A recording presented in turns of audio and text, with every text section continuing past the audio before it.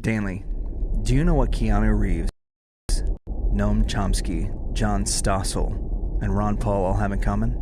No. They've all signed a petition and are part of 500,000 signatures to free a man named Ross Ulbricht, who the media has known as the Dread Pirate Roberts. This is his story. This call is from a federal prison. I want you to understand what it means to lose your freedom. 29-year-old Ross William Ulbricht, a.k.a. Dread Pirate Robert. I am not the Dread Pirate Roberts. Operating a sophisticated illegal drug website. I inherited the ship from the previous Dread Pirate Roberts, just as you will inherit it from me. The FBI spent 2 years trying to find the man behind the site. The man I inherited from was not the real Dread Pirate Roberts either. Then he explained that the name was the important thing in inspiring the necessary thing. You see, no one can surrender to the Dread Pirate. Ross Ulbricht. I'll finally leave prison, but I'll be in a body bag. Danley, do you remember the first time you saw The Princess Bride?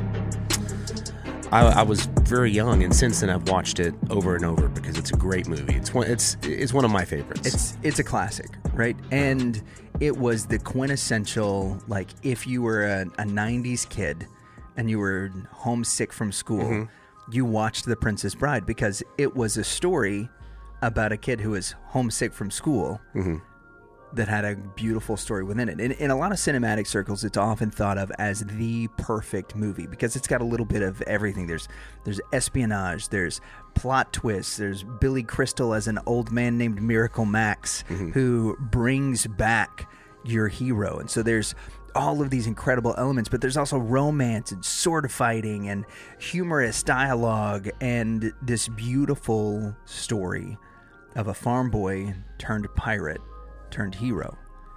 Cary Elwes does a phenomenal job of playing the character known as Wesley and also known as the Dread Pirate Roberts. Now, the story behind the Dread Pirate Roberts is Wesley explains to Buttercup, the princess, while they are going through the fire swamp, is that he inherited the name. He wasn't the real Dread Pirate Roberts, and the person that he inherited the name from was not the real Dread Pirate Roberts either, and the person that he passes the name on to will not be the real Dread Pirate Roberts.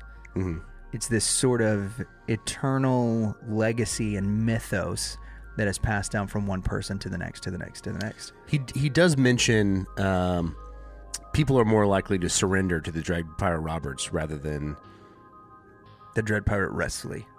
Right. Yeah. That's the line he gives. And it's the name that has the power. And so this character in this movie was something that is synonymous with a continual passing of the torch in order that the figure and the character live on forever. That you could have a 300-year reign on the high seas of the Dread Pirate Roberts. And so as his ship comes up, the immortal mythos of this man is something that anyone would have strike fear into their hearts. It's become more synonymous lately in the last several years with the case of Ross Ulbricht. Now, Ross Ulbricht in 2011 started a website known as the Silk Road. It was called the Silk Road. The Silk Road is historically is the major trade route that went from Asia to Europe. And it kind of converged at Antioch. Yeah, it opened commerce between the two. It opened commerce between the two, and the convergence at Antioch in particular was one that was so important because of what that meant from a historical factor, right? Is that Antioch became like this huge center of fashion and business and all of this because that was sort of where the Silk Road ended on the European side. Now, the Silk Road that Ross created was an e-commerce site. And it was based on a fundamental principle known as the non-aggression principle. And if you're familiar with the non-aggression principle simply states that two consenting adult parties could and should be allowed at any time to do what they wish as long as it does not hurt a third party. So what does that look like? So it would mean like if you or I were to want to exchange clothes, we should be able to do it because we're two consenting parties. But if we wanted to exchange... It'll be a little tight on me. Sure, right? It might not be an even trade. Yeah. But if we wanted to exchange, let's say, money for a personal usage amount of narcotics, we should also be able to do that as long as the agreement is between us. Which is a growing libertarian thought. It is. It's actually one of the Philosophy. governing principles of the libertarian philosophy. And that particular philosophy is one that was very near and dear to the heart of Ross. Now, Ross is a 26-year-old ideological young man, which we all remember when we were that age. That if you were to go back, and we've talked about this on our podcast several times, is that in 2008, I was a delegate at a political party. Yeah. I was campaigning feverishly for an organization that I no longer would want association with. Likewise, Ross has since come back and detracted now that he is, and we should mention this, in prison he's serving 2 life sentences plus 40 years. Yep. Essentially for the creation of this website. Yep. And furthermore, we should also note that that is double the life sentence of El Chapo. Yeah. Which The murdering kingpin. Ross was a first-time offender of a nonviolent crime and has been imprisoned for 2 life sentences plus 40 years, which is why he's got nearly 500,000 signatures on this petition. He's been in prison for 8 years, and that goes back to the beginning of starting the Silk Road.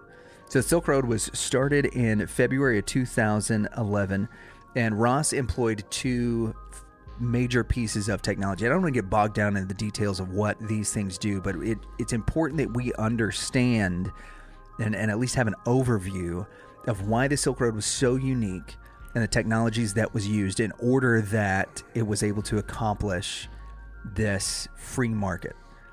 The idea behind a free market, first, as we define that, is that it is free from government control. So you and I would be able to exchange goods and services without taxation, without regulation, because we're 2 consenting adults that have decided to do this. Now, we're not condoning any of this stuff, but this is important that you understand the philosophy behind it if you're going to understand and be able to follow the story. It's important to set the foundation because the story is very deep and interesting. It is. And we need to start here Yeah. with what the Silk Road is, how it functioned, and what his philosophy was going into it. Right. And so that's essentially it. Yep. That we should be able to do that. Now, as a libertarian, Ross did not feel like government control and regulations, taxation was theft, and all kinds of other things that belong to that particular political ideology. And as an ideologue, a 26-year-old Ross Ulbricht, who was a graduate with high honors, working at his PhD, ends up starting this website. Now, there's a lot of people that will conflate a couple of terms, and we want to make sure that we separate each and every one of those out so that we can understand what all the pieces of this are. So in order to access the Silk Road, you needed a few specific things. You needed the specific IP address for the Silk Road. You needed a Tor account, and you needed to be able to buy and sell with Bitcoin. So let's start at the beginning. Yeah, which in 2011 was beginning. Right. It was just in its infancy. A Bitcoin was only worth about 50 cents in 2011. Now, obviously, that's grown. If you were to look at current market rates, it's nearly $20,000 per Bitcoin. But back then, it was only about 50 cents per Bitcoin. And people were data mining Bitcoin by the thousands of coins. So if we were to go back and we're to look at these things, the first thing that you need is a specific IP address. Now, there's a lot of people that think about something like the Silk Road, or we hear the words the dark web, and we have had in research for this, we've had the opportunity to talk with a high-level internet security consultant. We sat down and talked to him. He doesn't want to be named, and so we'll refer to him lovingly. That's one of our favorite characters from the IT crowd. We're just going to call him Moss for the duration of these episodes. He might come on with us at some point in order to discuss things with us. But for now, what Moss has told us is this. Essentially, there is no such thing as the dark web.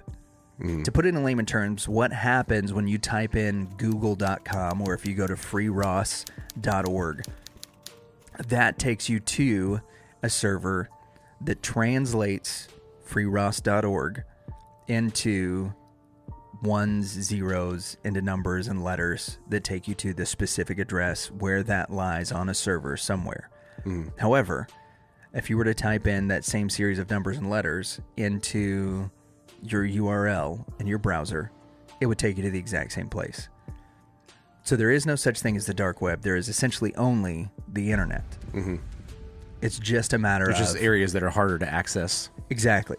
And they're not even things that are dealing with nefarious content. It's just something that people would use to be private. There's a lot of like family chats, for instance, that have to do with that. A lot of email servers use specific addresses like that have, you don't go to hotmail.com or gmail.com. You got to type in 1.92.785, MySpace.com. right, in order to get to these secure email servers. And so there's a lot of these things that we don't think about that we're familiar with. The first time you set up a company email on your cell phone, you might have to go through and jump through several hoops in order to make that happen. But essentially, it's the same type of thing. So the idea that the dark web exists in this nefarious world where it's these, only evil people that are using it is somewhat of a myth. It's something that we're being told in order that whenever we see things like the Silk Road, that we know and associate it with nefarious things, with, evil dealings. And which there are those things that and go to on be there. clear, there were a lot of illegal things bought and sold on the Silk Road. There's no way around it.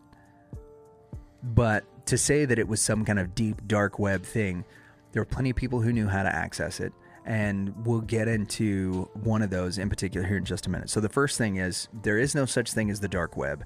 This was just a thing that could be accessed from any URL. Now, one of the things, the safety features on it that it doesn't have is that while the non-aggression principle is fine for two consenting adults, if a 13-year-old were able to go to these sites, stumble across these same things, find a way to mine Bitcoin, he would have a non-traceable internet footprint in which he could buy and sell user amounts of narcotics on the Silk Road. Now, there were a lot of things that the admins did in order to try to prevent that, but you can't say completely that you could keep it out of the hands of a child, which is one of the reasons why Ross now says it was an irresponsible thing for him to do. So the first thing is, there's no such thing as the dark web. There's simply only the internet. How we access it and how we use it is up to us. The second is Tor. And Tor is a simple acronym that means the Onion Router. Now, the Onion Router was something that was developed in the 1990s by the U.S. Navy. And essentially what it does is that if I want to access the internet from my computer via the Wi-Fi pings our router, and then it's traceable.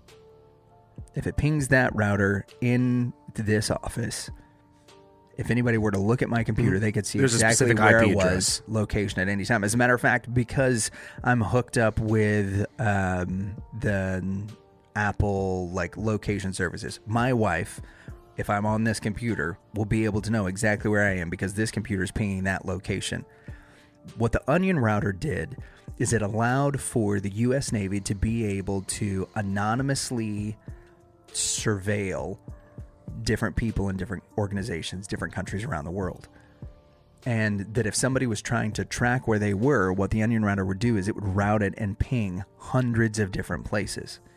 So, to put it in layman's terms, if I were to log on here, right, that it would, using the Onion Router, I would log on here at the office, and then it would ping the place across the street, and then it might ping a server in Iceland, and then back to South America, and then over to a lighthouse station in the middle of the UK. Anybody that was on Tor was being used as a way to route and transfer the locations of other people. It obscures. It gives you privacy completely. Yeah. Because if anybody were to look at where it was that I was logging on, or if my wife was trying to check my location, it would, by the second... Are you trying to hide from your wife? Yeah, I am. Okay. It would, by the second, change and make it look like I was in several locations, either at the same time or within moments of one another, all over the globe via the other computers that were using Tor. So it's just a way to mask your location so that you can surf the web in anonymity. How does that differ from a VPN? So it differs from a VPN in the way that it does it. Now, Moss has also told us that neither of these things, neither VPNs nor Tor, have been secure since 2010. Both have been able to be broken down not only by U.S. government agencies, but also by very, very, very low-level computer hackers. Now that is his business. He is in cybersecurity. And so he's dealing with these things because he works with organizations that have VPNs or use VPNs. Now, a VPN was more well-protected than what Tor was, because Tor was the predecessor to the modern-day VPN. But they're both extremely vulnerable even now. And a lot of what he's dealing with is making sure that people that are using VPNs are still protected while they're dealing with their businesses and things like that, because hackers are coming at them every day. Yeah, VPN is a step to protect yourself. It's not a guarantee. Right. Yeah. Which it's a step to add security for you versus anonymity for you. So there's a slight difference in the way that those things work. The last bit of technology that was used for the Silk Road, and probably the one that's most impactful and will carry so much of the narrative of this story, is the popular cryptocurrency Bitcoin. The Bitcoin, for those of you who don't know, is internet money. There's no other real way to put it. It's a decentralized currency, which means simply that if a person had Bitcoin, that they could buy and sell with it anonymously, because it's not tied to a bank account in a country. It's decentralized. It's not tied to a financial institution. Yeah. So if I wanted to give you $50 on Venmo or Zelle or PayPal, whatever, right? Or a check, there's a trail that shows it came from me to you in one of those areas. However, if I were to give you 50 Bitcoin, right? I'm not going to give you $100,000 because that's what it was like. It would amount to. No, that's nearly $1 million. 50 Bitcoin, right? Okay. So if I were to do that, that transfer would happen online through our Bitcoin wallets, which we would access through a PIN. It would be essentially laundered through a currency exchange that deals in cryptocurrencies, anonymously taken from me and given to you. Though we know the exchange happened, there's no way for anybody else to be able to actually track what's going on unless they worked for the company that transfers the money. Which is why governments around the world are trying to figure out how to handle cryptocurrencies. Cryptocurrency, right. So whether it's blockchain, whether it's Bitcoin, whether it's Dogecoin, whatever that is, they are working and trying to find a way in order to track it as it goes from one person to the next. Because so many of the services that do that now are using anonymous models. Well, in the beginning, the Silk Road was designed to be a place, it was an open free market where people could anonymously buy and sell goods. Now, those goods could be anything. Following the non-aggression principle, which we discussed already. Absolutely. So human trafficking, murder for hire, all of those things were not something that was allowed on the Silk Road. Not at all, right? Child pornography was another thing that was not allowed on the Silk Road. And so the Silk Road had a few users, right? You had several hundred users at one time. And in 2011, it was started, and then a few months later, in June of 2011, as a matter of fact, June 1st, 2011, Gawker did a piece on the Silk Road. And one of the quotes from the Gawker article says, "It's Amazon if Amazon sold mind-altering chemicals." Now, the thing with Gawker that they focus on... Sounds like something Joe Rogan would love. It really does. And they are selling Molly and the things like that Joe Rogan talks about on a consistent basis, right? So one of the things that the Silk Road did so well was keep everybody anonymous, which meant that early on people realized that this would be a great way to buy and sell illegal goods.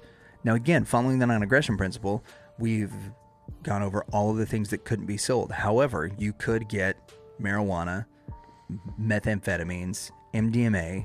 You could get black tar heroin if you wanted in user quantities, right? So in June of 2011, Gawker reaches out to a person known as Silk Road Admin. Now, Silk Road admin, we now have come to know, is Ross Ulbricht. Ross Ulbricht is, in June of 2011, he is Silk Road admin. And the Silk Road admin has two specific quotes here in this article from Gawker.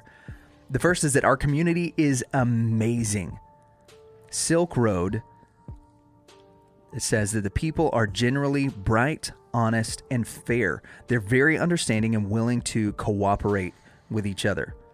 Now, the following paragraph, it says the sellers feel free, comfortably, openly trading hardcore drugs because the real identity of those involved in the Silk Road transactions are utterly obscured. And so the authorities are trying to figure out what's going on. So the authorities have been made aware of the Silk Road. The other quote from this article says that the state, now remember, this is, at this point, this is June 1st, 2011 is when this article comes out. So we know that this is Ross that's saying this. Ross says, the state is the primary source of violence, oppression, and theft and all forms of coercion. Stop funding the state with your tax dollars and direct your productive energies into the black market. All right, so remember, this is a 26-year-old ideologue who's saying these things. One of the things he goes on to say, as people are constantly berating the Silk Road admin and saying things like, how is it that you're doing this? You're ruining people's lives and on and on. What the Silk Road admin goes on to say is this, is that what he's trying to do is create a community where it is safer for people to exchange these types of goods. That a person who is an addict is going to go get methamphetamines. If they want it, they can go and find it anywhere. What the Silk Road does is it changes that interaction from being a face-to-face interaction with a potentially violent drug dealer, which those things are pretty synonymous, right? Violent drug dealers is not something that we're unfamiliar with, or that if we were to hear that would be like, no. Yeah, we mentioned El Chapo, who got one life sentence in 20 years. Right, but had half of what Ross got. A litany of violent crimes in his past. Even if this was a misguided attempt, right? It does seem as though, from a person-to-person philosophical viewpoint that of non-aggression, that the kid's heart is in the right place. Now, we're not saying that in order to excuse actions and say that the Silk Road was a great idea by any stretch of the imagination. But if that's the reason that he's doing it, and that's the philosophy that's governing what he's doing, there is a world in which that makes sense. Now, likewise, there is a world in which it makes sense for Thanos to snap his fingers and eliminate half the population because everybody, even the villain, is the hero of their own story. Because in their mind, they have a rational, logical, linear plan that makes sense in order for the greater good or whatever, right? So this isn't to... Spider-Man dies. Right. This isn't to excuse any of those things. Rather, what it is to just do one more piece of shedding some light on this. We say those things because those are verifiable things that Ross said. That the 26-year-old Ross, as the Silk Road admin, said. Ross, quoted here from 2011, says that people should have the right to buy and sell whatever they wanted as long as they aren't hurting anyone else. Now, once this Gawker article gets published, the Silk Road goes from hundreds of users to hundreds of thousands of users as more and more people are discovering it. Now, remember, this isn't something that's readily available and easy enough for you and I to get onto. But I can't go to silkroad.com. Right. But Gawker publishes in there a link to a URL which gives you information about how to log on to the Silk Road, how to start your Tor account, and how to do this. So they gave access to internet novices on how to get onto the Silk Road. Now, we're not saying that Gawker is necessarily implicit in this, but the type of rag that they run is not one where they're trying to keep everybody in a righteous and prudent state of mind so that they can all look wonderful to their peers and friends and family. They are, in essence, saying, hey, check out this cool thing where we found out how to exchange drugs. Also, here's a URL in case, anybody might stumble upon it. Yeah. Like, if you want access to We're this... not telling you to go, but if you were so inclined... Right. They didn't open the door, but if you didn't know that the door was there, they showed it to you. Yeah. Right? One of the people that has done an interview on this said they likened it to Diagon Alley from the Harry Potter books.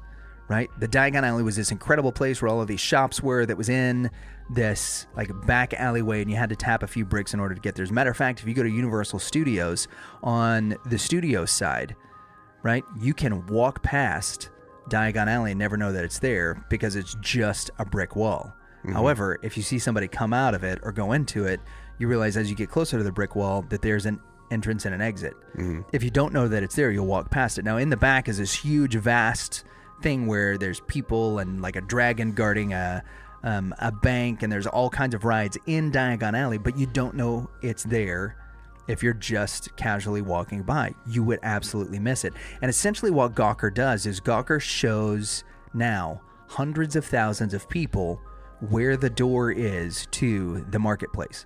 They don't open it for you, but they show you where it is. Mm-hmm.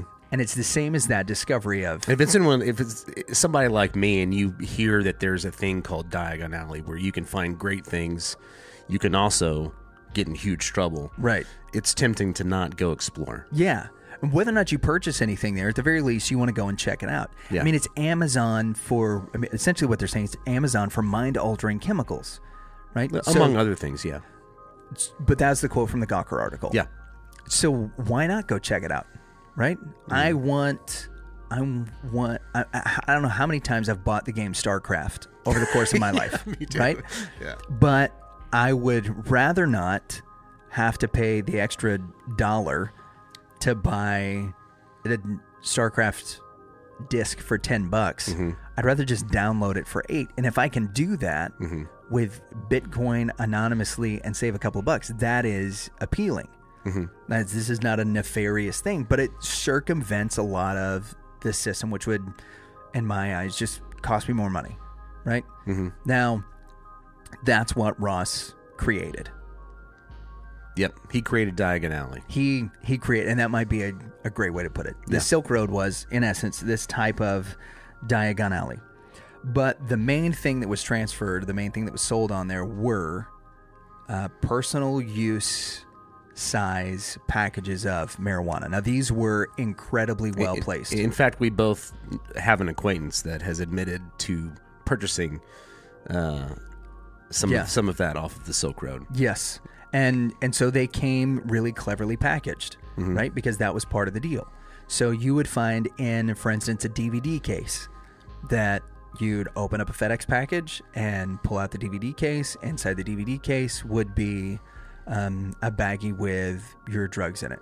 Now, Mitch Hedberg, years and years and years ago, and we're both familiar with this, made a joke about how the FedEx man is the greatest drug dealer because he doesn't know what he's doing and he's always on time. Mm-hmm. And so the idea of buying and selling drugs by mail is not something that's new. Hedberg was talking about it prior to 2006. I believe he passed away somewhere in that time period. And so now we're looking at 5 or 6 years later. So this is a known way in order to send and receive drugs. The Silk Road has opened up a new way to do it. However, one of the issues that Ross was having was that he was unable to figure out the purchasing piece. Ross was not a computer programmer by trade. Mm-hmm. And he figures out how to create a Tor account. He figures out how to create this marketplace. He discovers that Bitcoin is going to be the primary currency that's used, but he doesn't know how to work the transactions. So Ross reaches out to a friend of his named Richard Bates. Now, again, everything that we're talking about here is in the public record. So versus going to all of these different articles like Gawker and Wired and all that in order to get our information, let's look at what the courts have actually said happened, what people have said under oath, and see what conclusion that leads us to. Ross and Richard Bates have been friends for a long time. Ross goes to Richard. He won't tell him the nature of the project he's working on for 2 reasons. 1, because he doesn't want to get called out by his friend. And 2, because if his friend realizes everything that's going on and what he's doing, right, it might put his friend at risk. Mm-hmm. Ross is not unaware that the circumvention of the regular market is something that will not get you prosecuted. Mm-hmm. He understands fully that. I mean, even in the Gawker article, he calls it a black market. We need to get away from the government-regulated markets and do our business in the black market. From that standpoint, he understands what he's created. He understood it was a risk. It wasn't something that was risk-free. Absolutely. Yeah. And again, I can't reiterate this enough, how much now he looks back on that and says, that was a bad idea. Mm-hmm. And we'll see if we follow this story. It might not have been very long after he started the Silk Road where he began down that road and saying this was a bad idea. So Richard helps Ross create a way in order to exchange currency. Richard works for PayPal and eBay, which are now the same organization. And so in so doing, he initially helps Ross, and I'll quote here, Ross initially asked Bates specific questions without revealing the nature of the project, but when Bates insisted, Ross finally told him about the Silk Road. Bates offered him some help, but distanced himself, citing concerns over being targeted by law enforcement. As time went on, Ross became more and more stressed and overwhelmed by the Silk Road and turned to an online anonymous stranger he met through the site. So this is where the story really starts to take a turn. I mean, up until this point, it's very e-commerce. There's a lot of stuff about ways you can be anonymous on the internet and all of these things that sound like great and geeky, and that's something that I want my IT guy to know about, but it's not something that I need to worry about, right? Moss needs to know about that stuff so that he can make sure that my stuff isn't bought and sold, but I'm not going to spend a lot of time worrying about those things.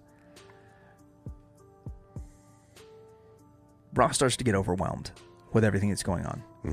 The community's starting to grow. There is a very, very robust chat forum that has popped up on the Silk Road as people are creating usernames, talking back and forth with one another, and one person reaches out to Ross. And in an article from Forbes in 2013, this article from Forbes, is from August of 2013. So this is right before the trial for Ross begins. Forbes reaches out to the new Silk Road admin. And this guy starts to tell them about how he acquired the Silk Road. As Ross is having this new stress that he's under, an anonymous source reaches out to him and says, look, you've got a problem with your Bitcoin wallets. There's a security risk, and if you don't fix it, there are people who are going to be able to anonymously take money from other people that they will never be able to track down or get back because of the nature of the site that you're running. So to quote here, I discovered a big vulnerability in the way that he had configured the main Bitcoin wallet that was being used to process all the deposits and withdrawals on the site. So in this interview with Forbes magazine, it says, I didn't start the Silk Road, and you can tell me if this begins to sound a little bit familiar. I didn't start the Silk Road. My predecessor did. From what I understand, it was the original idea to combine Bitcoin and Tor to create an anonymous market. Everything was in place. He just put the pieces together. This is the first time I've ever stated publicly that I did not start it. I'd rather not say exactly when, mostly for his sake, but it was a transition that took time. I was in his corner from early on, and eventually it made sense for me to take the reins. He was well compensated and happy with our arrangement. It was his idea to pass the torch, in fact. We met through the site. I discovered a big vulnerability in the way he had configured the main Bitcoin wallet that was being used to process all the deposits and withdrawals on the site. At first he ignored me, but I persisted and gained his trust by helping him secure the wallet. From there, we became close friends working on the Silk Road together. The most I am willing to reveal is that I am not the first administrator of the Silk Road. So Ross makes a transition in November, on November 11th, 2011. This is his username, right? Ross informed Richard Bates, and there's record of this, the guy that created or helped Ross with the currency exchange. He said, I'm no longer in charge of the Silk Road. And as he told Bates in an online chat, that I'm glad it's not my problem anymore. Yep. I read that. 4 months later, on February the 6th, 2011, the new owner of the Silk Road reveals his name as the Dread Pirate Roberts.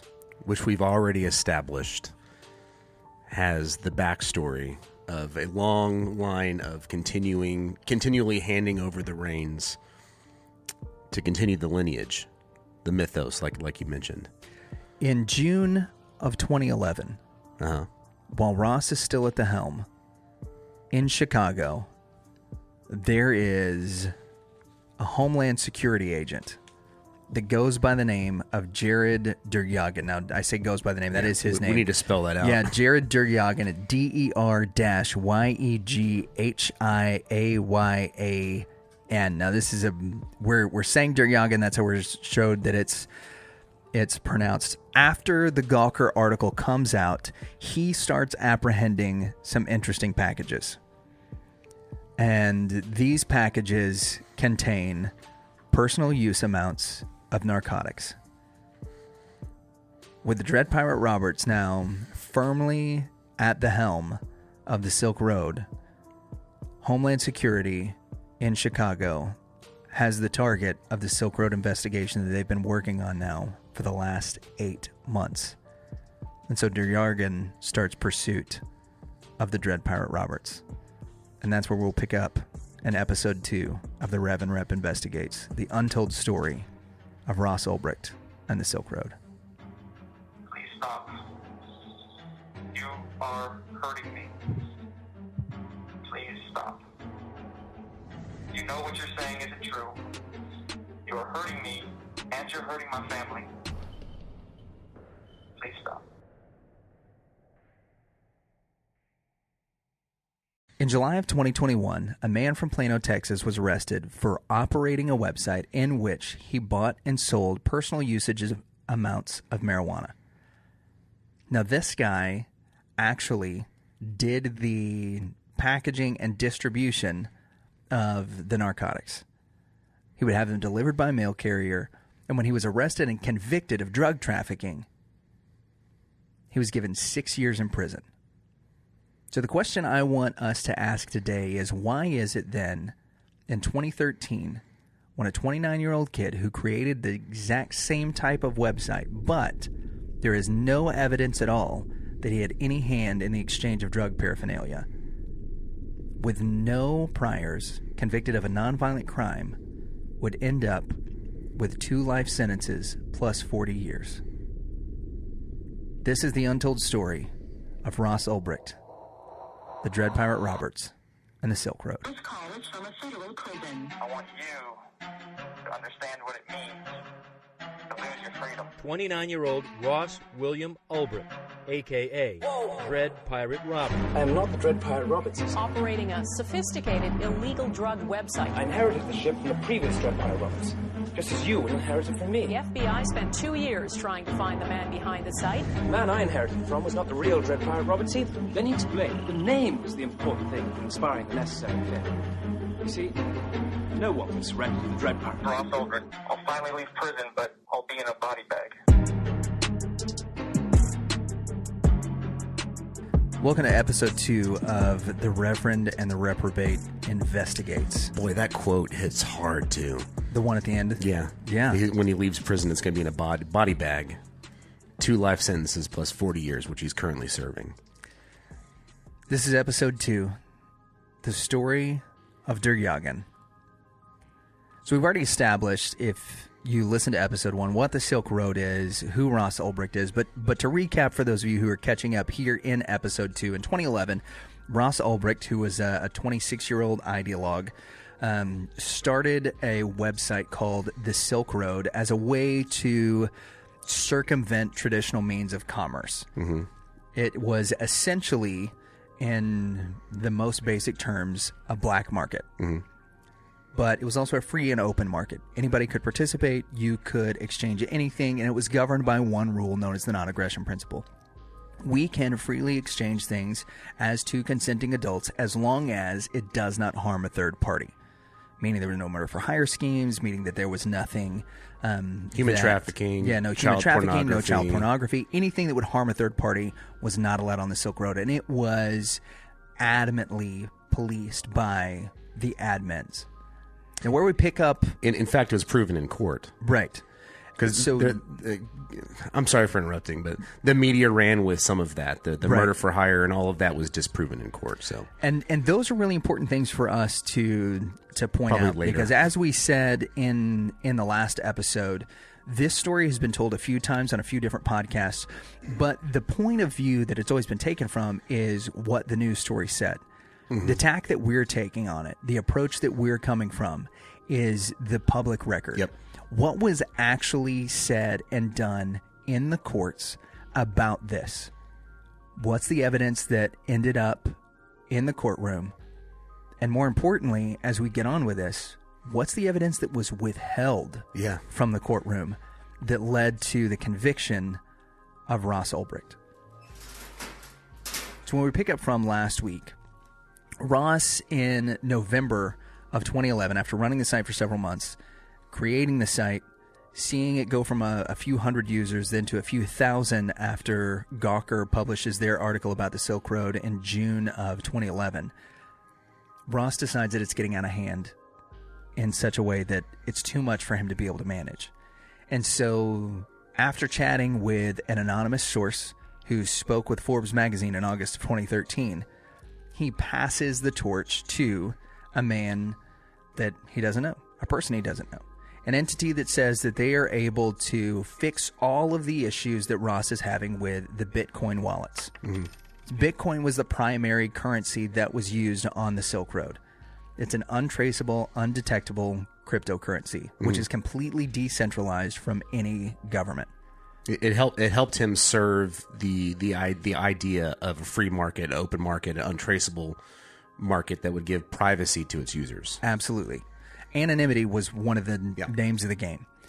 And so in February of 2012, a few months after Ross turns over the Silk Road, the username and the primary admin starts going by the username Dread Pirate Roberts, who, if you've seen The Princess Bride, you know, is a character that has their lineage passed down from person to person to person.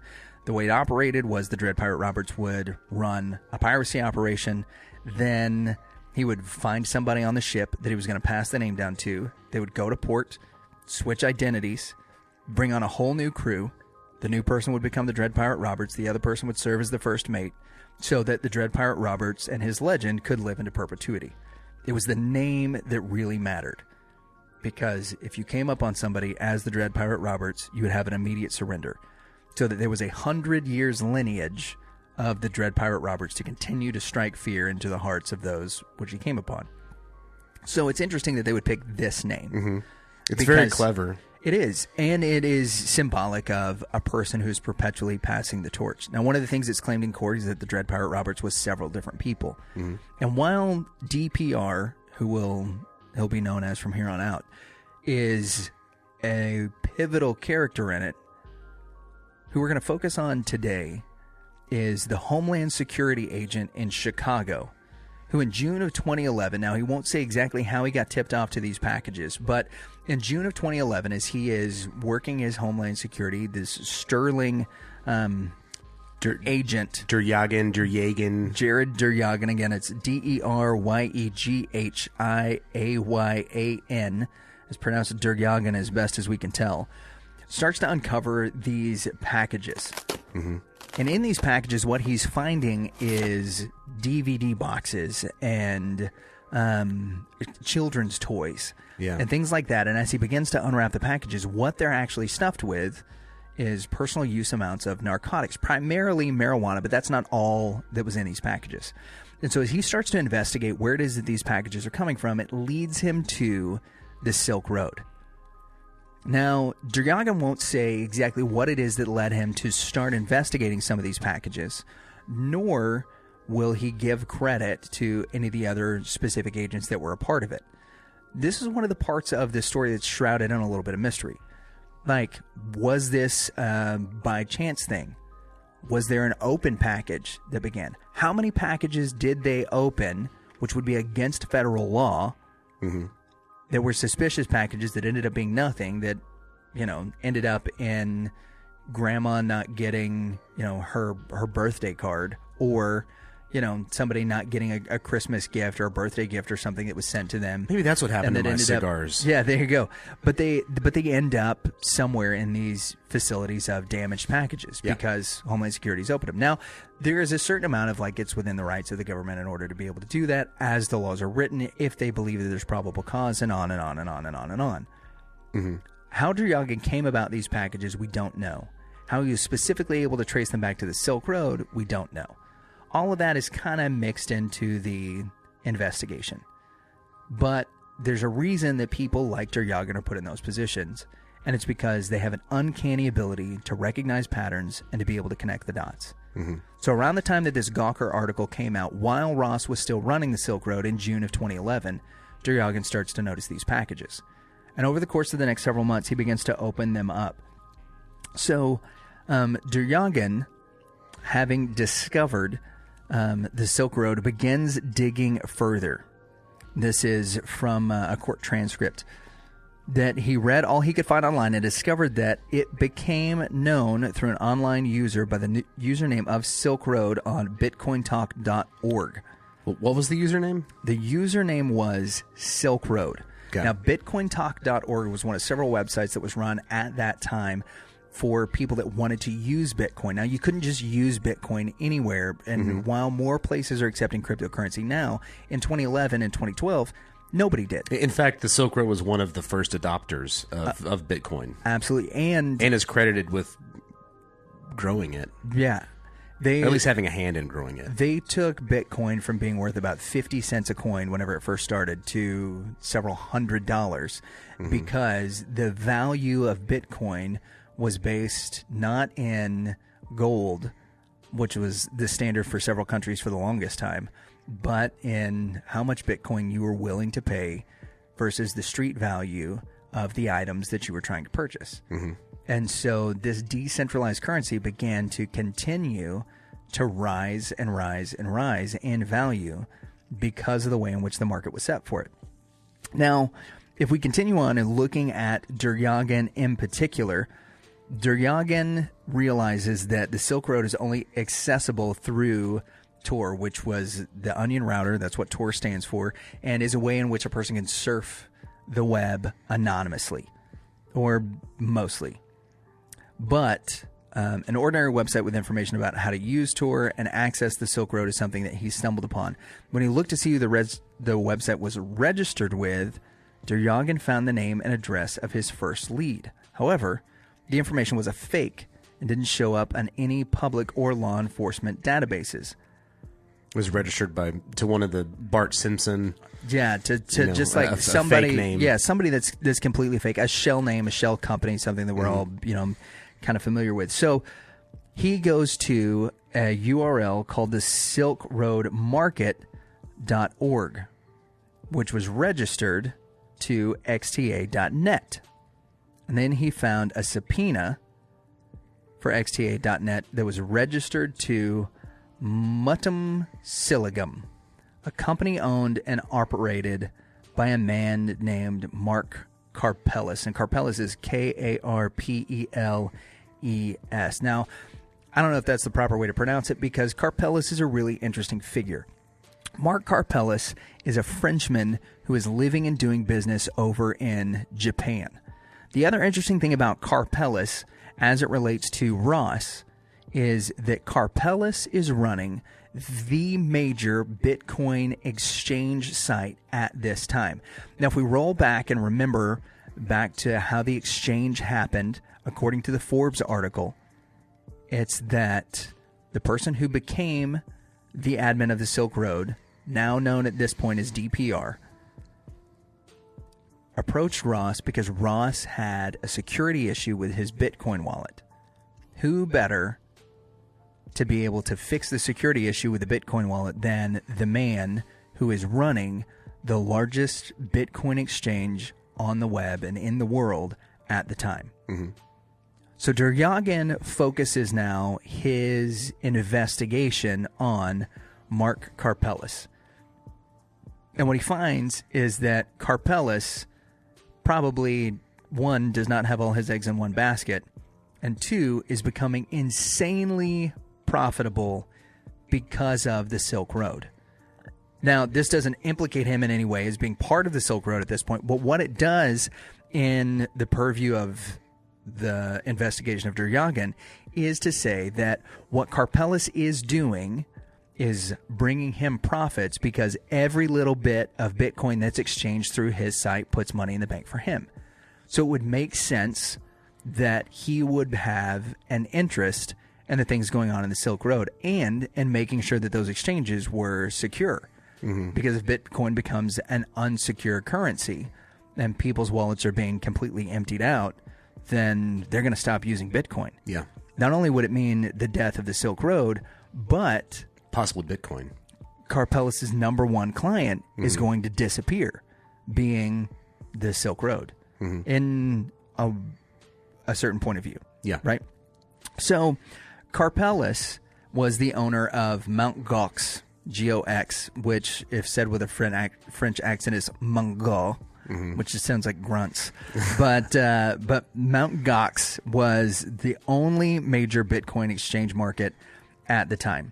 So Karpelès also owned and operated and administered hundreds of websites. So many websites that it was difficult for the Homeland Security officers to be able to track down each and every one of them. And he was a self-proclaimed computer hacker. Now, he had experience as a computer programmer. He specialized in Bitcoin and the development of e-commerce websites. Now, because of this, this really makes Karpelès a very well-suited operator for a site such as the Silk Road.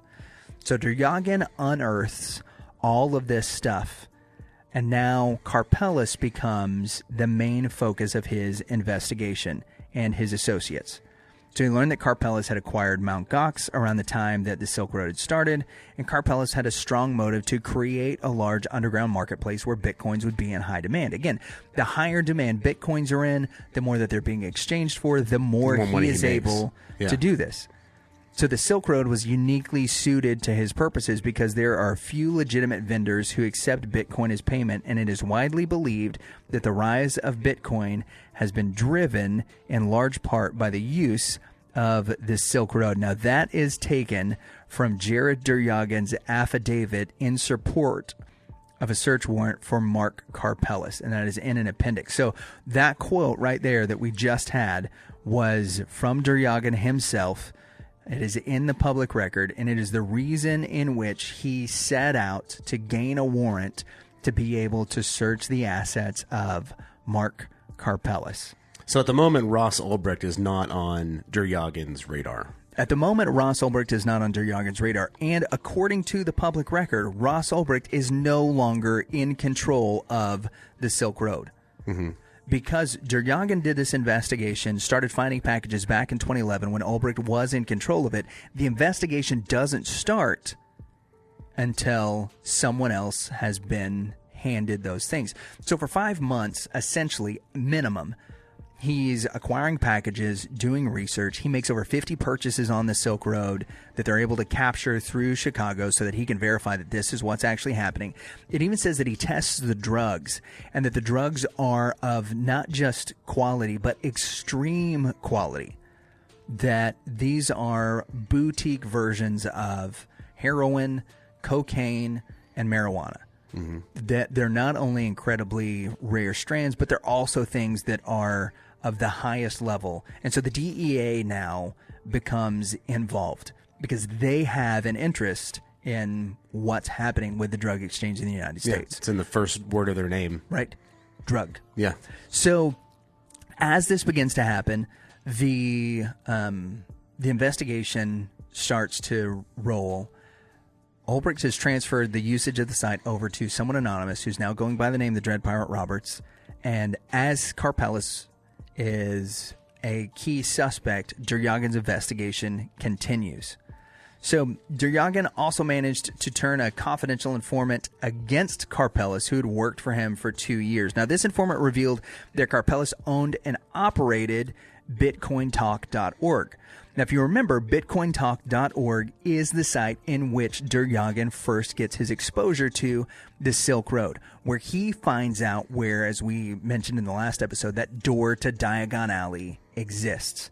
That's where he's pointed to the door and where he is able to walk through it. It's the same discussion forum where Silk Road was first publicized. From visiting the forum, Duryagin knew, this is another quote from him, that it operated on a software platform known as Simple Machines.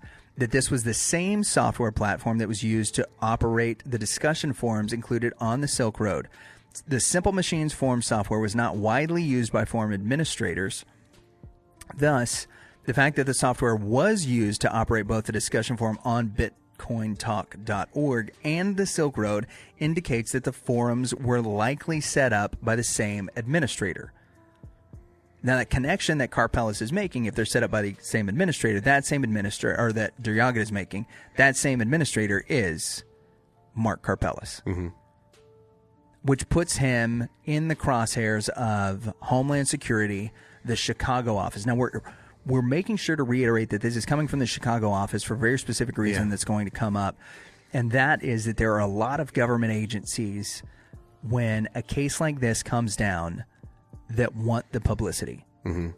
They want to be the organization that got the guy. They want the caller, which I believe is what they call it. Right. They want to be the ones that bring in the bad guy, and they get the credit.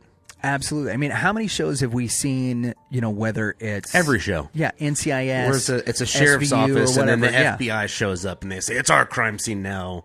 They get out of jurisdiction pretty quickly, because there's a fight for who gets the caller. Absolutely. And so... we see that play out here.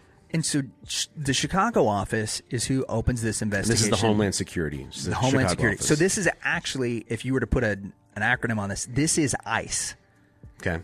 Right? Oftentimes we think of ICE as dealing purely with immigration. They deal with trafficking. Trafficking is the number one concern of ICE. Now, whether that's human trafficking, drug trafficking, all of those things, ICE is at the forefront of all of that stuff. So when we refer to Chicago, Homeland Security, ICE, not Karpeles, Duryagin, yep, they're one and the same, essentially. They are all, one and the same, all coming together. In context of this story. So Duryagin's able to flip an informant. He finds out about the Simple Machines, which is running the forums, that the same basically background software that's used for Bitcoin.org is now what's being used for the Silk Road, because the face of the Silk Road begins to change. And this is one of the things that I think is really interesting, is that the forums and all of these things start to become more and more and more robust as implementation of things like Simple Machines is now running the infrastructure of the site. So as Duryagin connects the dots, he found another indication that looked something like Karpeles' involvement. There is a website called tuxtel.com, which, according to Duryagin, included a tutorial using a media wiki and a specific version of this software, the Simple Machines version 1.17. He also found that silkroadmarket.org and the Silk Road also contained pages constructed using the same version of the same software used to create the wiki page on tuxtel.com. So or tuxtelcom.com, because it's a telecommunications website.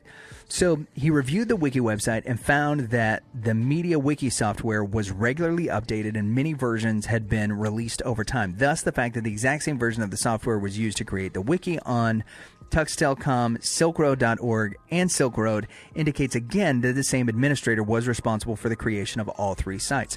Now, what we need to do is take a step back here. And this administrator, the name is still Silk Road, right? The administrator for the Silk Road is named Silk Road. Now, all of the rest of these have different administrators. Right. But there is something known as a digital fingerprint. Okay? And in talking to our friend Moss, who is a cybersecurity guru, one of the things that he, in our discussions, had talked to me about is the fact that each and every website that's created, there is a specific style in which it's done, right? handwriting experts are able to look at the handwriting of a person and say with good accuracy whether or not the same person wrote two pieces, right? Likewise, a person who examines signatures and who's an authenticator can tell you, all right, this is Babe Ruth's signature from the 1940s or whenever. This is one that's closer to his death because the signature changes over time and those kind of things. Based on the vernacular that's used, the software that's used, and the style in which the coding lays out a certain and specific website, there's a fingerprint that's left there that a forensic analyst that does a cybersecurity can look at and say with reasonable accuracy whether or not the same person is creating certain websites or whether or not it might be a protege of that person. For instance, if you taught me how to create a website, our styles would probably be similar enough to where it would point to, okay, it's probably one of these guys. And then by comparing the specific websites that you are known to have built and that I'm known to have built, they'd be able to see the stylistic differences and say, no, this was Lucas or this was Danley. But the initial examination is going to lead them back to somebody from a certain school of thought. If you watch Silicon Valley, the differences between whether you use tabs or spaces in your coding is going to be so specific to a certain coder that it's going to point them in a direction towards one person or away from another one. There's very subtle things that can point at the author. Right. Yeah. And so because of that, Duryagin was able to have in his mind and in the mind of all of the other investigators that all of these sites, Bitcoin Talk, Tuxtelcom, the Silk Road, the SilkRoadMarket.org, all have a similar administrator.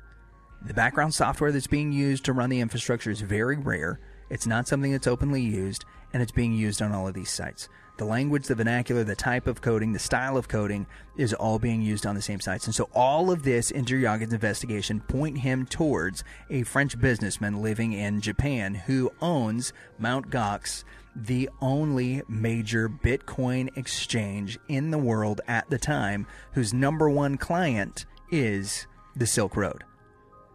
In fact... And that's Karpelès. It is Karpelès. In fact, Karpelès had moved both the SilkRoadMarket.org, which he owned, and Tuxtelcom, and reportedly and simultaneously to different IP addresses. So he's shifting them around in order that they are becoming harder and harder to trace. This showed that, according to Duryagin, Karpelès controlled the website and that he hosted them both at IP addresses that he controlled. So he's moving these sites from IP address to IP address. And as we discussed a little bit in the last episode, that's essentially all that a website is.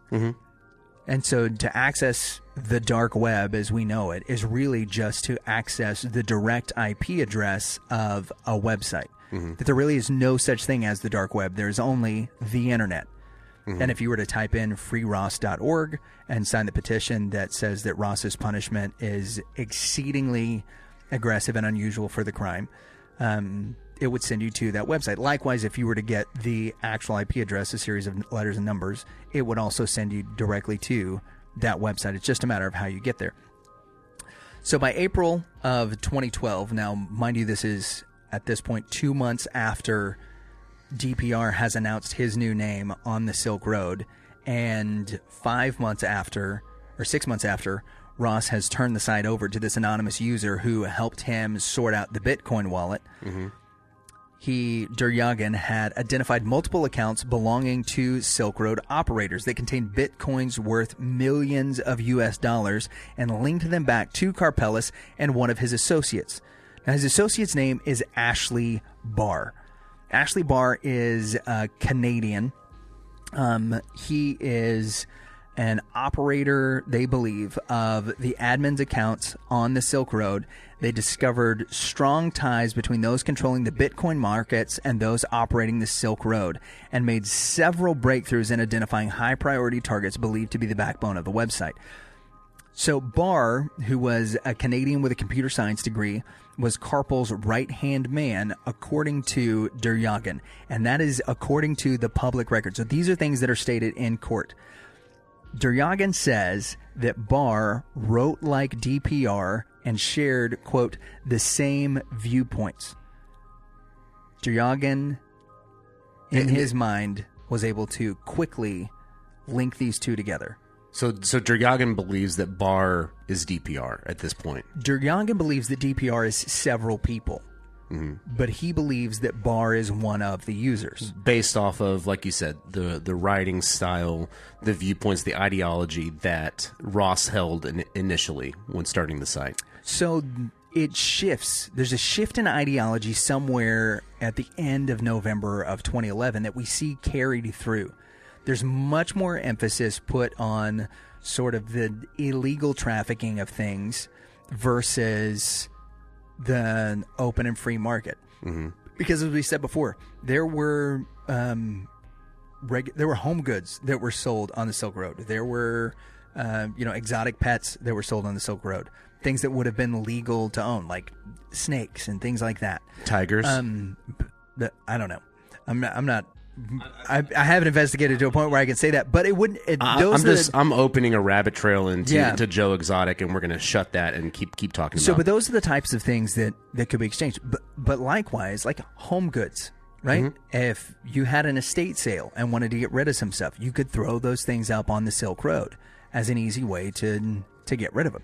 And those were the kind of things that popped up. People were buying musical instruments. People were buying pots and pans. People were buying linens and things like that they had personally made. It was, in essence, one of the predecessors to something like Etsy, where people are creating things on their own. They have a creativity and they're wanting to share it with people. And so the Silk Road was an easy marketplace for them to go to.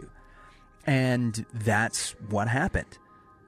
Now, there's this shift that happens after this person, DPR, takes control of the site in November of 2011 to more unsavory things.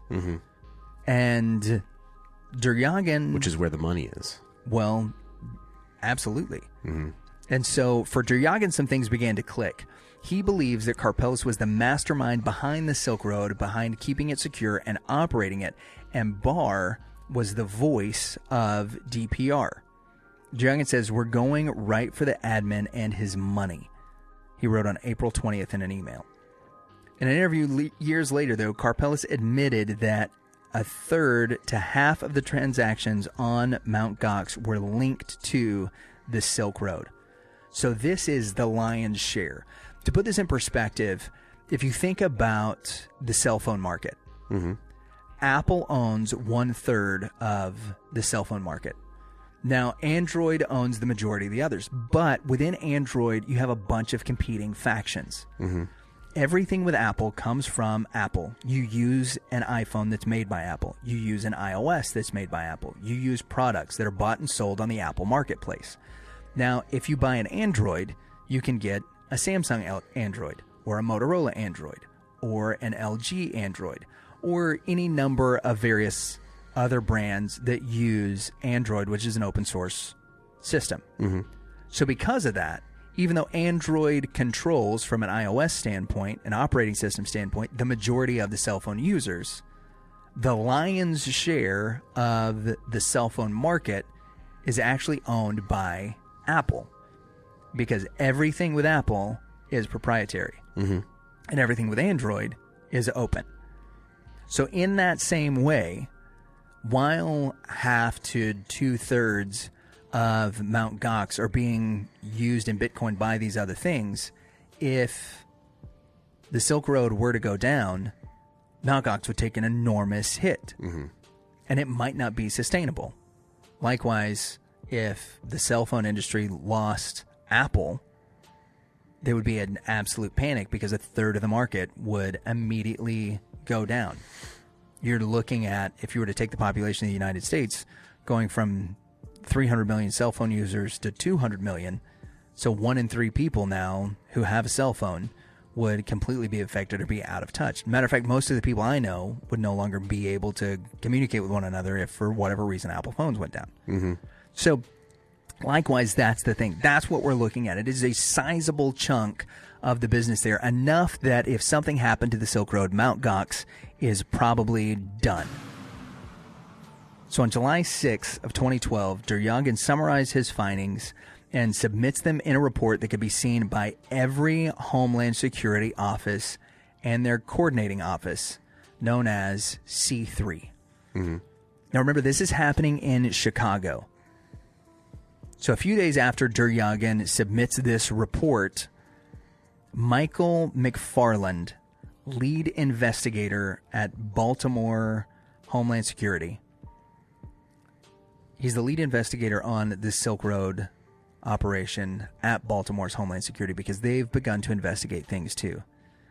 He submitted and drafted a proposal to C3, which is the Homeland Security Investigation Headquarters, in which he told them that he was the point of contact for all domestic Silk Road-related investigations. So now starts the conflict between Baltimore and Chicago. Duryagin and McFarland.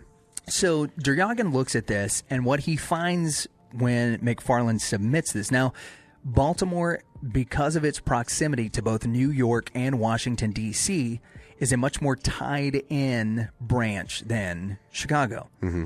Chicago represents a larger market than Baltimore, but the guys in Baltimore do a lot more with the two major offices in Washington, D.C. and New York City. And so because of that, McFarland has a lot more clout on the East Coast. And there is certainly an East Coast bias in all of our acronym government investigation agencies, right? If the people in Langley, Virginia... Yes, go in depth on that. Yeah, if the people in Langley, Virginia want to be the head on an FBI investigation, they're going to take it from the Dallas FBI office. Right. Because proximity to Washington, D.C., because it's Langley. I get exactly. it. I get what you're saying. So the East Coast bias there is simply that because there are so many of the offices of the three-letter agencies are helmed out of the East Coast, they have an easier way of communicating with each other. They get a preference over those in the Midwest, those in the South, and even those on the West Coast. As we'll see, that Ross is ripped from San Francisco and taken to New York to stand trial at the end of all of this. So this is fascinating power so far, struggle, by the way, between Duryagin and McFarland starts up because McFarland wants to be the lead. Now, what happens in this is that Duryagin looks at the report that was made to the Homeland Security head office, and he realizes that McFarland has nothing. Mm-hmm. He's the lead investigator, but he has essentially done no work at all or I say no work at all. He's made no headway. Meanwhile, he hasn't submitted anything. Right. Duryagin and his staff have been able to track down not just who they believe was the mastermind behind running the Silk Road at this point, Mark Karpeles, but also they believe that they've tracked down his primary admin in his Canadian friend, Ashley Barr.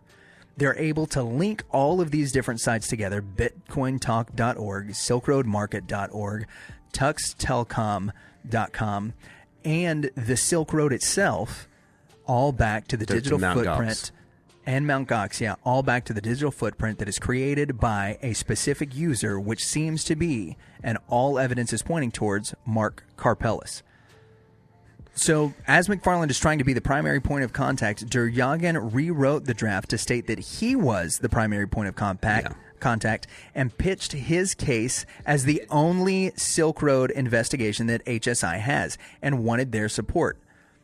He's that kid in class that's looking over your shoulder to get a good grade. Yeah, exactly. That's you're complaining that with McFarland? Yeah. Oh, certainly. Yeah. So looking into it, C3 found that Duryagin had a much longer and diverse investigation on the Silk Road and called Duryagin to a meeting to brief them on it. At the meeting, Duryagin told them he'd track down the Silk Road administrator, Mark Karpeles, and unbeknownst to Duryagin, McFarland intended to co-opt his investigation into Karpeles and had informed C3 of these plans to travel to a foreign country to interview him. Now let's stop there. Because Duryagin made every bit of this public inside the Homeland Security offices with C3, McFarland can look into his investigation and see absolutely every piece of it. Now, because of that, he knows all about Karpeles and he knows all about Barr. And so McFarland's plan is to travel to a foreign country and confront Mark, and I know I've called him Karpeles and Karpeles, right? Yeah. But his plan is to go and confront Mark Karpeles. So in early August, Duryagin writes to McFarland. Now remember, this is August of 2012. Duryagin wrote to McFarland outlining the large list of information leading him to Karpeles and Barr as the ones behind the Silk Road and DPR. Because Duryagin knew that pursuing Karpeles and Barr without tipping them off would be extremely difficult, he told McFarland, quote, not to share the information with the rest of his task force. And he didn't want anyone reaching out to Karpeles because he was, quote, worried that if someone did something that Karpeles might find out. He warned McFarland that Karpeles was, quote, closely monitoring all of his websites, which, quote, appeared to be fronts that he is, quote, actively tracking. And, quote, if someone went on and wasn't sufficiently disguised, then Karpeles might recognize it as law enforcement and would tip him off. Duryagin doesn't want to alert Karpeles that he's being investigated at all, because if he finds out he's being investigated, he's going to jump ship. Right. Like he's somebody that owns a cybersecurity, or not cybersecurity, the cyber commerce company. He's able to disappear if he needs to. He's a computer programmer. He's a self-proclaimed hacker. Yep. He's running the largest Bitcoin exchange in the world. Absolutely everything that Mark Karpeles is doing says that this is a guy that's savvy enough to realize, if you're not careful, that they're being watched. He's already moving the IP addresses of the websites as they are, so that they're becoming more and more difficult to trace. Mm-hmm. As that's happening, right, he's closely monitoring everything to make sure that he is not being discovered by government agencies, because he has to know that what he's doing is being looked at by these agencies. He's not an idiot. And McFarland is booking a flight on American Airlines to go talk to him. Essentially, that seems like that's what's happening. No, I'm taking a humorous approach to it, but that's... But he is taking the very bullheaded, like, he is a Homeland Security agent, and people are going to cooperate with him because he's a Homeland Security agent. Yep. He's taking on the bully law enforcement persona that so many of us have come to. He wants to go confront Karpeles. Yes. And Karpeles is going to bend to his will because he's a Homeland Security agent. It's not really what happens. I'll continue on. A few weeks later, C3 called both Homeland Security Chicago and Homeland Security Baltimore to a meeting to settle this turf war between them. After each side presented its case, Deborah Note, one of the managers overseeing the meeting, noted that there was confusion and an odd approach to the Homeland Security investigation Baltimore investigation. McFarland. She asked Duryagin if McFarland's investigation was, quote, interfering with his case, and he expressed, quote, deep concern for McFarland's tactics and the lack of focus in his investigation. However, by the end of September 2012, a new agency, Baltimore's DEA, so the Drug Enforcement Agency, which we had alluded to earlier, had gotten involved with the Silk Road investigation. Duryagin pulled up records, and they found out that they mirrored his exactly. So, what's happened in this is that Homeland Security has been given this open book into Duryagin's investigation. And McFarland is trying to be the lead on it. Right now, he's losing. As Deborah Note, who's one of the managers, has said, that he is losing that battle. And so what Duryagin claims that McFarland did is that he took the information that was open to all the Homeland Security offices and handed it over to the Baltimore DEA. So that the Baltimore DEA... Was the DEA or the ADA? No, the DEA. Okay. So that the DEA would be able to show Homeland Security that they had a file that looked exactly like Duryagin's. So that Duryagin's information, that his investigation was not unique to the Chicago branch, but was open. McFarland is using this as a ploy so that Baltimore DEA... So he can bring him in. And Baltimore Homeland Security can work on this together, which makes a lot more sense than having the Chicago branch run the investigation. Upset, Duryagin asked McFarland if he shared his investigation with the DEA and the rest of the Baltimore task force. McFarland said that he felt like... so here we go. McFarland said he had. Boom. So that's where Baltimore DEA got their information. That's where the task force got their information, because McFarland, going against the wishes not just of Duryagan, but also of Homeland Security, shared this information with the DEA. Having disregarded Duryagan's request not to, Duryagan expressed serious concern, but he was brushed off. The following day, Stephen Snyder, Homeland Security Baltimore's certified undercover agent, or CUC program manager, told Duryagan that McFarland was once again trying to monopolize the Silk Road investigation. So Baltimore Homeland Security is going to Duryagan saying, look, McFarland is trying to monopolize this. This time by registering it in Baltimore's CUC program. So now what McFarland is trying to do is to make sure that Baltimore's certified undercover group is the one that's now in charge of infiltrating the Silk Road. So he's brought the DEA on board. Now he's going after the clandestine agents to make sure that Duryagan is blocked at every road. However, Snyder refused to allow this because, quote, it was clear to him that McFarland was copying Duryagan's case and there could only be one CUC program over the target website. So the CUC program can only be handled by either Baltimore or Chicago. Yet within a few weeks, Snyder reversed his decision and approved McFarland as the sole investigator, even though McFarland had been dropped by C3 and the CUC program the previous month. So even though he had been denied by C3 and CUC, Snyder eventually relents. McFarland gets that, and at that point, McFarland began demanding Duryagan's information on Karpeles, saying that they were trying to work with him. Duryagan refused because he didn't want Karpeles to know of the independent investigation from Homeland Security Chicago. By October, though, Duryagan discovered that McFarland had shared all of HSI Chicago's information on Karpeles with members of his own task force, including an IRS agent, a DEA agent, and Secret Service agent. Further, McFarland had issued multiple subpoenas and had actively worked Karpeles to include a type of surveillance, all without Duryagan's knowledge. So at this point, he's not even working with Duryagan. He's going completely behind his back in order to set up an investigation.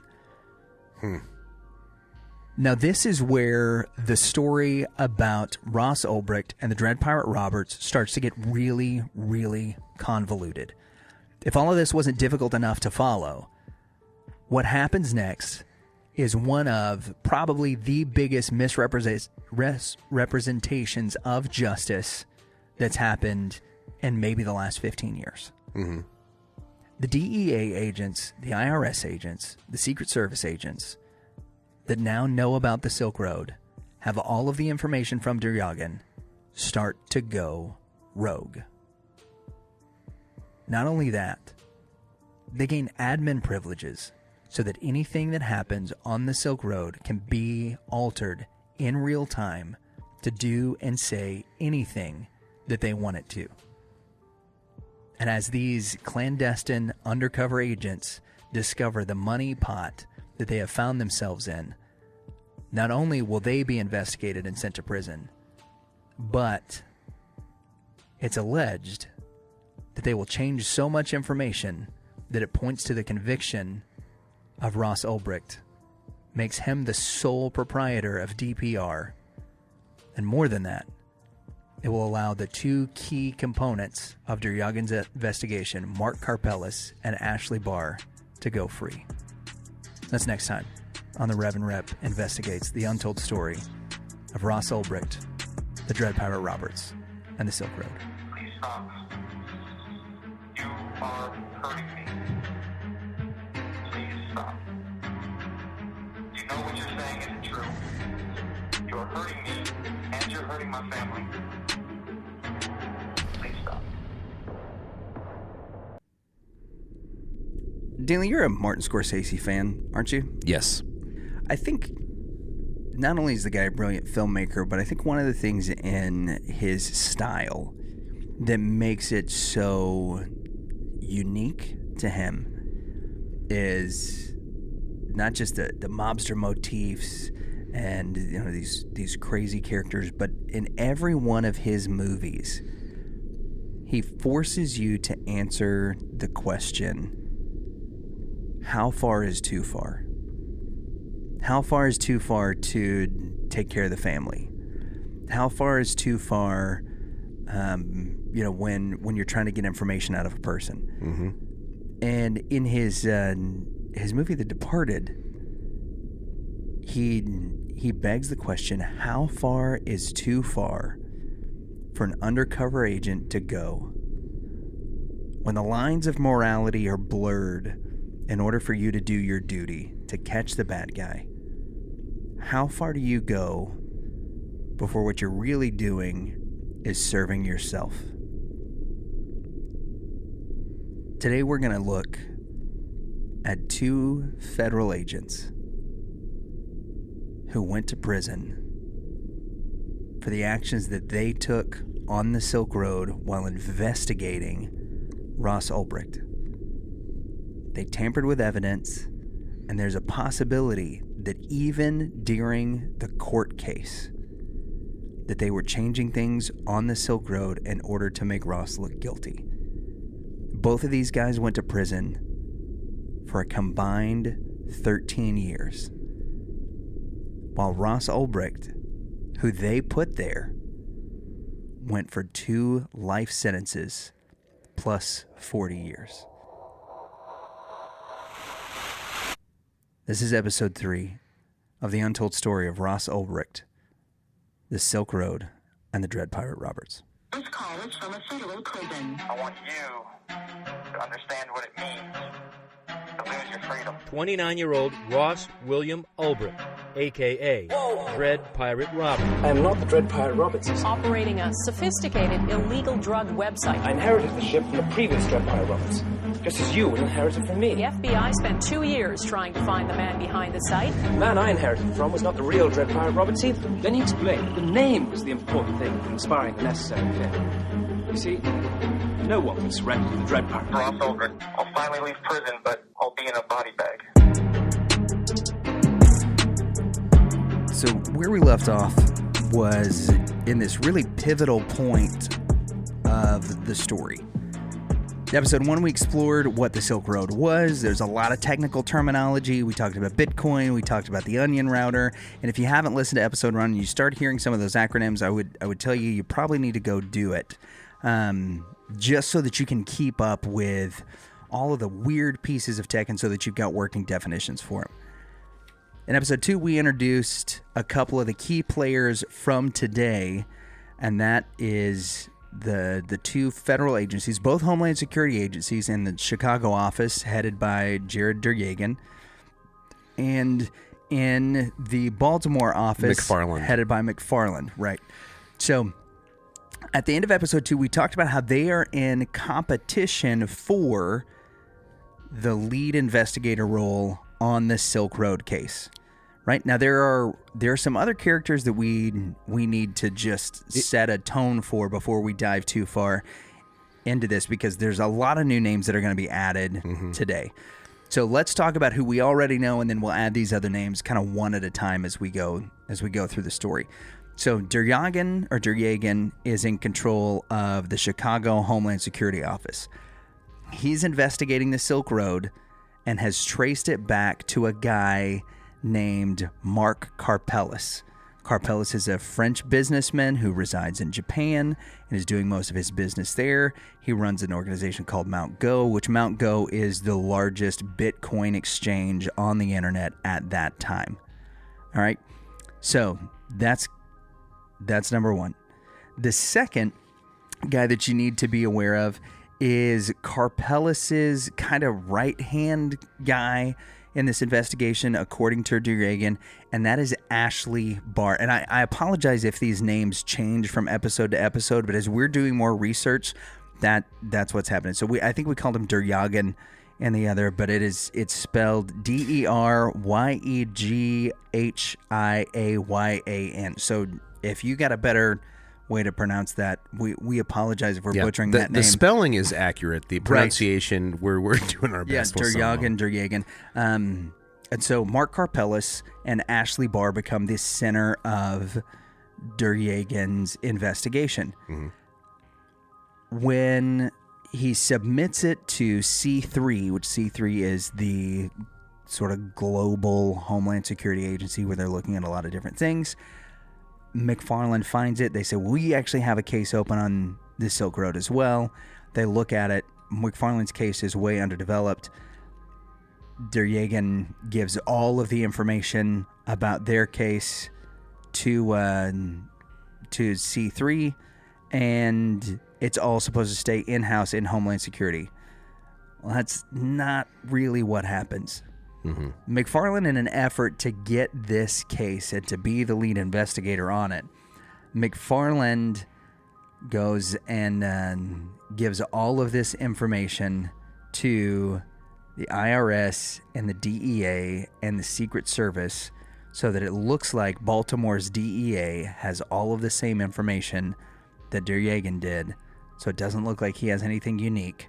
And now if the Baltimore DEA and the Baltimore Homeland Security Agency are in on it, they've got all of Der Jagen's information, they've got a file that looks like they had it all, that they uniquely found it, then there's no reason why Baltimore shouldn't take point. However, Der Jagen goes directly to McFarland and said, hey, we've looked at what the DEA has from Baltimore. Did you give that to them? Yeah, it's oddly familiar. And McFarland, in his very cocky and flippant way, which we will see throughout the course of this investigation, says, yeah, I wanted this case. Absolutely, I gave it to him.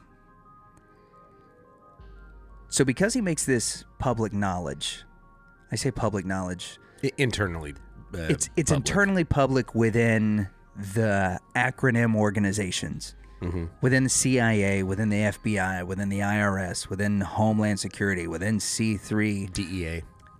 But also the DEA and the Secret Service. Yeah. So there's a lot of really weird players in here that I would not typically associate with this type of investigation. The one that is not named, oddly enough, is the NSA, mm-hmm. which we're told is who takes point on these kind of investigations, mm-hmm. because it's a cyber crime.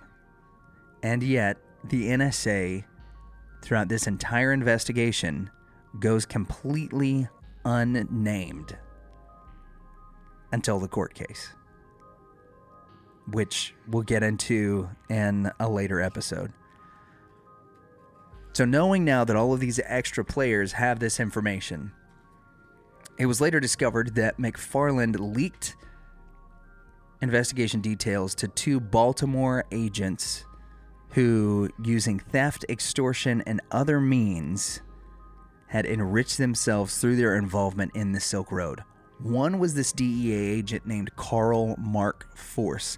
The other was a Secret Service agent named Sean Bridges. And so these guys are using this information that they found in order to infiltrate the Silk Road. Now, they are, neither one of them, actually named in the Homeland Security files as guys who were part of this investigation. They're just guys that had this info now on the Silk Road, what the Silk Road did.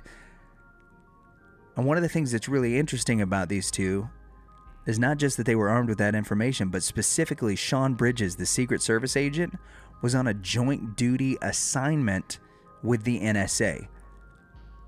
So what that means is that this agent, that Sean Bridges, was working on loan from the Secret Service with the NSA. And as the government would state, these 2 agents, they stated this in court when in the United States versus Carl Mark Force and United States versus Sean Bridges. United States agents said these 2 sought deliberately to undermine the integrity of the ongoing investigation. So where this is beginning to take place, our main character that we've talked about, Ross Ulbricht, is no longer involved in the Silk Road. Mm-hmm. At least not in an admin capacity. What's the time frame of this right now? When do we know when Bridges and Mark Force, I mean, because they went rogue. I don't know if there's anything in the public record of when they actually show up. They show up after things have been transferred. So after Karpeles' involvement. So this would have been after November of 2011 and probably post February 2012. And this is when we see the exit of Silk Road admin and the entrance of the Dread Pirate Roberts. So now now running the Silk Road. Right. Now the focus is on trying to capture the Dread Pirate Roberts. So the investigation begins. And 7 months into the Silk Road investigation, Bridges goes rogue. Now, Bridges is on a joint duty assignment with the NSA and the Secret Service. Bridges is supposed to be helping with this investigation. There's a lot of mystery around whether or not Karl Mark Force was supposed to have any involvement and what that was supposed to be.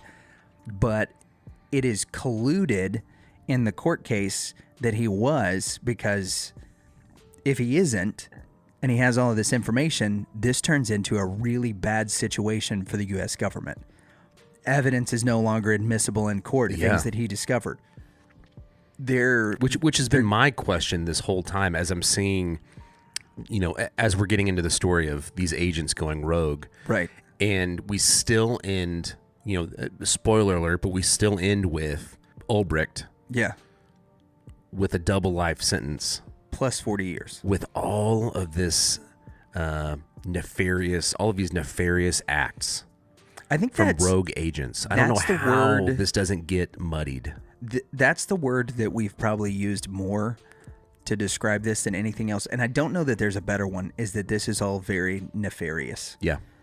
Is that everything in this is at a point where the lines of morality have been so blurred between the criminals and law enforcement that it's hard to tell at any point anymore who is the good guys, who's out for their own gain, and who is really the villain. Mm-hmm. It seems like, and I'll just speculate for a moment. Sure. Or just give an opinion. It seems like Duryagan, however we pronounce it, is the only one that kind of comes out of this with his hands clean in terms of how he handled the investigation. Up until the end, yes. Yeah, he's the one that did the investigating. He's the one that put the dossier together. And then somebody took it like a football and kicked it into a hornet's nest of, like you mentioned, the letter organizations. Yeah, gave this information to people that the what is it, the Homeland Security, the Freedom of Information Act. Yeah, I get that is existing. That's in existence for a reason. Mm-hmm. It seems like here, sharing information ended up like they would make a great Scorsese film. Yeah. Well, and that's the bit that we're getting into right now. Mm-hmm. Is where all of these characters, the stage is kind of set to now, we're going to do that cutaway shot. We're in the bar on the docks. Yeah. And the agents, the cops, the law enforcement agents who are fighting one another for control over the investigation, one of them is going to go sit down with the dirty cop that has taken everything over and have a conversation and not only try to figure out how to cover their tracks, but how do we build a case now that gets everybody else out of it except for the people that we want involved. Yeah. And somebody says, we'll pin it on Ulbricht. So again, not trying to get too far into it, but. Right. So Bridges goes rogue 7 months into the investigation, as McFarland says. And 7 months in, what they have on Sean Bridges is that he secretly seizes $2 million from Karpeles'. Now, this is the guy that they believe is in charge of the Silk Road at the time. Karpeles' Wells Fargo account, which Karpeles was using in the operation of Mount Go. So to recap what that means, right? Ulbricht had this really big issue when he started the Silk Road, and that was with the Bitcoin wallet. Mm-hmm. Now, Bitcoin wallet is anonymous. It's an anonymous way that you can transfer money back and forth, but you access it with a PIN. Now, any number of people could have that PIN number. You and I could share a Bitcoin wallet if we wanted to at this time. Now, the part that Karpeles came in and fixed was that Ross and his buddy who helped him create this, they have this huge hole because essentially what they did is they copied a shopping cart algorithm. And a shopping cart algorithm will always allow for the credit card companies to get a kickback. So when you charge your MasterCard and you charge $100 on it, well, MasterCard actually gets 5% of that. That's how the credit card companies make their money. Outside of interest and all that, it's a huge racket. So that 5% of every transaction was going nowhere. It was just money that was being lost. It was money that the Silk Road admin wasn't getting. It was money that was just going into this vacant direction on the algorithm that went nowhere. And so money was being lost every transaction. And that money was just out there to be claimed in cyberspace somewhere. And so when we're looking at this 2013 Forbes magazine where the Dread Pirate Roberts says, I wasn't the one who started the Silk Road. I took it over from a guy because he was having issues with the wallet. This is the issue that he's talking about, is that the Silk Road, every transaction is literally bleeding money. And so with Karpeles, according to Derjagan, Karpeles is the one that goes in and fixes the Silk Road Bitcoin wallet because that's his business. And so now, 7 months into the investigation, Sean Bridges finds Karpeles. He finds this Wells Fargo account that he's got, which presumably is the one that is taking all of these extra kickbacks from the Silk Road. It's attached to Mount Go, which is spelled GOX. And Bridges sees an opportunity for him to steal somebody's money anonymously. And so he does. He takes $2 million. Now, for a lot of us, that's an unfathomable amount of money. But for Karpeles, it's enough to, quote unquote, get his attention. It's later discovered that Bridges did this so that he could alert Karpeles that the U.S. government had him on its radar and that the walls were closing in on them so that they could avoid prosecution. Bridges is doing so much on the Silk Road. He's making so much money. He's learning so much about it and doing so many things that are for nefarious self-gain in conjunction with the NSA that what he decides to do is to take $2 million to alert the guy in charge, hey, they're going to shut this down and we're both going to lose our cash cow. It's still unknown what involvement Bridges had with Karpeles in the preceding months, but Bridges issued a search and seizure warrant because he didn't want a criminal case to proceed. So if the U.S. government obtained Mount Go records, they might see his name on them and discover his misdeeds. So not surprisingly, 2 days before he seized Karpeles' money, he made sure that he got his own money out. Mm-hmm. So Bridges liquidates his own account, takes $2 million from Karpeles to alert them that something's going on, and then files a search and seizure warrant so that he has the ability to make sure his name's not on it or can redact it whenever he needs to. This is the point that's very interesting to me because at this point we've got this rogue agent. It was Force, right? Right. Force and Bridges. Yeah, Force and Bridges. Who took the money? Bridges took the money.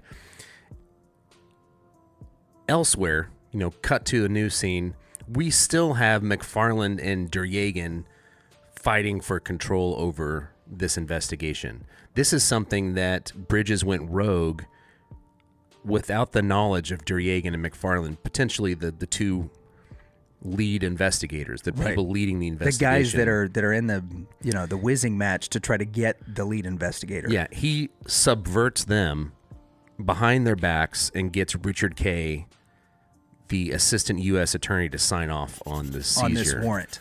Yeah. So here we're seeing the beginning of, and this is another really important character. Yeah, is Richard Kay. Right, because Richard Kay at this point is not aware that the lead investigators, Derjagan and McFarland, are unaware that Bridges has gotten this warrant behind their back. So now Bridges has Richard Kay sort of accomplishing his move. Yeah. But Kay doesn't know that this warrant has nothing to do with the Silk Road investigation. Yeah. It's actually an attempt to alert Karpeles. To deliberately undermine the integrity of an ongoing investigation, Yep. to use the government's own words in the court case against Bridges. So Force and Bridges also go after the Bitcoins on the Silk Road, but they did so in secret so that they could keep the money for themselves. All right, so according to Force, he pretended to be a drug smuggler for a cartel, and he gains the confidence of the Dread Pirate Roberts. He asked him to coordinate a large-scale sale with one of the Silk Road's top cocaine vendors, a user that was going by the name Google-Eyed. Now remember, the Silk Road famously deals in user amounts of narcotics. That was the primary thing that was bought and sold on the Silk Road. These are user amounts of narcotics, so it's small. They're not sending 10 kilos of black tar heroin somewhere so that it can be cut and put out. I don't know how black tar heroin works, but that's not what they're doing. Yeah, they're sending scooped out. Yeah, they're sending 2 ounces of the purple Kush to somebody in a DVD case that's on the other side of the country, not sending a brick. Not 2.25 pounds of marijuana to somebody across the country so that they can distribute it. So these are user amounts. So these are really, really small amounts. So the people that are on the Silk Road are typically really low-level dealers. They're not distributors. We're not talking about street smuggling a car that has secret compartments in the tires and in the engine block and everything, with kilos of... Yeah, this isn't Narcos. Yeah. Right? I was trying to think of that show. Yeah, this is really, really low-level stuff that's happening. But Google-Eyed, one of the top cocaine vendors, starts working with DPR, and unbeknownst to them, also with Karl Mark Force. Now, allegedly, the Dread Pirate Roberts tasks a guy named Curtis Green, one of the staff members, with setting up the deal. So here's what happens. Force says, as his alias, look, I want to do a big cocaine deal. But the problem is, you guys don't do big deals. You only do little deals. So here's what I'll do. I got a huge shipment that I can send. I'll sell it to one of your vendors, and he can parse it out. He can do the little stuff and send out the user amounts to whoever he wants to. Because we want to capitalize on this. This is from every TV show where you've got a big deal. Let's do one big deal, cash out, and then we're done. Well, this is the ruse that he's being played. Right, and for them, it almost looks like this is an experiment. This is their first big-time drug dealer that's come to them, and he's going to see whether or not he can move a large shipment of cocaine to somebody who'd be willing to do the legwork and put it out into smaller shipments. And that's one of the things he actually says. So he's like, look, this doesn't do me much good. I don't have the time to send this to, 1,200 people.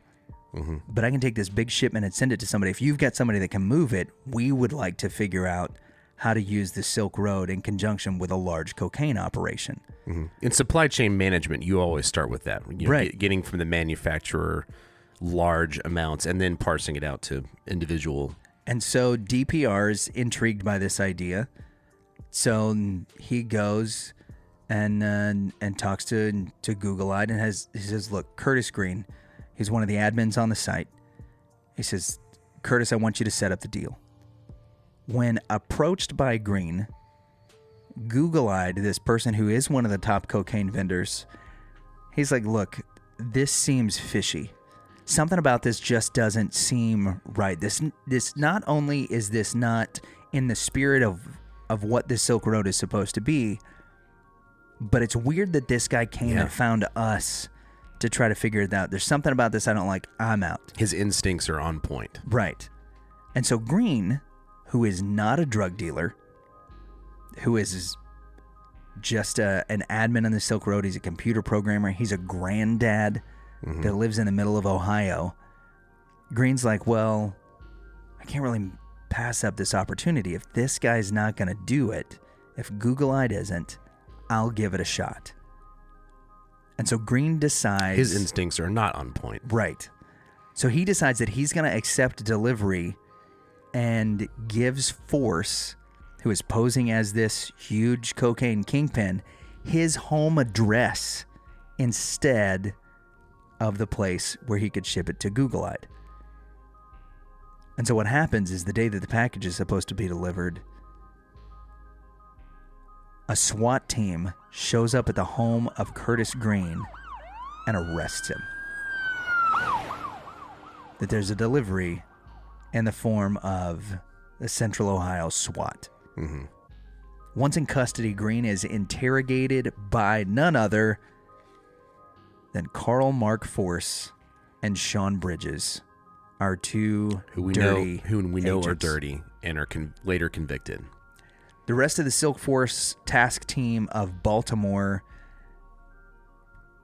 is in the interrogation, and during this interrogation, Curtis Green gives them his admin login to the Silk Road. Now, we need to pull back just a little bit here and realize that all of this is happening outside of the purview of DPR. This is all happening outside of the purview of the people that are involved in the Silk Road. So Curtis Green is taken from Ohio. He's grabbed by a SWAT team. And unless you're one of Curtis Green's neighbors, you don't know what happened.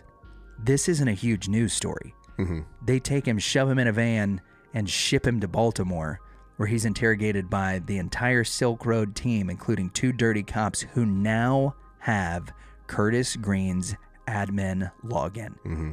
Why that's important is that Green, as an admin, has the ability to change things on the Silk Road in real time. The Silk Road, again, quick refresher, was built upon privacy, anonymity, which is now no longer. So he could go back, let's say, 6 months to a 6-month-old transaction. Mm-hmm. And if Bridges and Force wanted to, they could change all the details about that transaction as they appear in the logs. Mm-hmm. Their security is compromised, is to sum it up. Completely compromised. So Bridges pressures Green to show him how to exploit, now that he's got the admin logins, how to exploit the Silk Road system, including how to change passwords and take over accounts. So now they've got the ability to take over other users' accounts and act as them. After gaining access to the site, Bridges leaves the interrogation room, and he immediately uses this new knowledge to hijack and empty the accounts of some of the top Silk Road vendors. And he moves the funds to Karpelis's Bitcoin exchange, Mt. Go. Here's one of the things that's interesting, though, is Bridges did not move the Bitcoins directly from the Silk Road. He did a thing that's known as laundering. Mm-hmm. Now, we hear this term a lot, but not very many of us know what it means. And to launder something, when you're talking about money laundering in particular, means that you basically frame a third party for being the ones that actually took the money. Mm-hmm. You want to obscure. You don't want to take $20 out of someone's wallet and wave it at them. So you want to obscure or pin it on someone else, or obscure the trail completely. Right. In this case, that's not what happened. It's that way with Ponzi schemes. It's that way with money laundering schemes. A lot of white-collar criminals, this is their go-to thing, is to launder money. And that's exactly what Bridges does. So Bridges takes this money, these Bitcoins. 21,000 Bitcoins, and then pushes them through Green's account. The person they have in custody. So he transfers 21,000 Bitcoins to steal them, transfers them to Green's account. So now it looks like Green's the one that took them, because he wanted everybody on the Silk Road to have a suspect. Now remember, the exchanges are anonymous, but you can trace it from the Silk Road, how the money changed hands. And then once it leaves the Silk Road and goes into account, poof, it's gone. Nobody knows who Green really is. Green's using an alias name. But all these people that are using the Silk Road, the administrators on the Silk Road, are pretty tech savvy. Those that are looking at the back end at the logs can see that 21,000 bitcoins have now been added to the wallet of Curtis Green because Bridges wanted people to suspect him.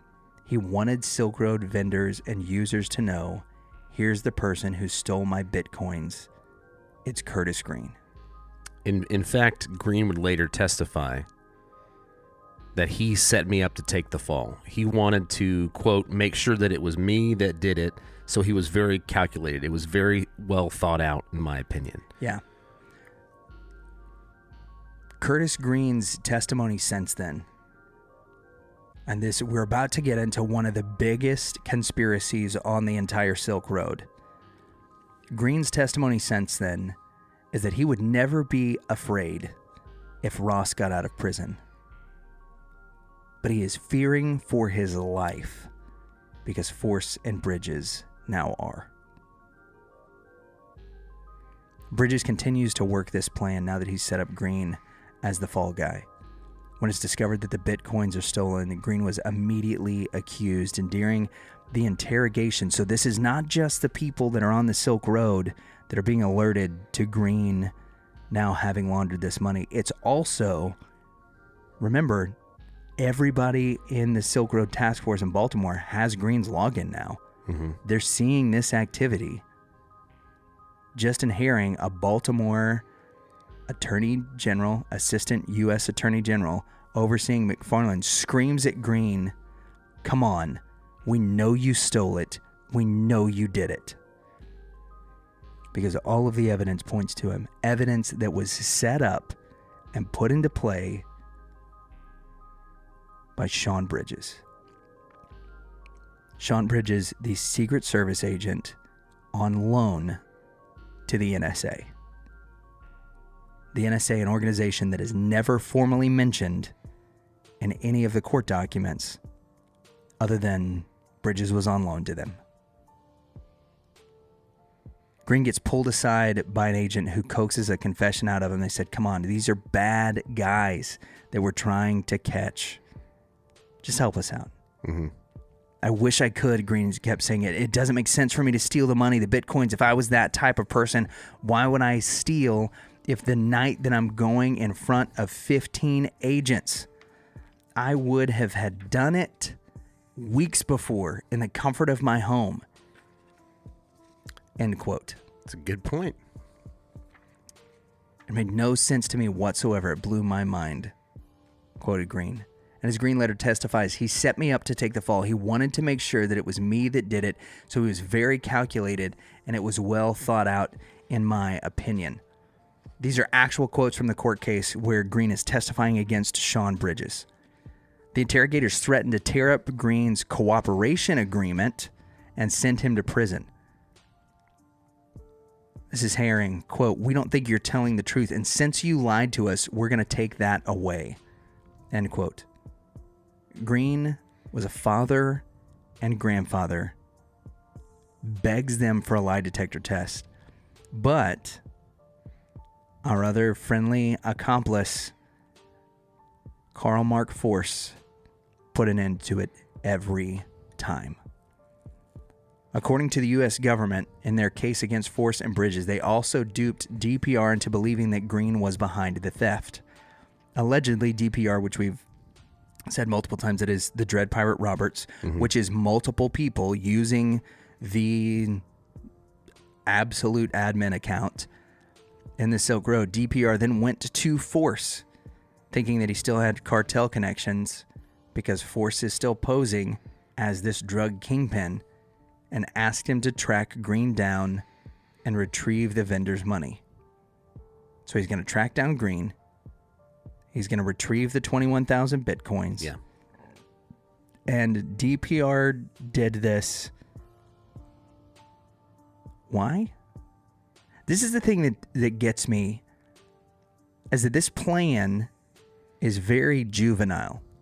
Mm-hmm. Force agrees to it, though, because he's got Green already in custody, and so he plays along and pretends to catch and kill Green.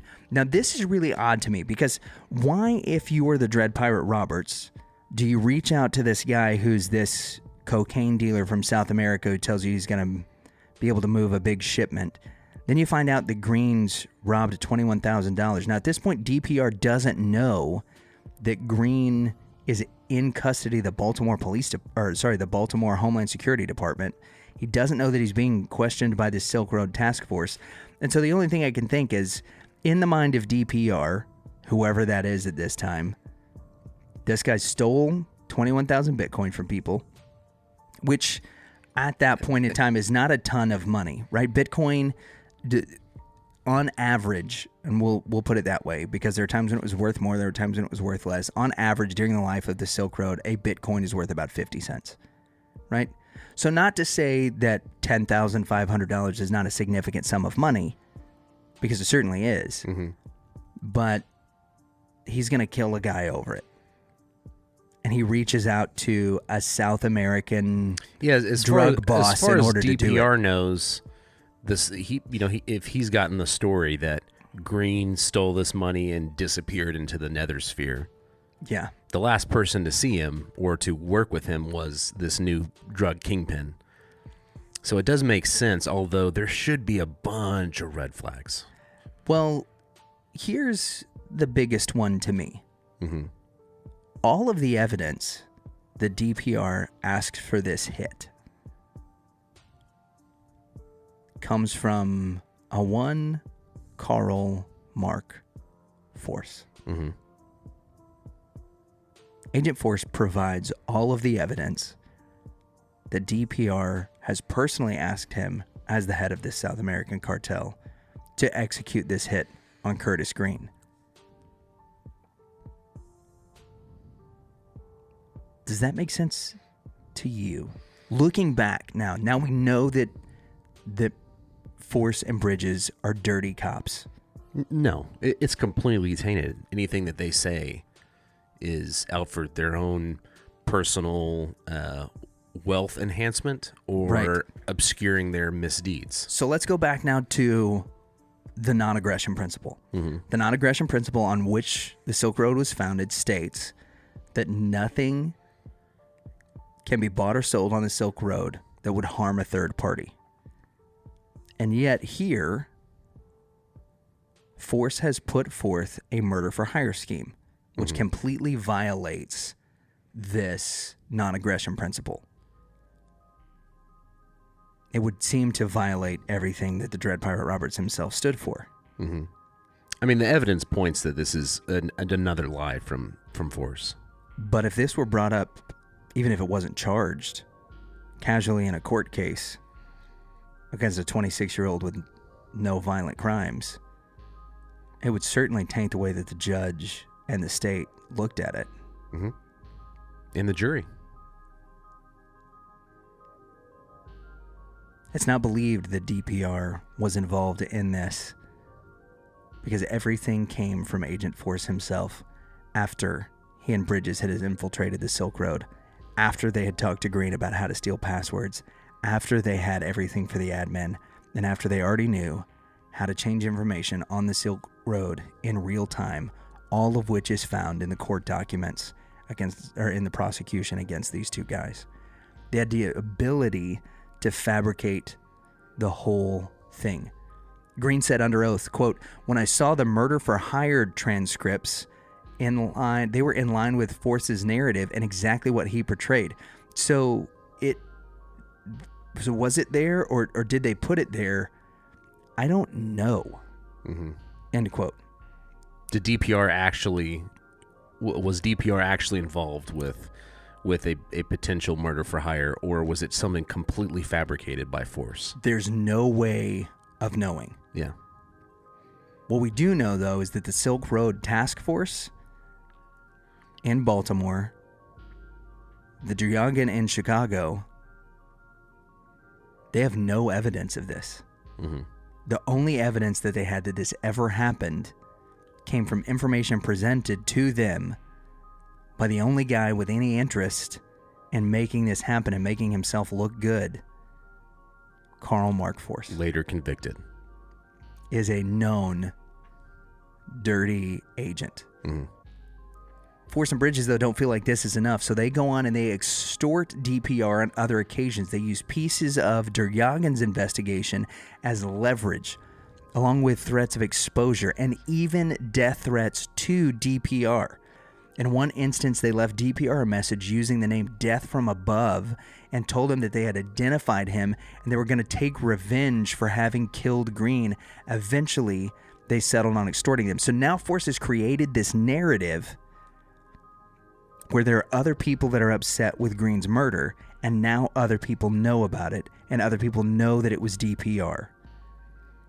And so these two dirty agents are now extorting the guy that's in charge. Now, it's important at this point that we take a step away from the story and look again at the characters. Karpelis is not a criminal mastermind. Karpelis is a guy that runs a money exchange. Yeah, he's a finance guy. Right? Ross Ulbricht, no matter what his motivations were at the time, is a genius-level human being. Mm-hmm. He was getting his PhD in physics. He graduated with honors from Stanford. And we're not talking about just a kid that's trying to figure stuff out at the library about how to code. Now, it's true, he was not a trained coder. Coding was not part of anything that he did. But we would be remiss not to realize that a guy of that level of intellect could figure some things out pretty easily. But none of these guys are crime lords. Mm-hmm. And time again, their actions show it. Like, we know you killed Curtis Green. We're going to come after you unless you pay us money not to. I don't know any character in any mob movie that would have bought that. Yeah. Good grief. Definitely not Jack Nicholson. And No, Mary Crawley in Downton Abbey, when she was being extorted, ignored it because she was like, what are they going to do? Yeah. And yet, DPR shells out time and time and time again. Another time they used the name French Maid. Yeah, the names they came up with are very interesting. Death from Above, French Maid. And the two corrupt agents tried to sell DPR, quote, information concerning the government's investigation into the Silk Road. Force, though, out of habit, signed one of the messages with his first name, Carl. To cover this up, he later said his name was, quote, Carla Sophia, quote, a Silk Road user with nice cover, many girlfriends and boyfriends on the site. So he invents this alias after he makes a mistake. Now, what's interesting about this particular mistake is that this is the type of mistake that they will use in order to try to pin everything on Ross. Yeah. Occam's razor would tell us that this is Karl Mark Force, but he invented this person that is a bi-leaning, bi meaning bi, right? Part of the LGBT who has many boyfriends and girlfriends on the site. Yeah, named French Maid. Yeah, and he signs it Carl and says, "Oh, my name's Carla." I meant Carla. So these schemes and others netted the pair around 24,000 Bitcoin, 23,984 to be exact, although it's unknown how many still, to this day, remain hidden. Now, the thing about Bitcoin that's so interesting that we need to understand is these 23,984, the 24,000 Bitcoin, will round up for ease of use and conversation. These 24,000 Bitcoin we know about. The ones that are hidden, now that these two evil men are out of prison, they may still have access to. Now we're going to take a jump. We're going to look back at what's happening during this time to Jared Duryagan. Duryagan's investigation is completely derailing, in no small part to the fact that two Baltimore agents are not just embedded in the Silk Road, they're using it for their own good, and they are giving pieces of Duryagan's investigation to DPR for money. That is a proven fact. It comes out in the court cases that that's exactly what's happening, because the Homeland Security operations, the DEA, the Secret Service, the IRS, everybody now is in on everything that's happening in this investigation. And as Duryagan is getting closer and closer and closer to Mark Karpeles and Ashley Barr, those guys are getting information from these embedded agents about exactly what's happening. So what do we see happen? Duryagan's investigation begins to unravel. Do you remember in The Departed, Mark Wahlberg's character is continually asked by the rat, by the mole that's placed in the investigation to find out more information into the investigation. Mm-hmm. He's continually asked who he has embedded in the crime family, where they're at. I remember his answer. I'm not going to say it, but he uses very salty language to tell them where they can go shove their questions and where they can go. I think this was his fear, is this happening that we're about to see happen to Duryagan's investigation. He had a great investigation, very tight-knit, and as soon as it got leaked internally into the government, game over. Mark Force, we got the dirty cops. We also have McFarland. McFarland was one who leaked it internally, but I keep coming back to The Departed. There's all these characters that, every time Marky Mark gets mad about a question into the investigation, this is why. Because he's afraid of this happening. So Duryagan's investigation is derailed because of the actions of Bridges and Force as it relates to something we briefly mentioned a little earlier. This search and seizure warrant. Because the search and seizure warrant was granted by Richard Kay, remember he's the assistant U.S. attorney in Baltimore. He granted the search and seizure. To Bridges without knowing that McFarland and Duryagan did not know about it. Yep. Now that search and seizure warrant has been granted and been executed, Duryagan can't get the search and seizure warrant that he needs on Karpeles because it's already been granted and executed. Karpeles is continually scrambling to escape the government's pursuit. However, Duryagan was sure he had his man, so he really continues to be like a hound on a bone pursuing this guy, even though he's been literally hamstrung in doing so. On May 17th, 2013, there's a conference call between Duryagan and the assistant U.S. attorney, Crickbaum from Chicago. Crickbaum is Krickbaum. So it's Crickbaum, Duryagan, McFarland, and Herring, who's an AUSA from Baltimore. And our buddy Kay. Richard Kay. Kay, who initially granted the search and seizure of Karpeles. So during the call, Kay states that, quote, he was trying to work on an interview with Karpeles.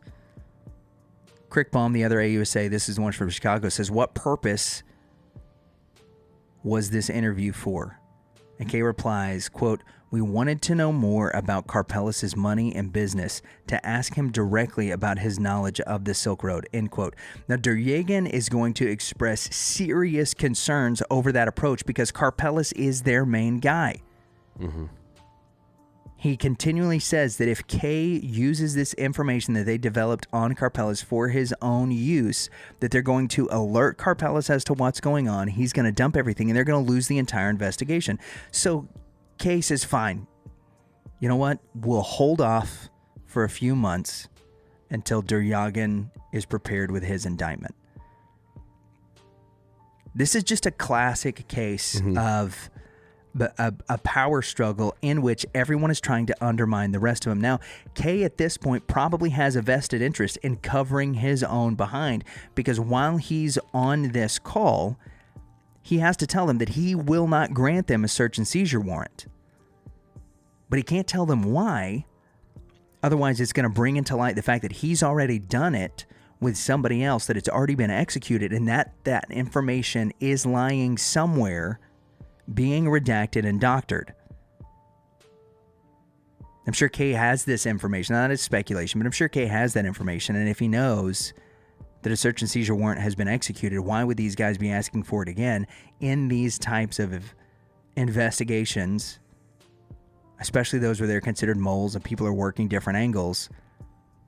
One of the things that happens time and time again, and this was told to us not only by our friend Moss, who has helped out in some of these investigations. Moss, again, is our internet tech guru who has helped with multiple internet crimes. Yeah, he works in cybersecurity. As well as a good friend of mine who is a police chief and has worked in some of these same things. The last thing you do is you go to the boss and you go, hey, what do you think? What's you got anything you want to tell us? You don't want to tip the boss off. Right. You want to wait and gather evidence and then go execute. Nor do you want to tip off the guys in the other departments. Yeah. Remember, McFarland and Derjagan are on this call. Bridges is a Baltimore agent. Kay knows that there's a fight going between them. I really feel for Derjagan. He's asking, he's just trying to get the investigation complete and go, hey, here's my findings. He knows that there's this power struggle, yeah, right? And Derjagan's request for search and seizure warrant is blocked. And instead, what they say is, you know what? You're not going to get search and seizure. I'll just go talk to the guy. Yeah. No. That's absolutely insane. Yeah. No. Don't go talk to him. Don't tip him off. Yeah. Don't let him know what's going on in the investigation. Little does Derjagan know that at this point, though, he's being tipped off to everything that's going on, or whoever DPR is. He believes it's Karpeles. All the evidence points to him, like hard evidence points to him. Mm-hmm. And so he's continually being tipped off by the very guys that Kay gave this search and seizure warrant to. Even though with Kay's assurance, Derjagan was worried that he was going to go behind his back. He expressed concern to McFarland, agent to agent, leader to leader. And McFarland assures him, quote, I have complete control over Kay. I was the one that gets to decide whether or not Karpeles would be interviewed. And I'm going to honor Derjagan's request not to pursue or interview Karpeles. End quote. On another conference call a few months later, Derjagan specifically asked Herring if there were any developments with Karpeles and Kay. Specifically, if there were any more talks about a meeting, and Herring says that there was not. Once again, Derjagan's trust in his colleagues is the very thing that causes him to have his investigation completely shattered.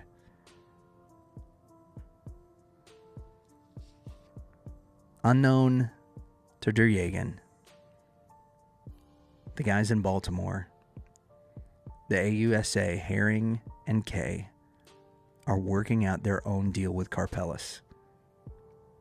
And on July 8th, the day before telling Derjagan there would be no meeting, according to the court cases, quote, Herring was notified by Kay that a face-to-face meeting was going to take place between himself and Karpeles' attorney, end quote. Neither of the AUSA from Baltimore notified Derjagan or told him about the meeting when he had specifically asked. These guys that are supposed to be on his team, he takes their word at face value, and not only does it bite him in the butt,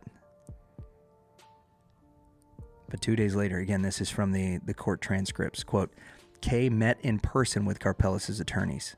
He brought up the Silk Road and stated that Karpeles was willing to tell them who he suspects is currently running the site in order to relieve him of any potential charges, end quote. Kay then proceeded to make arrangements to meet with Karpeles himself. So he's met with his attorney. Now he's going to meet with Karpeles himself. The same evening that Derjagan met with McFarland and Herring in preparations for a coordinated meeting the next day. And still, none of them mentioned the planned meeting with Karpeles or his lawyers. So at every step of the way, the guy that started this investigation, got the most information, pointed them to who he believed was their man. Immediately what starts to happen is the Baltimore AUSA goes and they meet with this guy in order to take over the case. Because if they have a meeting with Karpeles and can say, look, we know that Duryagan thinks this is him. We've actually talked to him. He says it's not, but that he can give us the guy. He knows why all the evidence points towards him, but he can give us the guy. This should be our case. This is just nothing but egos flying back and forth. Mm-hmm. At the coordination meeting, another law enforcement agent was brought in. This time from the FBI in New York City. And their lead investigator, Christopher W. Tarbell. And the Southern District of New York Assistant U.S. Attorney, Saren Turner. So, just to simplify everything. Yeah, there's so many people. We've got the AUSA from Chicago. We've got the AUSA from Baltimore. Baltimore Homeland Security, Chicago Homeland Security. And now we're involving a third city, a third agency, and another AUSA. Everybody wants a piece of this. As we're bringing in the FBI from New York.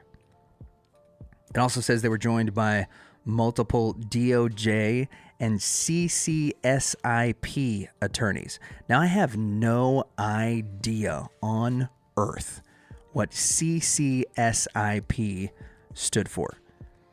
It's one of those acronyms I'd never even heard of. CCSIP is the world's premier cybersecurity company. Cybersecurity certification. CCSIP attorneys will advise on what is and isn't legal in the realm of cybersecurity. FBI agent Tarbell brought an important piece of the government's investigation to the table. Something that neither McFarland nor Duryagan had found before. And that is the location of the server that hosts the Silk Road. Now remember, there's a technology that's being used on the Silk Road known as Tor, the onion router. And what Tor does is Tor pings several different computers and servers and things so that your location is masked. Now Tarbell is saying, look, I want in on this investigation. I'm coming to this meeting because I have a piece of information that neither of you two have. You're months and months and months into this investigation. Over a year now, because this is happening in 2013. You're over a year into this investigation, and you don't know one thing that I know, and that's where this site is being hosted from. Which is a groundbreaking. It's essential information if they're going to build a case. Mm-hmm. So what happens is the Tarbell in this conversation tells them that the Silk Road is being hosted on a server in Iceland, and that he was already seeking a copy of it from the Reykjavik Metropolitan Police. I actually know how to pronounce this name from Eurovision. Okay, yeah, give it to me. Reykjavik. Yeah. Reykjavik, and spelled R-E-Y. I'm sure it's still not perfect, but that's... Yeah, R-E-Y-K-J-A-V-I-K, Reykjavik. Yeah. Metropolitan Reykjavik. Police Department. Something along those lines. So, after this meeting happens, Force and Bridges now have reason to fear that any communication between themselves and DPR is going to be accessible to Tarbell. Because he's getting a copy of that server. Reykjavik's going to give it to him. Mm-hmm. Reykjavik being the city. The Metro PD. Yeah. So, Duryagan does the only thing he thinks he can do. He briefs his entire case to the group. Once again, he identifies Karpeles as their main target, the man behind DPR in the Silk Road, and the CCSIP attorneys overseeing the meeting asked if, quote, any other officer had any case on Karpeles, end quote. All the Baltimore attendees, including McFarland, Herring supervisor, and Bridges, all remained silent, despite knowing that a meeting had just taken place with Karpeles' attorneys the day before. They withheld information in an intelligence meeting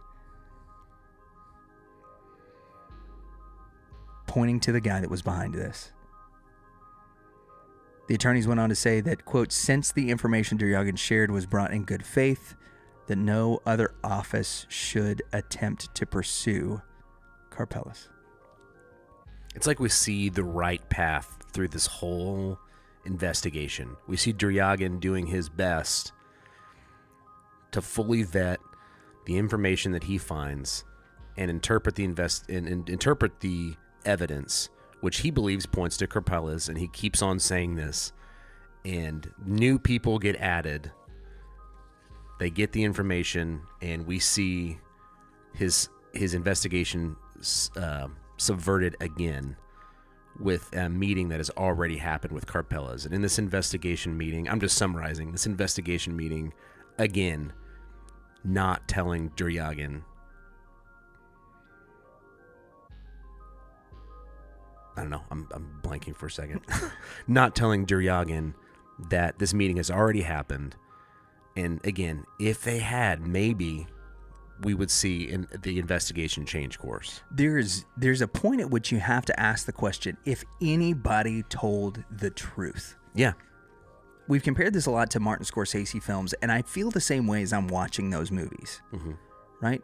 And a lot of times whenever I'm watching cop dramas and things like that, or even hospital dramas, where people are trying to protect their ego by being shady about the way that they're sharing information, right? Because the cardiothoracic surgeon wants the surgery to happen this one way, but the neurosurgeon wants it to happen another, and then so they start this fighting about. And Dr. House comes in and tells them they're all wrong. Yeah, but they start having these conversations about like whose surgery is more important to have first, who's going to get the patient first, why are they going to get him first, and in the course of that, they're all withholding information from one another. Well, I have this scan. Well, did you see the CTs that I ordered? No, I didn't know that you ordered CTs. Oh yeah, I did it. This is what they read out. This needs to happen first. And it happens in every cop drama as well. The FBI comes in and they're taking over jurisdiction and like, what do you have? And then the cheeky local cop gives them most of the information, but doesn't tell them that, Mrs. Brown down the road saw something that she told him over, a cup of sweet tea, and he just decides to leave that out so that he can swoop in and be the hero at the end. And there's always this tension with, if you just told the truth, if you were just honest about what was going on, how different would it be? And really, the thing that gets me is whose lives would not have been ruined in the process.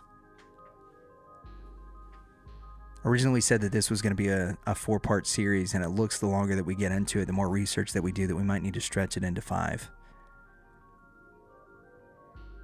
But at this meeting in New York, under good faith,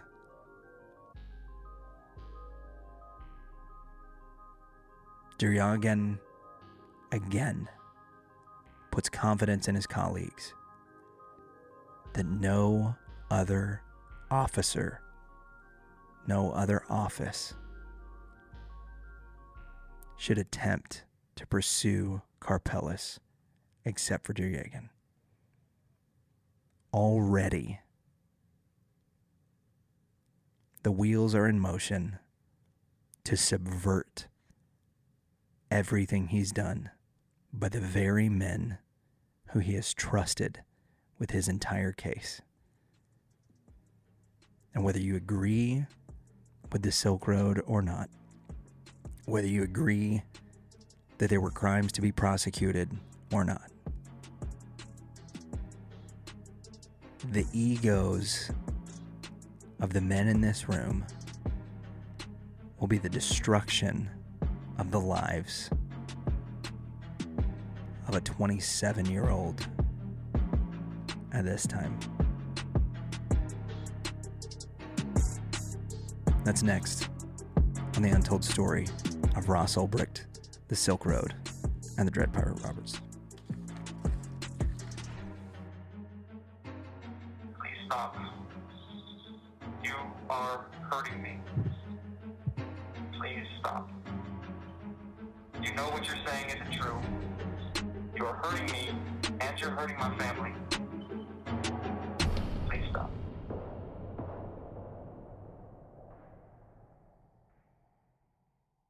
So I know you're not a sports fan, It's never really been your thing. You never really have been. Yep. Like since we Correct. were kids, right? True story. You rooted for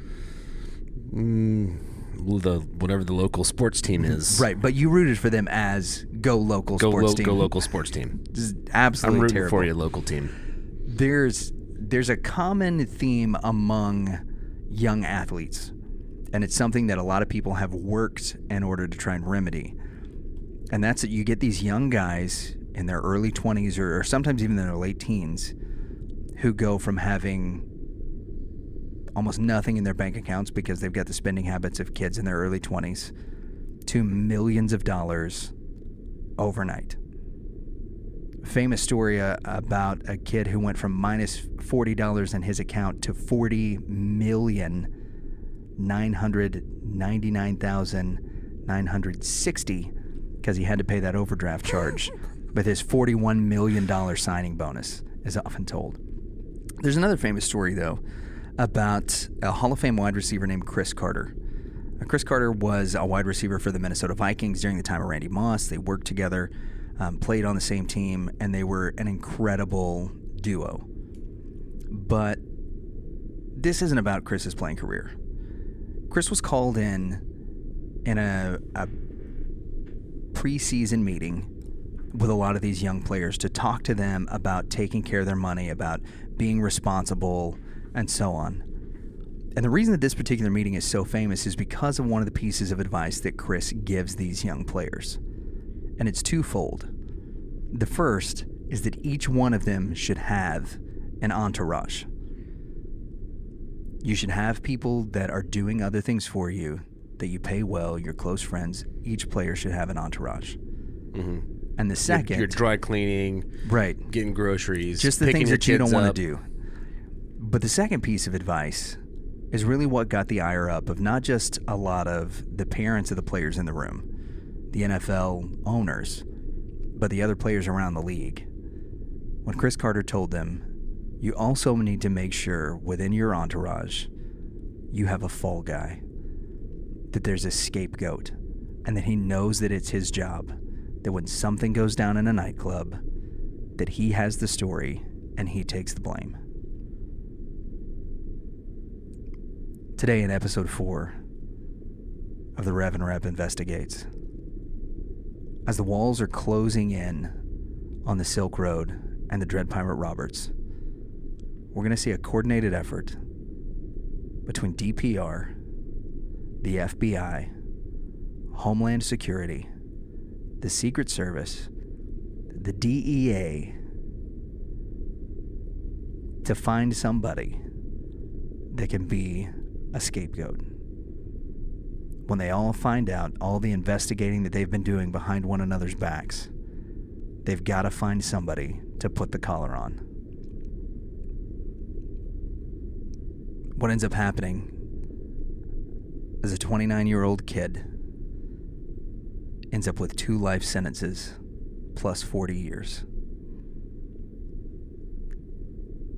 This is episode 4 of the Rev and Rep Investigates, the untold story of Ross Ulbricht, the Silk Road, and the Dread Pirate Robert.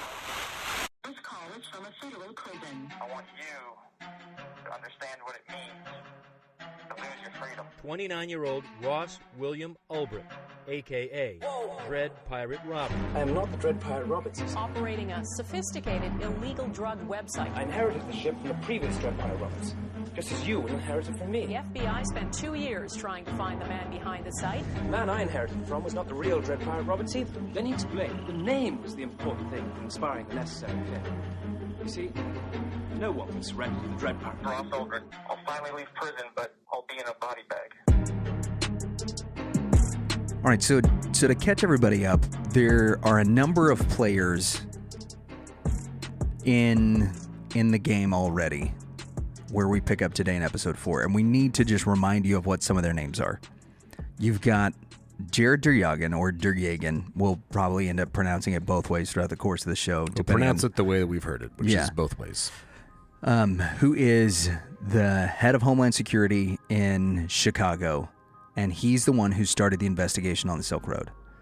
We've got Carl Mark Force, who is a DEA agent that will, at the end of all of this, it will be uncovered that he is a dirty agent, and as we talked a little bit about in the previous episode, that he has been smuggling Bitcoin, laundering them with a buddy of his, Sean Bridges. Sean Bridges is a Secret Service agent that is on loan on a joint commission with the National Security Agency, so the NSA. And the NSA is an entity that is not mentioned anywhere in the court cases outside of some accusations thrown at them for collusion. But it's important that we see that there's a connection with the NSA in this investigation and that it comes from a dirty cop. Now, Force and Bridges have been granted access via an admin password that was turned over to them in a sting operation that they carried out illegally. From Curtis Green. Curtis Green. And they're extorting money from the Dread Pirate Roberts as they are one step ahead of him in every way because they are feeding him information about the investigation that's going on being headed by Duryagan. And also in cooperation with a guy named McFarland. Now, McFarland is the head of the Baltimore branch of Homeland Security.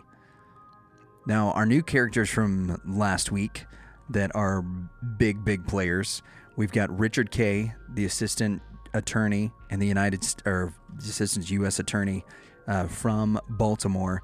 And we've got an FBI agent named Tarbles. And Tarbles is from New York. Tarbles has, as we catch ourselves up, has worked with these other organizations in order that they could find the server that was housing the Silk Road. And they end up finding it. And I'm going to let you say it because I can't say the name of the city. They end up finding it in Iceland in Reykjavik. Reykjavik. I believe the correct pronunciation is probably wrong. So that's as close as I can get. Reykjavik is Reykjavik. So the Reykjavik Metropolitan Police, according to Tarbles, have cooperated with the FBI and is going to turn over a copy of the server to the FBI for the Silk Road investigation. Now, Force and Bridges, quote, have reason to fear that any communication between themselves and DPR is now going to be accessible by Tarbles, end quote. So they're trying to cover their tracks. So there's a new group that gets brought in called the CCIPS. Now, like us, you may have never heard of the CCIPS. And I'm going to take this straight from the United States Department of Justice website, justice.gov. Have you heard of them? Know it if you hum a few bars. So the CCIPS is the Computer Crime and Intellectual Property Section. Okay. Their stated purpose, it says the Computer Crime and Intellectual Property Section pursues three overarching goals. First, to deter and disrupt computer and intellectual property crime by bringing and supporting key investigations and prosecutions. To guide the proper collection of electronic evidence by investigators and prosecutors. That is our big one that we're going to be honing in on here. And three, to provide technical and legal advice and assistance to agents and prosecutors in the United States and around the world.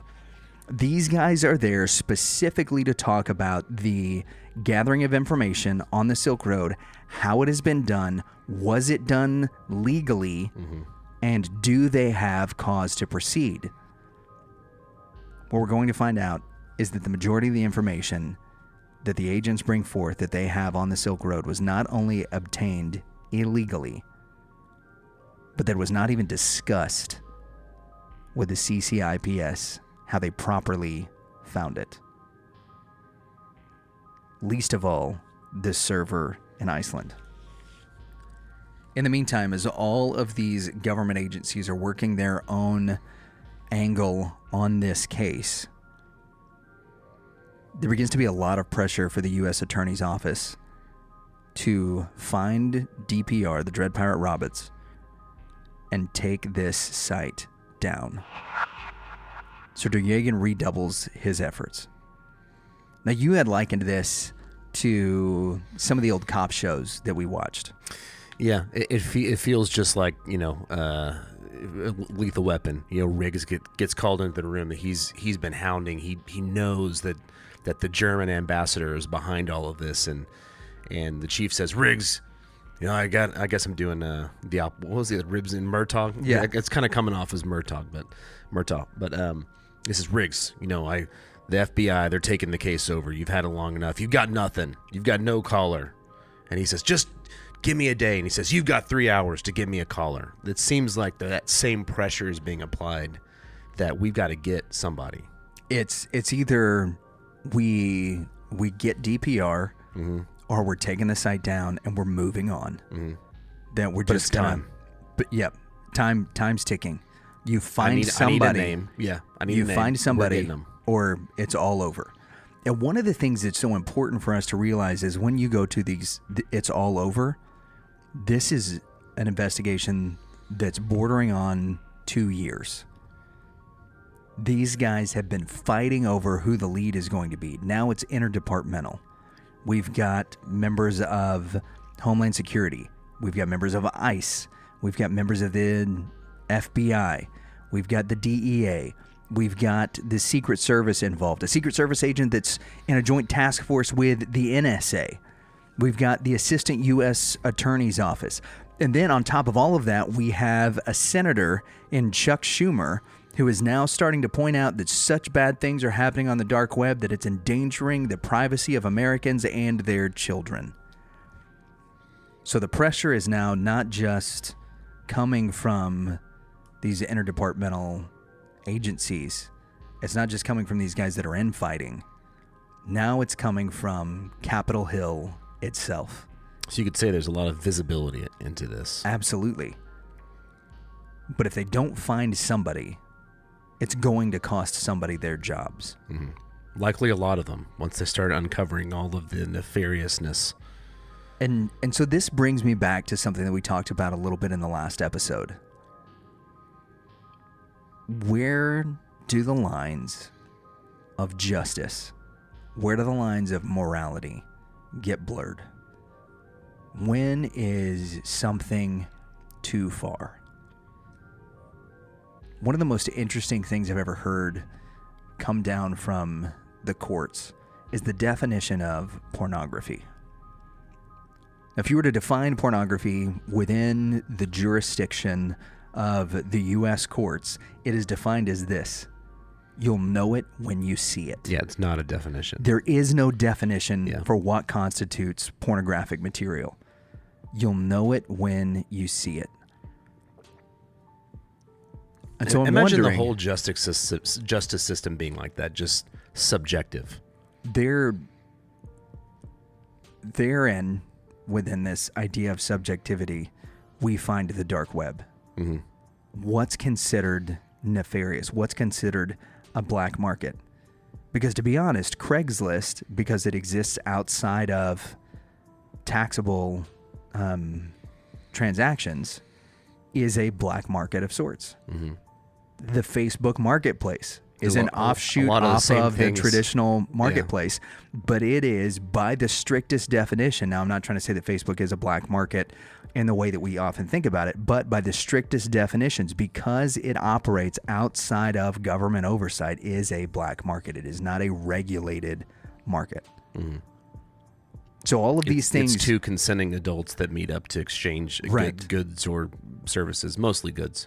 And so there's this point at which they're looking at this. They realize what they have, but they also realize that this is a case that's going to be a landmark case if it goes through. And so all of these people are using the most, I think probably the most horrific terms in order to define what's happening on the Silk Road and in order to define what the Silk Road is, because you build the case by making it scary. Are you suggesting that politicians are exaggerating the truth? I think the politicians are exaggerating the truth. I think the government agencies are exaggerating the truth.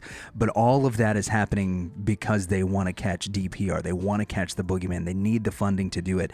And here, the U.S. attorney is saying, catch them or we're cutting baiting. We're going to cut bait and run, which has the potential to cost these guys their jobs. And so herein brings this question of how far is too far, is what would you do to protect your livelihood? Yeah, that's a That's a question. If everyone asks, there's probably dark answers. And it depends. Yeah. There's so many factors that are a part of that. Yeah, but to protect your family and your income. And to protect your family, to protect your income. There's a lot. If you're an ambitious person, to protect your position. Mm-hmm. Especially someone with a corrupt moral code. Or somebody that's got years and years and years invested in an agency. Mm-hmm. If you've been working for Homeland Security for 25 years and that next promotion is on the cusp, or you know that at 30, you're set for your life. retirement gets bumped up. Yeah. What are you going to do to hang on for 3 more years or 5 more years or 90 more days? You're going to push. And that's exactly what Duryagan does. He redoubles his efforts, knowing that he'd lose Karpelis if he didn't arrest him before the site was taken down. Because once the site is taken down, it's game over for the investigations. They have nothing anymore. Because what goes away with the site is all of the metadata from which the site existed. Because remember, this exists on an anonymous server. Well, now they think they've got the server in Iceland. Duryagan knows that he's got to get this guy. And so to this end, he and another Homeland Security agent create a new identity on the Silk Road forums named Mr. Wonderful. Now, I think for a lot of us, the name Mr. Wonderful conjures up images of Shark Tank, of a guy that you pitch ideas to, and he tells you how much of a percentage he's going to take. And I'm mostly friendly, bald guy, but very no-nonsense. Kevin O'Leary. Yeah, Kevin O'Leary. Yeah. Yeah. Typically, he doesn't want to invest. He wants to give you a loan. Right. And he wants it back. Yeah. He wants to send his soldiers out, which he considers his money, and then to bring home prisoners, more money. And that's enough about Kevin O'Leary. This is not Kevin O'Leary. Right. These are people with one intent and one intent only, and that is to bring in, at this point, their guy. Mm-hmm. They want DPR, the Dread Pirate Roberts. But we'll see that pretty soon the focus goes from bringing in the guy who Duryagan has always believed was Karpelis to bringing in a guy so that everybody's careers are saved and everyone gets a win. Mm-hmm. Mr. Wonderful starts to approach the forum administrators who regularly spoke with DPR. Now remember, they have all of this information because they've been monitoring this site for 2 years. They know who the admins are. They know how the site operates. They know who has DPR's ear. And even though you've got 2 agents in Sean Bridges and Carl Mark Force who are running counter to the actual operation that's happening, they are giving info to all of the agencies involved, at least enough to where they have an idea who's doing what. Soon, Mr. Wonderful makes contact with these admins.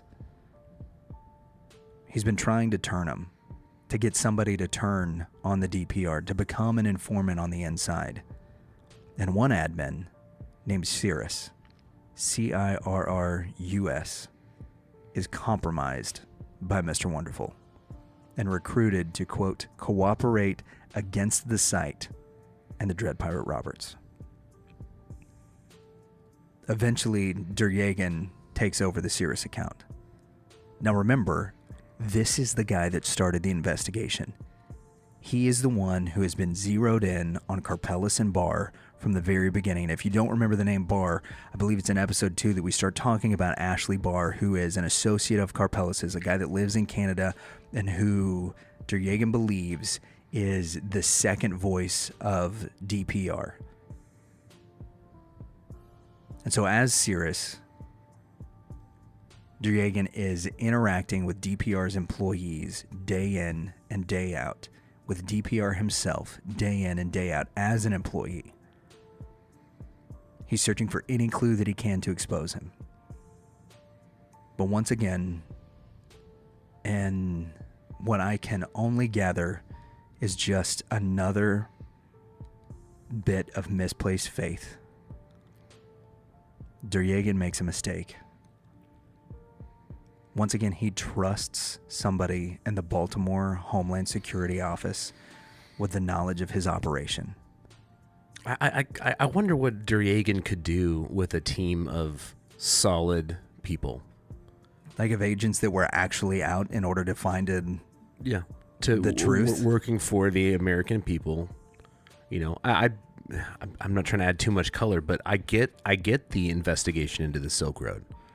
You know, in a perfect world, you know, that we talked about this in episode 1, that in a perfect world, the thought behind the Silk Road was two consenting adults exchanging goods and services that with a non-aggression principle. Sure.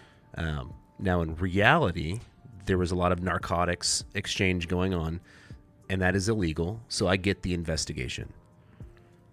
It seems like Duryagan this whole time, this whole time, has been on a pretty good hunt where he's tracing down, he's tracking down. He's got a good beat on what's happening. And he is betrayed again and again and again and again by his own people, at least internally in the U.S. justice system. And one group in particular, the Baltimore Homeland Security Office. The Baltimore Homeland Security Office has time and time and time again put a dagger in this guy's back. Mm-hmm. When they vied for control over it, when they gave his investigation over to the DEA, made copies of it to make it look like Duryagan's stuff wasn't original so that the Baltimore agencies under McFarland could run the investigation. They've been secretly meeting with Karpeles behind his back. And telling him, we're not meeting.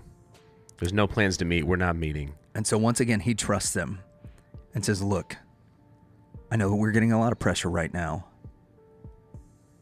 I've got this thing with a guy named Mr. Wonderful. We created Mr. Wonderful. He's turned over an admin. I've been operating as the admin day in and day out. Somebody in the Baltimore office can't stand the temptation, and they take advantage of what's going on with a scheme of their own. Now, it remains unknown if this was a single person, if this was a group of people. Names have been thrown out. It could have been Carl Mark Force, who we know was dirty. Sean Bridges, who we know was dirty. Both convicted later. Richard Kay, who has consistently gone behind the backs of all of these people, and as a matter of fact, is the one who granted the search and seizure warrant to Bridges so that he could cover his own tracks. Maybe it's one of them. Maybe it's several of them working together. Or maybe it's somebody else entirely. Either way, the name they came up with is telling. Which is not Wonderful. Mr. Wonderful is the compromised account that Duryagan has. Somebody creates another account called Not Wonderful. It's a little tongue-in-cheek. It's a little, not tongue-in-cheek, it's a little on the nose. It's very on the nose. Yeah. But what's more important about it is that we know that it was somebody within the Baltimore Homeland Security Agency. We know that it's somebody with intimate knowledge of what's happening in this investigation.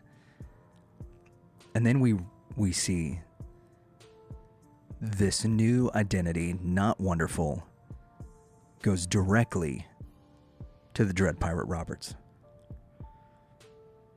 Provided in court documents, it said Not Wonderful, quote, told DPR he could provide real-time information and analysis regarding the federal investigation of the Silk Road and DPR.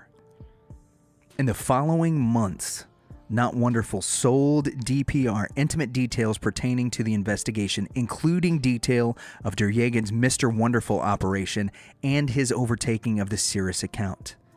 Quote, there's a fixation on somehow penetrating or compromising your moderators through bribing or threatening them into providing access to a staff account, he told DPR. They seem to be under pressure to get someone of great importance to show a win for the USA. Not Wonderful then outlines the agencies going after the Dread Pirate Roberts. Quote, I'm warning you.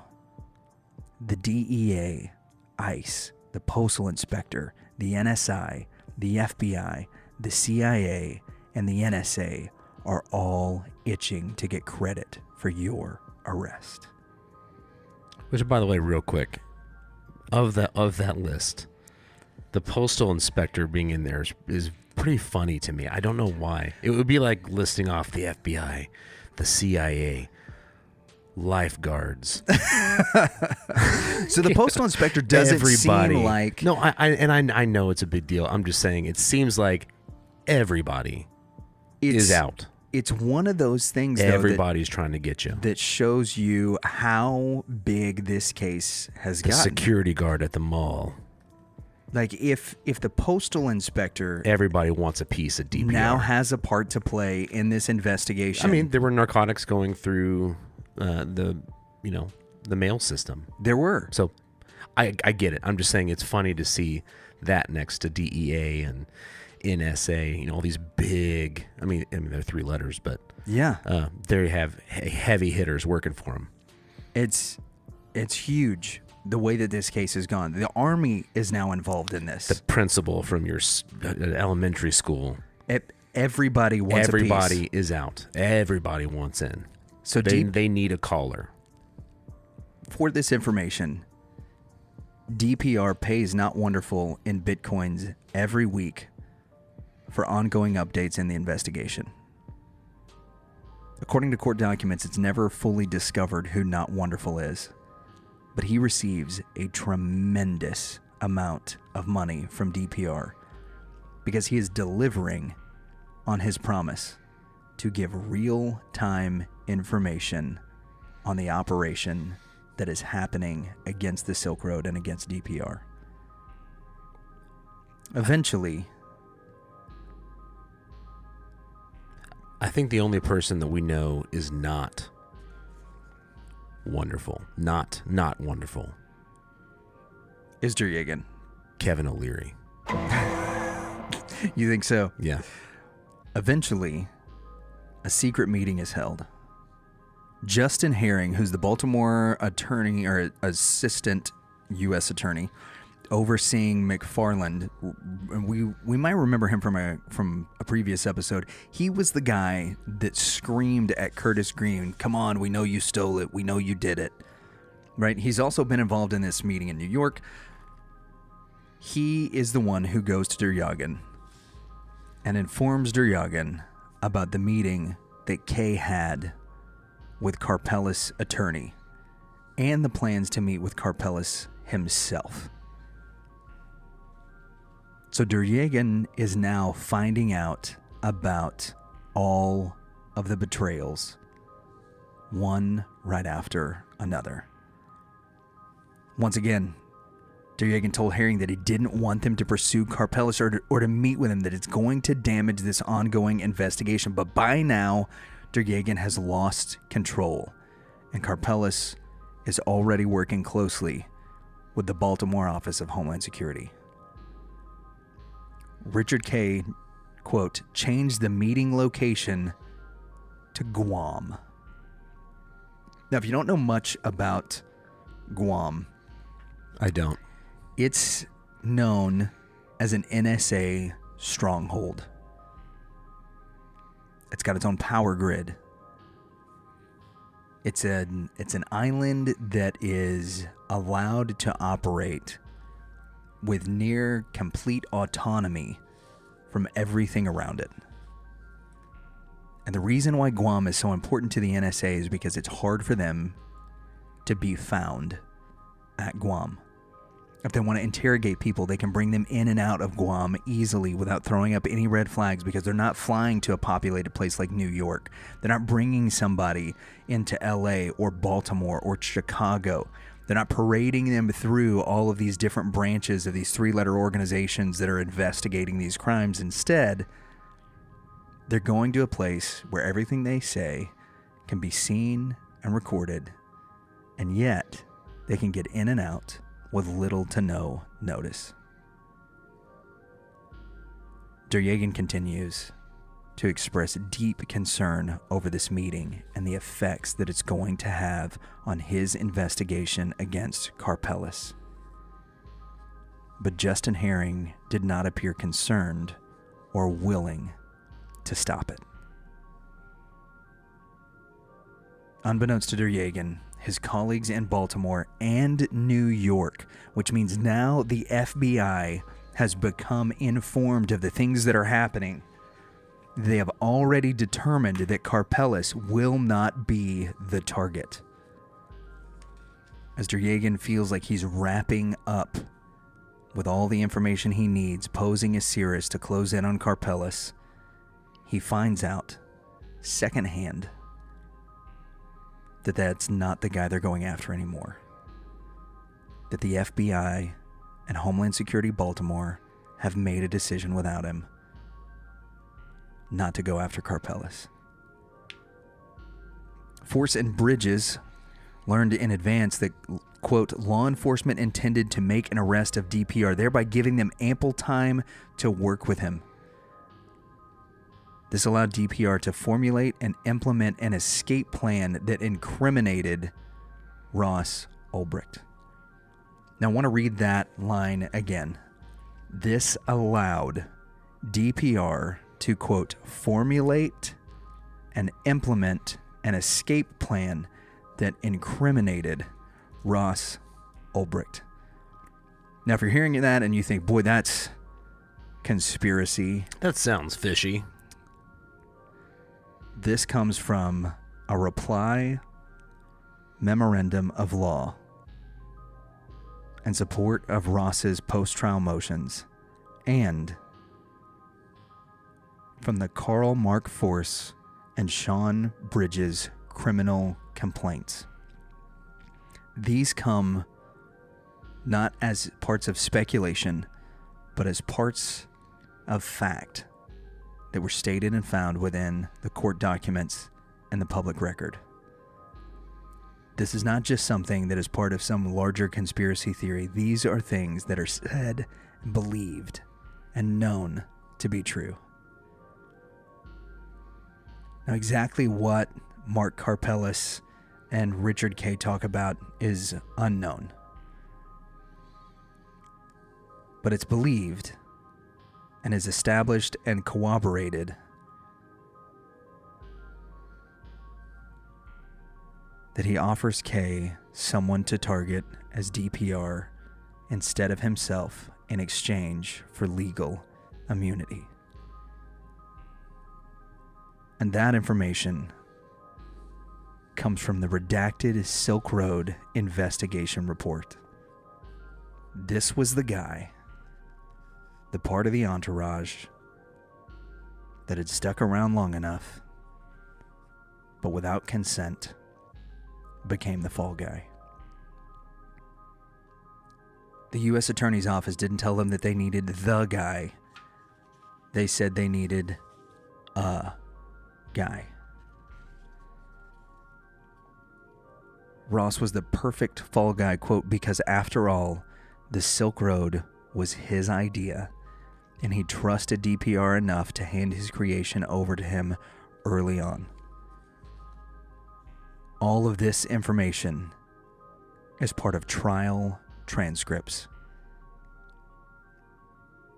It would take just 2 months after Karpeles met with Kay for the government to apprehend Ross, and as stated in court documents, with pressure mounting towards the end of 2013 because the government had access to the Silk Road servers but permitted the site to continue in operation, they seized Ross as DPR, thereby letting Karpeles escape justice and leave Ross as the wrongfully prosecuted culprit. Just as Sean Bridges had set up Curtis Green to take the fall for his theft, Ross was set up as the fall guy for the entire operation of the Silk Road and DPR, who, quote, purchased and was leaked information about the government's investigation of the Silk Road. He, quote, framed Ross to absorb the consequences. Those are part of a document filed with the court. In order to issue subpoenas and warrants and ultimately to indict Ross, the government had to prove an explanation of why he was running the Silk Road and how they found him. Now, to understand what Ross's attorneys believe happened here, we have to look at another character. A guy whose name is synonymous with betrayal. A guy whose name is synonymous with the word traitor. Edward Snowden. If you're unfamiliar with the story of Edward Snowden, Snowden is a former NSA agent who published thousands of pages of classified information, leaked them to the internet in order to allow the American people to know what was going on. And there's two schools of thought on Edward Snowden. The one school is over on one far end that says that he's a terrorist. That what he did by releasing this information was put thousands of lives of Americans and American agents at risk. On the opposite end of that spectrum are those who think that he's an incredible patriot by exposing the things that the government did illegally. I think most Americans and most people that I've talked to about Edward Snowden in that case, within law enforcement and without it, somewhere in the middle is where they land. Certainly he put lives at risk, but also he uncovered some things that were illegal that shouldn't have been happening. Mm-hmm. Well, yeah, we know about it now. You know that these leaks happened between 2013 and 2014. And as these leaks are going on, they're happening during the same time as the Ulbricht investigation. And one of the things that happens in these leaked files, this leaked data that Snowden brings out, is we see something called parallel construction. And what parallel construction is, and we see this used time and time again by the NSA and the FBI, is a tactic that's used by law enforcement as a means of disguising how an investigation began. The parallel construction, to break it down into things we might understand easily, is essentially what happens in every high school relationship. That I love it so far. You're shoulder surfing. And you read your friend's text messages or your girlfriend's text messages or your boyfriend's text messages. And they say something that you don't like. But you know that if you say, I know that you're going out with so-and-so. Well, how do you know that? Oh, because I read your text messages, then you're busted. We went to church last week, right? Last Sunday. And we get home, and my wife was at home. And my son and I went to go eat at one of our favorite places, Olay's. And so she asked him when we got home, hey, how was Olay's? And he said, how did you know that? The truth is that she has GPS trackers. And we know where each other are. Right. But she couldn't own up to that. She didn't want to give away mom's secrets. Right. So to your point, the high school, you read over somebody's shoulder, you can't really say that. Mm-hmm. You have to come up with another way that you came across the information. Yeah, Dad told me. Yeah. And so he doesn't know that she was tracking him. I heard, yeah, exactly. Yeah, I heard from my sister who her cousin was dating this guy from another school that they saw you at the movie together. That essentially is that parallel construction. That essentially is how parallel construction works. In Ross's case, the government's explanation was that Ross was posting on a forum, and that in that forum, he suddenly and without explanation reveals his email address. Makes sense. Checks out. Ross's email address was discovered in a Google search, which doesn't make sense. Mm-hmm. That after 2 years of investigating, infiltrating the Silk Road, having a beat on DPR, being part of the admin group, that he would make such a rookie move. That all they had to do was Google it. And that there it was. Yeah, I'm trying to laugh, but that is funny when you ridiculous. State it like that. Yeah, all of the resources the United States government sunk into all of these different investigators undermining each other and going covert. All they had to do was just put it in Google. And they would have found it. Privatize. They would have found Ross's email attached to the Silk Road and to DPR on Carpelis's website. bitcointalk.org. But it wasn't the FBI that found it. It wasn't the NSA that found it. The NSA claims that they were never part of this investigation. It wasn't our friends at the Postal Authority. It was an IRS agent who used a simple, data-restricted Google search. Despite Duriagan's tireless and lengthy Silk Road investigation and his findings that first posting about the Silk Road did not appear until March 1st, 2011 by a user named Silk Road. After years of investigation, they can only trace it back to March 1st. Gary Alford, an IRS agent armed with a data-restricted Google search, claims he found evidence of an even earlier post. He broke the case. On January 29th of 2011 by a user named Altoid. There's a lot of stuff here that is fishy. And in the cross-examinations, the defense will probe into this. And these questions about this parallel construction come up. And when asked if the official investigation says it was March 1st of 2011, why didn't you turn this information over? It simply stated, well, I didn't know that this was an earlier thing. I would have let him know if I would have known.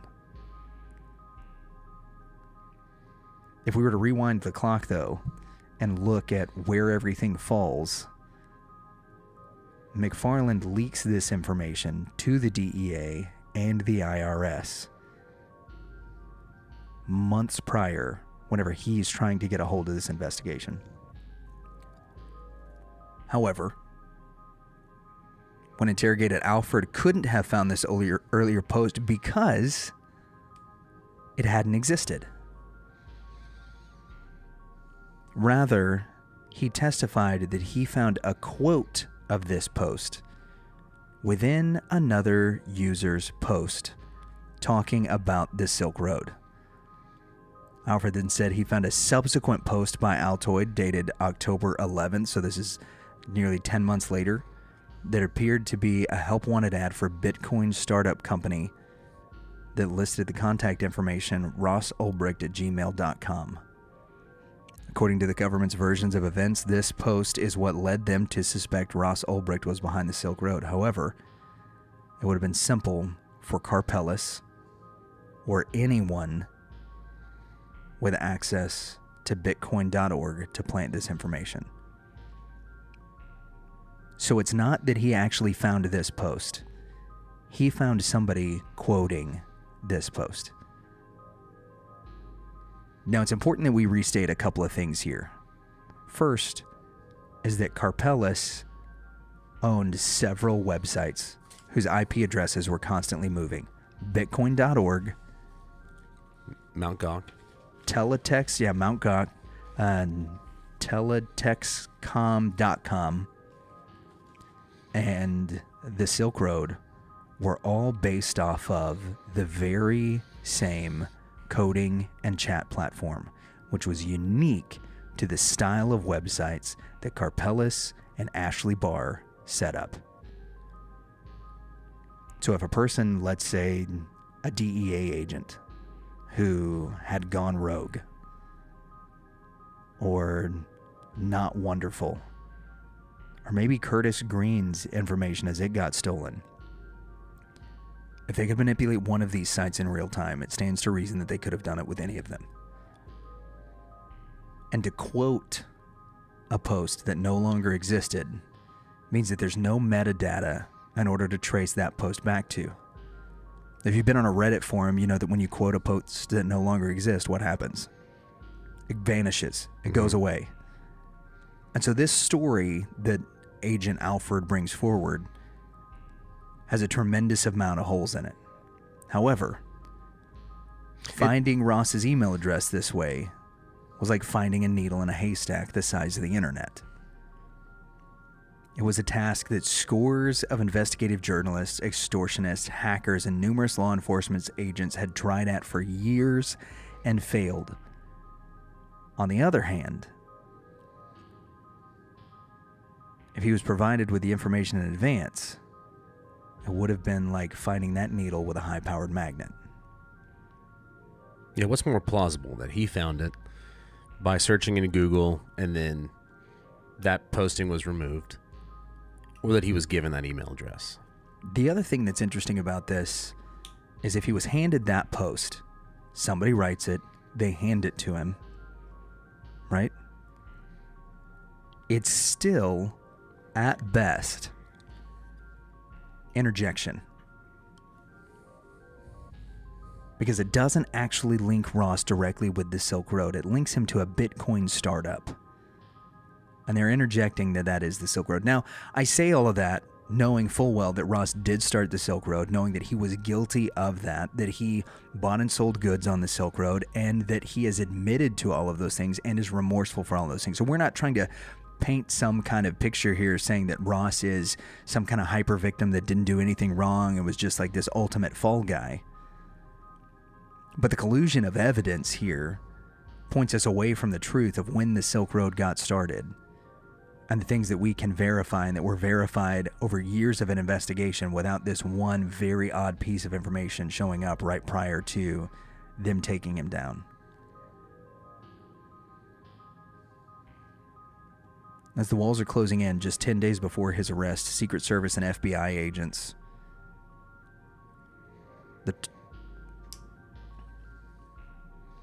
As the walls are closing in just 10 days before his arrest, Secret Service and FBI agents, the New York prosecutor, they used a combination of technologies to intercept and collect Ross's internet traffic information.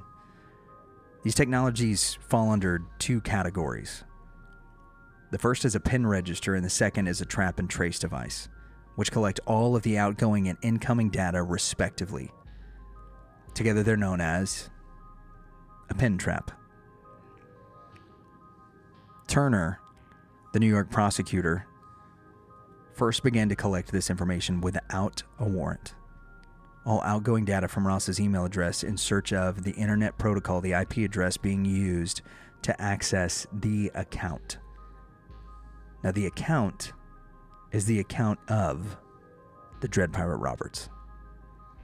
Karpeles at this point has reached out, or we say that allegedly, who Derjagan and his group felt like was Karpeles, but whoever the DPR was, whoever the Dread Pirate Roberts was, reaches out to Ross and says, hey, we need help. We need an assist. Can we count on you? And Ross obliges. He takes over some admin responsibilities to help with the site that he created. He logs into the DPR account, and this is what Turner begins to track. Turner discovers that one particular IP address being serviced by Comcast is being used consistently. So he subpoenas Comcast to reveal the home addresses of the subscriber, which turned out to be a row house in San Francisco where Ross was renting a room. Having physically located Ross with nothing more than his email address, Turner then remotely attached a pin trap to the wireless router in Ross's living room. The pin trap collected all internet traffic traveling through Ross's home router. In that traffic, he discovered the MAC address of Ross's laptop and attached a pin trap to it. And this gave him the ability to geolocate Ross and collect all his internet traffic and information, regardless of where he was worldwide. The trap literally has been set for Ross. The New York attorney never obtained a warrant for any of these searches and seizures, and Alfred's story was not nearly enough to establish the cause necessary for securing one.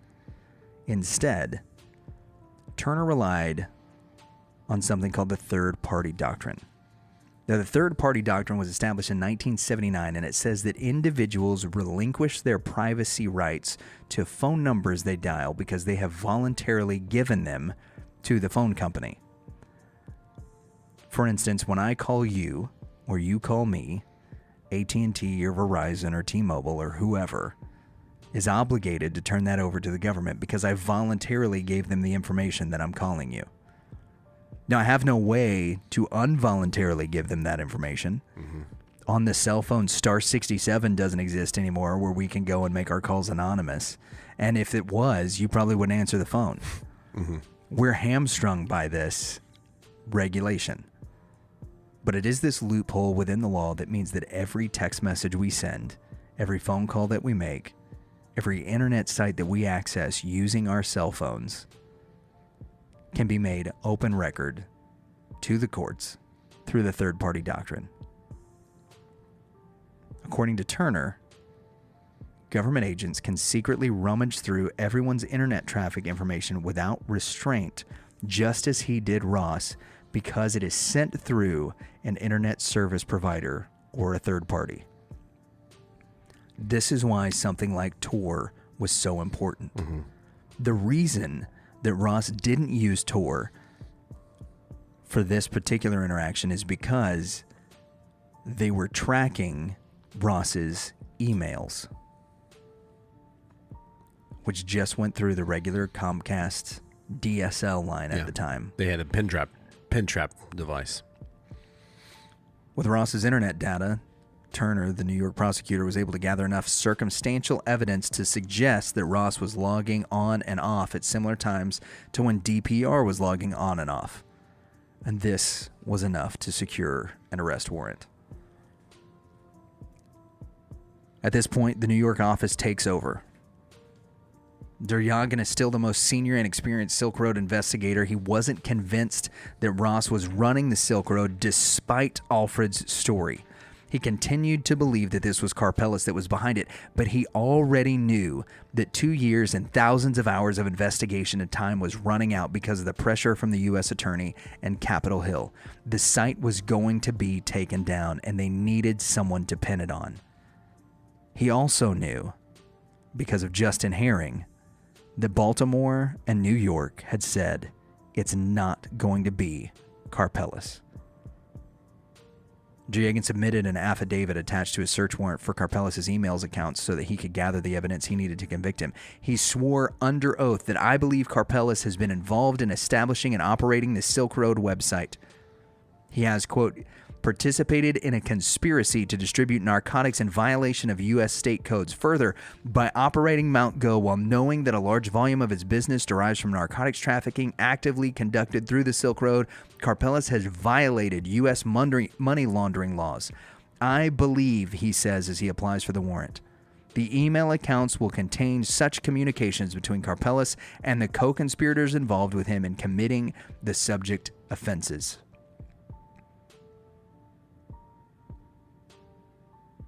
Turner, the New York attorney who used the third-party doctrine in order to track Ross down, would seal Duryagin's warrant against public scrutiny, stating that if made public, it would alert Karpeles to, quote, law enforcement interests, and notification of the existence of this order would seriously jeopardize the investigation. Ultimately, none of Duryagin's efforts mattered, and by the end of 2013, the arrest of Ross Ulbricht was imminent. He realized that if he had anything to show for his years of work, he had to cooperate with the prosecution. As Duryagin later told his supervisors at Homeland Security, Philip Osborne, quote, I think there's room to avoid the drama by instead of dwelling on the past, thinking about how to make HSI, Homeland Security Investigations, in general, walk away from this without looking like complete fools. Baltimore can easily erase a lot of the damage they've done by cooperating with New York. They can have sloppy seconds on Ross for the murder for hire. Remember, the murder for hire that never happened. They can also have some of the info on other Bitcoin companies that Karpeles might name as shady after we get done with him. So he's acknowledging here that Richard K. and Karpeles have a deal. That's the best that can be given, and they should consider themselves lucky for getting anything close to that. Or we can just stall, and Baltimore gets nothing, and we contributed to Karpeles and Barr getting away. We'll get no HSI banner on the site, and we'll probably get no cooperation from New York with any information related to Karpeles. If Ross names Karpeles in the interview, and we didn't get them, Karpeles and Barr, when we had the chance, New York will leave us out of it and tie him into their conspiracy. We will be left dealing with Baltimore's tears. I think it's important that we help them have a come to Jesus moment. Otherwise, our agency loses as a whole. It's a simple sell. If they know the alternative, they'll be left with absolutely nothing. No matter how much they whine and complain to HSI headquarters, it won't stop New York from prosecuting all of them without any of us. Remember, the U.S. attorney said that they needed not the guy, they needed a guy. Terjagin's investigation of Karpeles had finally come to a halt. He would never get to examine any of Karpeles' electronic devices, servers, or any of his email accounts. Instead, the trap was set. The fall guy was named. And Ross Ulbricht was set to lose his freedom. Before episode 5, now we said that this was going to be a 4-part series in the very beginning. There's so much information that we've discovered during our research into this that we're going to string this into part 5. But before part 5 airs, on the regular Rev and Rep podcast, we've got an interview that's done in both video and audio with the mother of Ross Ulbricht, with Lyn Ulbricht herself. We get a special guest interviewer, Radio Hall of Famer Mike Rhyner comes in and helps us with that interview. Now, what we've done in these last 4 episodes is we have provided context for that interview. And in episode 5, we're going to follow up with the arrest of Ross and the court case. But this is something that's been completely fascinating to us, so we encourage you to check this out tomorrow. This is airing on Wednesday, episode 4 of the untold story of Ross Ulbricht, the Silk Road, and the Dread Pirate Roberts. But tomorrow, on Thursday, we're going to be dropping on Facebook Live our episode with Lyn Ulbricht as she talks to us about the last 8 years of Ross's life that he spent in prison, how he's reacted to it, and how she is fighting not for Ross's innocence, because Ross pled guilty to starting the Silk Road. She is fighting for Ross's clemency, or a remittance of the judgment that was thrown against him, that a 29-year-old with no violent crimes and no priors was given 2 life sentences plus 40 years, twice the sentence of El Chapo. Now, it's important that we state that within that, and she'll talk about this a little bit in the interview, that the murder for hire scheme was never prosecuted because it couldn't be proven, though it was brought up in the court case. And as we'll talk about in episode 5, time and time and time again, the experts that the defense would bring to the table in order that the case be proven in favor of Ross not being the Dread Pirate Roberts from day one are continually blocked by the state judge. On the Reverend and the Reprobate podcast and episode 5 of the Reverend and the Reprobate Investigates, the untold story of Ross Ulbricht, the Silk Road, and the Dread Pirate Roberts. Please stop. You are hurting me. Please stop. You know what you're saying isn't true. You are hurting me, and you're hurting my family. Please stop. I'm going to read you a list of charges, and I want you to, at the end of this list, just tell me what you feel like is a reasonable sentence. Okay? Okay. So, count 1. Engaging in a continuing criminal enterprise. International cocaine distribution. The distribution of cocaine with Cifuentes. International distribution of cocaine with other South American suppliers. international distribution of cocaine, heroin, and marijuana. Count 2. International cocaine, heroin, methamphetamine, and marijuana manufacturing and distribution conspiracy. Count 3. Cocaine importation conspiracy. Count 4. Cocaine distribution. Count 5. International distribution of cocaine. Count 6. International distribution of cocaine. Note, this is the same legal offense charged as violation 2 in count 1. Count 7. Distribution of cocaine. Count 8. A distribution of cocaine. Count 9. Use of firearms. Count 10. Conspiracy to launder narcotics and proceeds. Now, if you were found guilty on all 10 of those accounts, and mind you, those 10 accounts span 8 pages of documented guilty or not guilty, with some sub-questions. Has the government proved beyond a reasonable doubt that the offense involved 5 kilograms or more of cocaine? On the count against the firearms, has the American government proved beyond a reasonable doubt that 1 or more firearms in this issue in count 9 were brandished? Has the government proved beyond a reasonable doubt that 1 or more firearms in count 9 that they were discharged? Have they proved that they were a machine gun? Have they proved that they were used on innocent civilians? If you were convicted of all 10 of those accounts, what do you suspect the verdict would be, the sentence would be? If the verdict is guilty, what's the sentence? So setting my personal opinions to the side of the war on drugs. Right.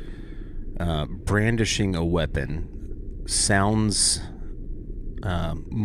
something that I'm more concerned about. Again, I'm trying to set aside my personal opinions. Right. So brandishing weapons, again, like you said, was it against a civilian? Brandishing, discharged. Yeah, so it It sounds was like a machine it gun sounds like there's, and used on civilians. So it sounds like that is the most concerning to me. Right. The others, I mean, whatever your stake on marijuana the is, others, heroin, cocaine, methamphetamine. That's what I'm getting at. That and the international trafficking, so moving, it's likely large quantities. All have to be more than 5 kilos. I don't lightly. So we're talking more than 12 pounds. So I don't lightly approach putting someone in prison, but sure, something like that does sound serious. So I would think 30 years. That's half of someone's life potentially. So these were the 10 counts of which one El Chapo was convicted. For all 10. But he didn't have murder charges, and for all 10 of these counts, it's 8 pages worth of charges brought up against him. He was sentenced to a life sentence plus 20 years. I want to read you the charges that were brought up against somebody else. Okay. Drug trafficking and kingpin. Kingpin charge. And we'll get into a little bit about what that is, but it basically means that you are running a trafficking operation. So the details would be important in this case to me as well. Sure. It sounds like there's no violence, so none at all. I'm less concerned. I'm not saying that I'm fine with all of that, but I'm less concerned with removing that person from society for forever. So I would think maybe 10, 15 years, depending on the details. How long was it going on? How much drugs? I don't know what kingpin means. That's very vague. It's very vague. Because vague could mean, vague could mean kingpin. You could apply that title to El Chapo as well. But it wasn't. Yeah. It wasn't applied to El Chapo. So based off of just a blind reaction to both of those, one drug trafficking charge versus 8 drug trafficking charges. One without knowing the details, cold reaction, probably 30 years, maybe life. If it ends up being El Chapo, I'm thinking more life. But without knowing that ahead of time, 30 years. And the other one, again, cold reaction, maybe 15 years. So maybe half of that. What if I told you that the second person with just 2 charges got twice the sentence that El Chapo did? Yeah, that doesn't make sense to me. 2 life sentences plus 40 years. Mm-hmm. It doesn't make sense to me, and we've been going over the details of this case. So it extra doesn't make sense to me. This is episode 5 and the final episode of the Reverend and the Reprobate Investigates, the untold story of Ross Ulbricht, the Silk Road, and the Dread Pirate Roberts. This call is from a federal prison. I want you to understand what it means to lose your freedom. 29-year-old Ross William Ulbricht, a.k.a. Dread Pirate Robert. I am not the Dread Pirate Roberts. Operating a sophisticated illegal drug website. I inherited the ship from the previous Dread Pirate Roberts, just as you would inherit it from The me. FBI spent 2 years trying to find the man behind the site. The man I inherited it from was not the real Dread Pirate Roberts either. Then he explained the name was the important thing in inspiring the necessary kid. You see, no one can surrender to the Dread Pirate. Ross Ulbricht, I'll finally leave prison, but I'll be in a body bag. This is a story that, if you're trying to keep up with it, the amount of characters and the amount of twists and turns that are in it make for one of the most confusing flowcharts or atlases that you would ever look at. And yet, the central figure, the one whose life is going to be most affected by all of this, Ross Ulbricht, only seems to make cameos in this story. That's one of the things that you've mentioned to me as we've gone through these episodes is we talk about Ross in episode 1, founding the Silk Road, and then we talk about all of these other characters. Carpelas, Barr, Duryagan, McFarland, Kay. We Bridges, talk about Force. all of these other people and all of the things that they're doing, the way that they're structuring things, the way that the investigation is structured, and yet none of their lives are going to be negatively impacted by any of this that we've discussed so far. Well, maybe Force and Bridges, once they get found out. There's a conversation that happens because the U.S. Attorney General is putting a lot of pressure on these agencies. Thousands of man-hours have been devoted to the Silk Road. Congress is now aware of what's happening. The Senate knows that something's going on in the dark web, and Capitol Hill is putting pressure on the attorney's office. So they're going to put pressure on the agencies that they depend upon to do these investigations and basically say this: if you don't come up with somebody, we need to drop it. And a group of men who have been fighting for control over this are looking at what will be the scraps of a tattered investigation and potentially their careers. While this happens, Richard Kay, the assistant U.S. attorney in Baltimore, has on multiple occasions gone behind people's backs and met with the prime suspect and his attorneys in the NSA stronghold of Guam. A deal gets struck of some kind, and a name starts to surface. Ross Ulbricht, the guy that started the Silk Road. Somewhere in the course of the last few months leading up to this exact moment in time that we're looking at, October 1st, 2013, the Dread Pirate Roberts has reached out to Ross and convinced him to get involved with the Silk Road again. He's given him access to some of the DPR accounts, along with many of the files, the software, the records that are being used to run it. Now, these are things that do not appear on Ross's computer until just a few months before the arrest.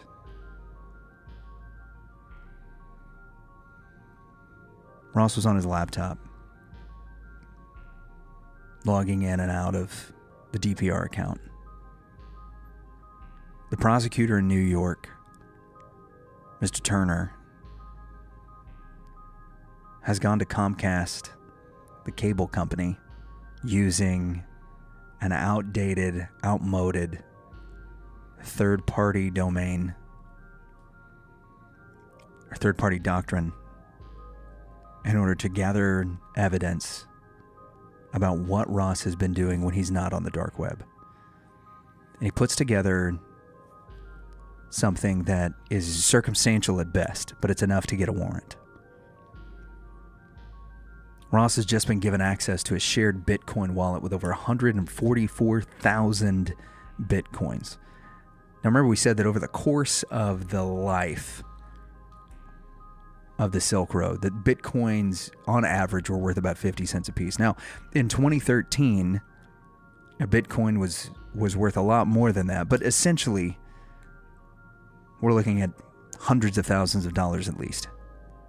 Potentially in the millions, depending on exactly what the exchange rate was. And part of that has to do with what you can actually get for it. On October 1st, 2013, Ross was in the local library, downloading the Colbert Report.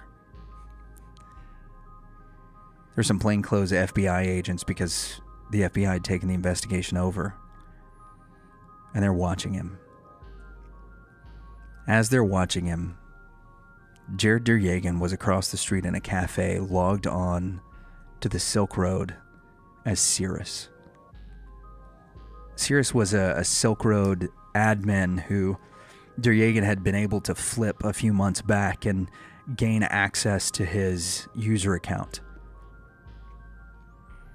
Derjagan, quote, initiated a chat to DPR's account, which popped up on Ross's screen now that he had access to it.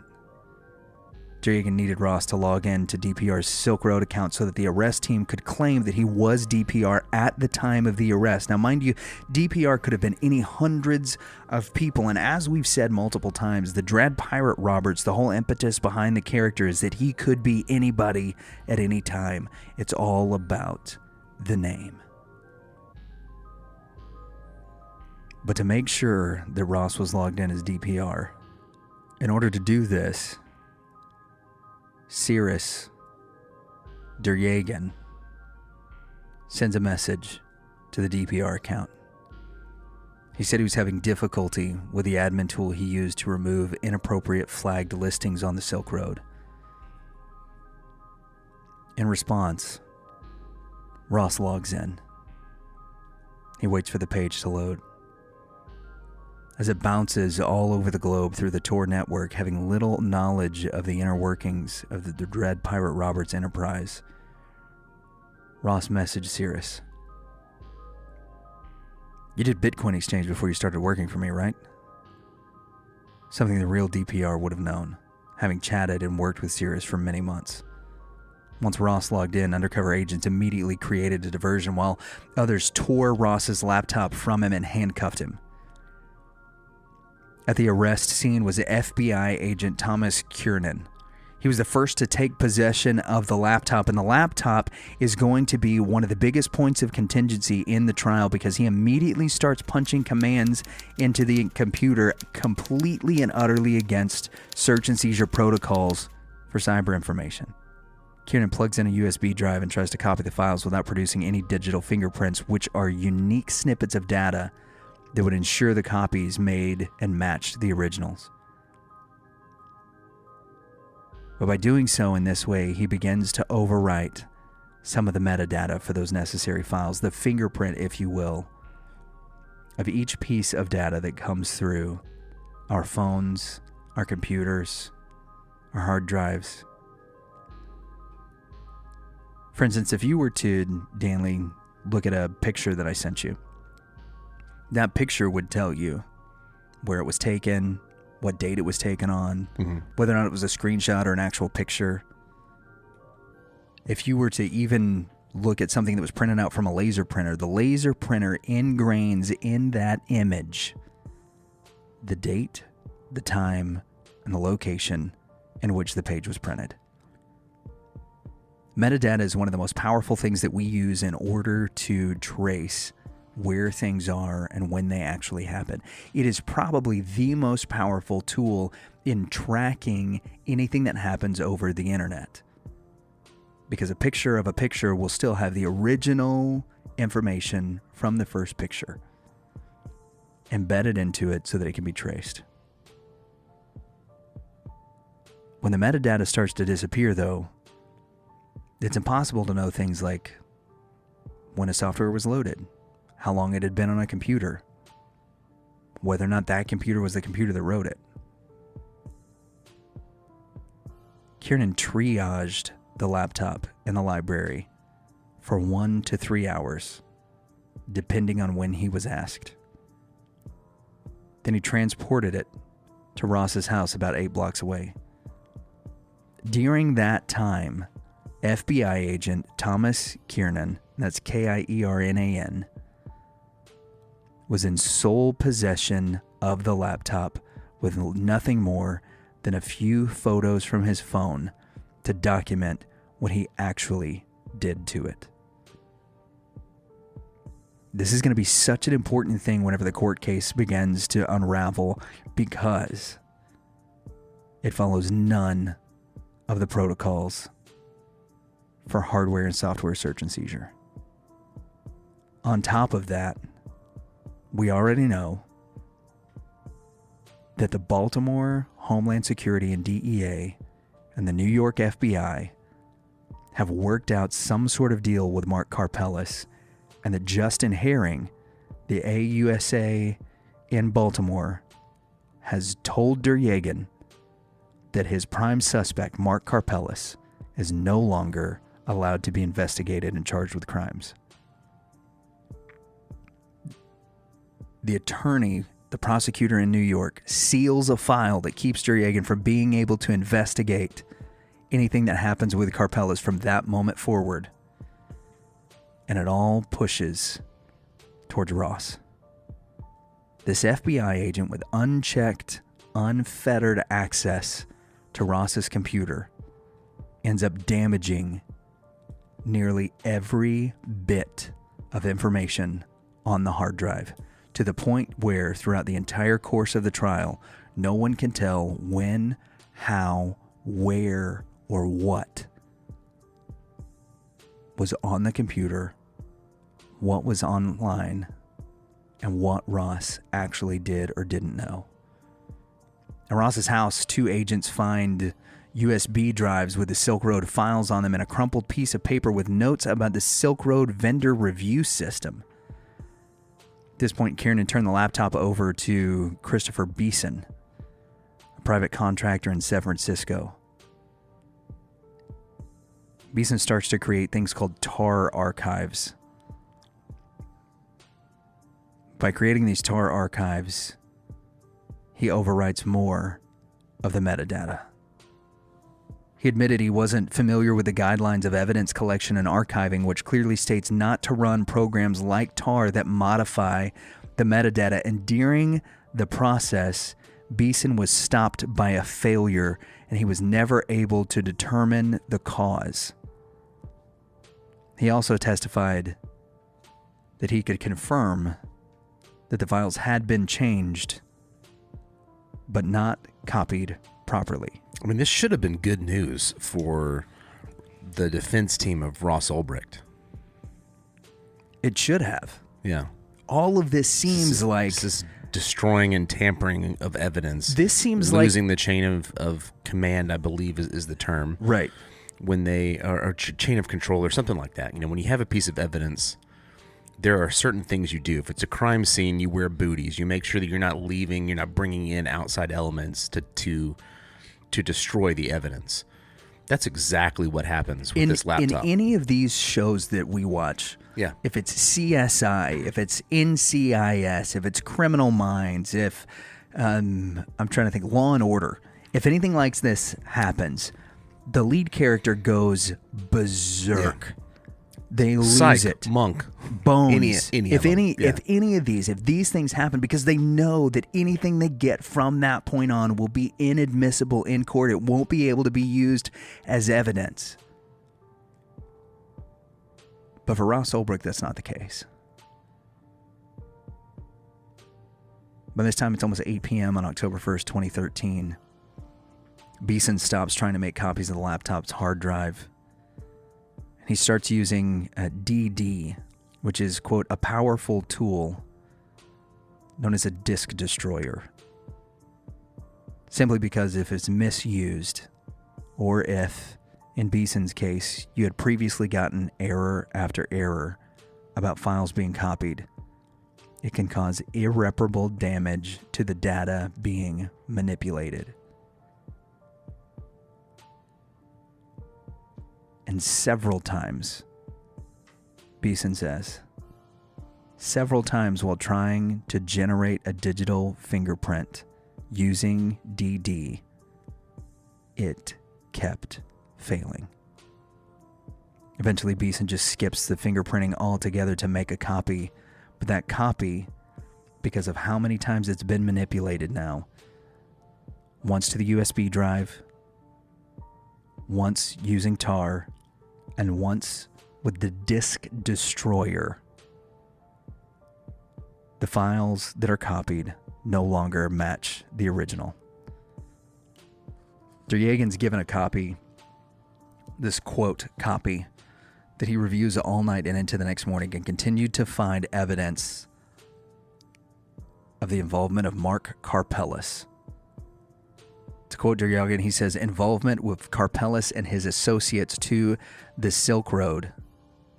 Karpelès is purging everything after Ross's arrest, he wrote to Alfred and Turner. Now, Alfred, you have to remember, he's the one, the IRS agent that claims he found from a Google search Ross's email address. Turner is the attorney in New York that is the prosecutor. I know he was initially involved. Derjagin continued to submit reports to them on Karpelès' finances and communications, but to no avail. In fact, the government continued working with Karpelès after Ross's arrest, and information was passed from Karpelès to Baltimore. So the guy that broke the case is seeing that in real time, information off the Silk Road is disappearing. And with the copies that he has, manipulated and damaged though they are, he can tell what's going on. And he has even more information to link this back to his initial suspect. On October the 3rd, 2 days later, after the laptop was seized, Beeson turns his attention to the data in the laptop's RAM, the random access memory. And for the next 2 days, no one knows where the laptop is or what happens to it. Just that there were problems. Kiernan and Beeson had overwritten or modified the data. They'd changed everything that could have given a digital fingerprint up to that point. And Beeson admitted he wasn't quite sure how to do the RAM capture. He had asked for assistance to look up documentation, but he tried everything he could think of, and eventually crashed the computer, losing an unknown amount of information and locking the laptop behind encryption. How true the copies that Beeson extracted was to the original that Kiernan seized is unknowable, nor can it be known exactly what Kiernan did with the laptop before handing it over to Beeson, or what data was lost when Beeson crashed the computer. It's indisputable, however, that the laptop was not handled professionally, and both agents ignored the order of volatility. They overwrote data unnecessarily. They used obsolete and unreliable methods. Files used in the government's case against Ross were modified as much as 6 hours after his arrest. No photos were taken to document their work. Nothing showed the correct time. And all of this evidence was admissible in trial. That makes no sense. I don't get that. There's so much about the days. I mean, this should be a home run for the defense team. The first 5 days of October in 2013, as they relate to this case, are completely mishandled. Like, I really don't care where you lie on Ross's guilt or innocence or any of that stuff, or what he actually should or shouldn't have been charged with, what his court case should be looked at. If we don't take a scrutinizing look at these things, that we can prove beyond a reasonable doubt that they should not have been admissible. Like, these are the kind of things that you look at with your kids. I think I think every reasonable person would agree that this should not be admissible. So if the government walks into your house and takes your laptop and starts typing, and they say, we'll see you later, and then it court, doesn't show, it disappears for 4 days, I would go, so you're using that against me. What did you do? And we crashed it. There's no way to know. We have some evidence we want. We crashed it, can't use and that. now we can't turn it back on. Yeah. Right? Have you ever had your kid grab a hold of your phone and they type in the wrong password like over and over and over again, and they lock you out of it? I explained that to my son, and he luckily he got it pretty quick. But there's a certain point. It doesn't seem like these guys did. There's a certain point on most phones where it's 10 attempts or something, 6 attempts. It will auto wipe. It locks. Yeah.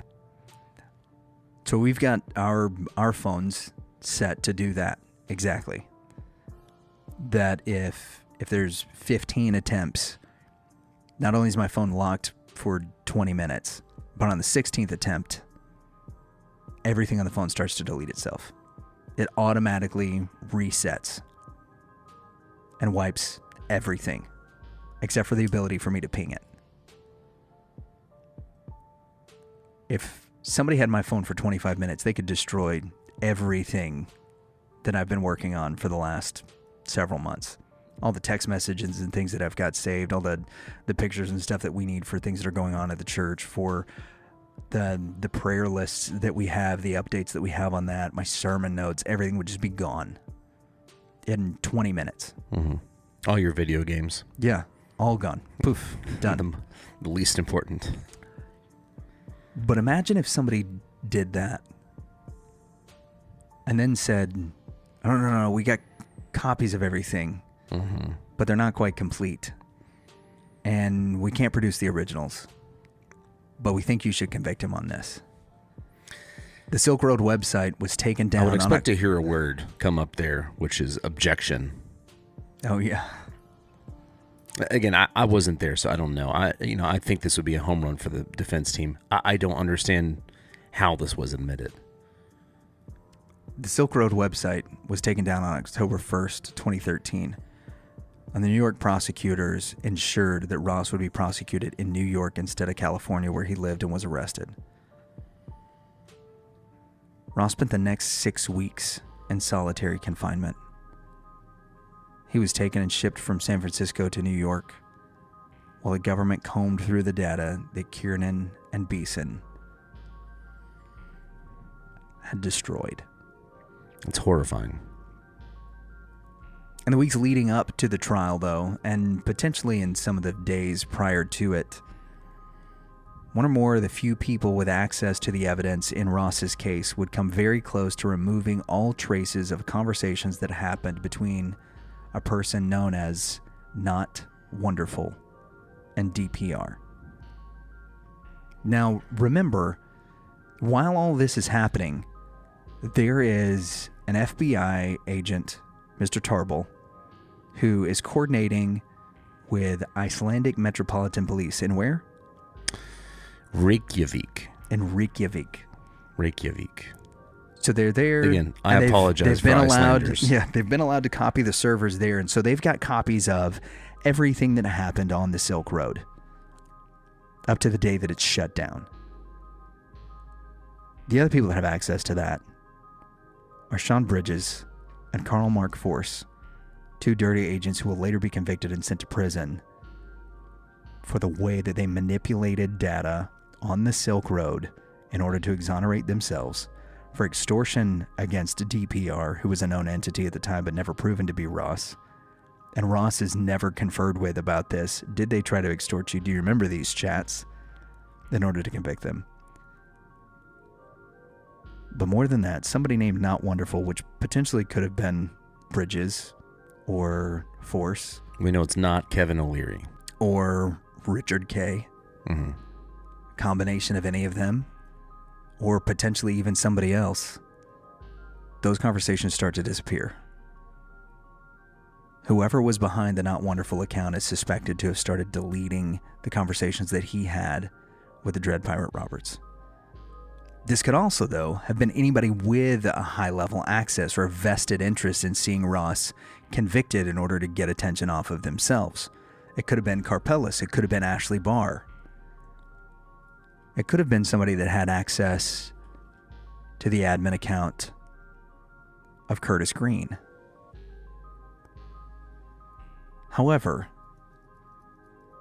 this conversation was originally in evidence in several locations after the server was copied. The first version of the Silk Road forum, where 3 others were in backups, or the live version, was in the FBI agency in New York. When Tarbell looked, all of the dialogue could not be found in any of the copies that were made. However, miraculously, a 5th copy of the conversation was overlooked by whomever removed the conversations from the first 4, as 4 copies were made. And the 5th, it was in a location where, quote, in a location in which someone would not expect it to be found, buried in the 4 terabytes of evidence dumped on Ross and his legal team. This copy appeared to be created manually by a Silk Road user with admin privileges and saved in his home folder on the Silk Road server. So whoever tried to cover up Not Wonderful's tracks didn't delete this obscure copy and, quote, failed to eliminate all evidence of those communications. Again, this looks like something that's going to be a huge boon for the defense. DPR, though, makes a critical mistake around this time. The Silk Road site has been taken down. While Ross was still in solitary confinement, locked in a monitored cell with no access to the outside world, let alone the internet, the Dread Pirate Roberts logs in to the Silk Road. But I thought Ross Ulbricht was the Dread Pirate Roberts. He gets onto one of the Silk Road forums, which was still running until late November after the Silk Road itself had been taken down. And there's irrefutable evidence that Ross was not the only person with access to DPR's accounts. Ross hires a New York attorney named Josh Drittel to come up with his defense. In his first courtroom appearance in New York, Ross was presided over by Magistrate Judge Kevin Fox to determine if Ross would be granted bail. During this hearing, all kinds of things get brought up. They brought up the fact that drugs were traded on the Silk Road. They brought up the black market. And the lead prosecutor, Mr. Turner, claimed at the hearing that Ross was behind the murder for hire involving Curtis Green. And he brought up information from chat logs about 5 other murder for hire attempts. Now, Drittel was ambushed the night before with these allegations. He didn't have any time to consult with anybody about them, and that's going to be thematic throughout this trial. So what happens is that he wasn't able to prepare a defense. Meanwhile, an investigation is going on, and 2 federal agents are being confronted by the AUSA's office and the U.S. Attorney's office saying, hey, Mr. Force, Mr. Bridges, we found evidence of impropriety with an ongoing investigation. After using them to deprive Ross of bail, Turner dropped the allegations about murder for hire because he realized, not too far into this, that Force and Bridges were going down, and that the murder for hire scheme on Curtis Green was going to dissipate with them. However, he used it to his advantage in order to block Ross's bail. With Ross secure in prison, the prosecutor's first communication with him was a threat. No written plea was ever made. Instead, Ross was verbally told that if he did not plead to the charges he was arrested for, which carried 10 years to life in prison, then the prosecutors would add the continuing criminal enterprise charge, also known as the kingpin charge, which we did see in El Chapo. Yep. Count number 1. Raising the minimum to 20 years, but also giving them the opportunity to tack on a second life sentence. Not knowing the risks of going to trial and being advised by his attorneys, Ross chose to go to trial. On February 4th, 2014, Ross was indicted. From the onset, Ross and his attorney Drittel challenged the prosecutors on cases of legal grounds. There were so many things they didn't know and they couldn't find, and yet time after time after time, Ross and his attorney are blocked. One of the defenses that Drittel uses is that companies like AT&T are essentially in the same position as the Silk Road, not to throw shade at AT&T, but because of what we've come to find out about the third-party doctrine, that was a way in which people could communicate or people could grab information from our cell service providers, our internet service providers, that they can go in and see every website and anything that we've done and that we've looked at during that time. Now, Drittel is making the case that the Silk Road was just an avenue through which people exchanged things, no different than a back alley. But we know, as Drittel states in court, we know that people are using those networks for drug sales. They're texting, they're making phone calls. I know that. It's foreseeable to me. If I'm selling drugs to one person using my cell phone, does that not make every other drug seller on AT&T a co-conspirator of mine? Does that make AT&T a co-conspirator? Certainly not.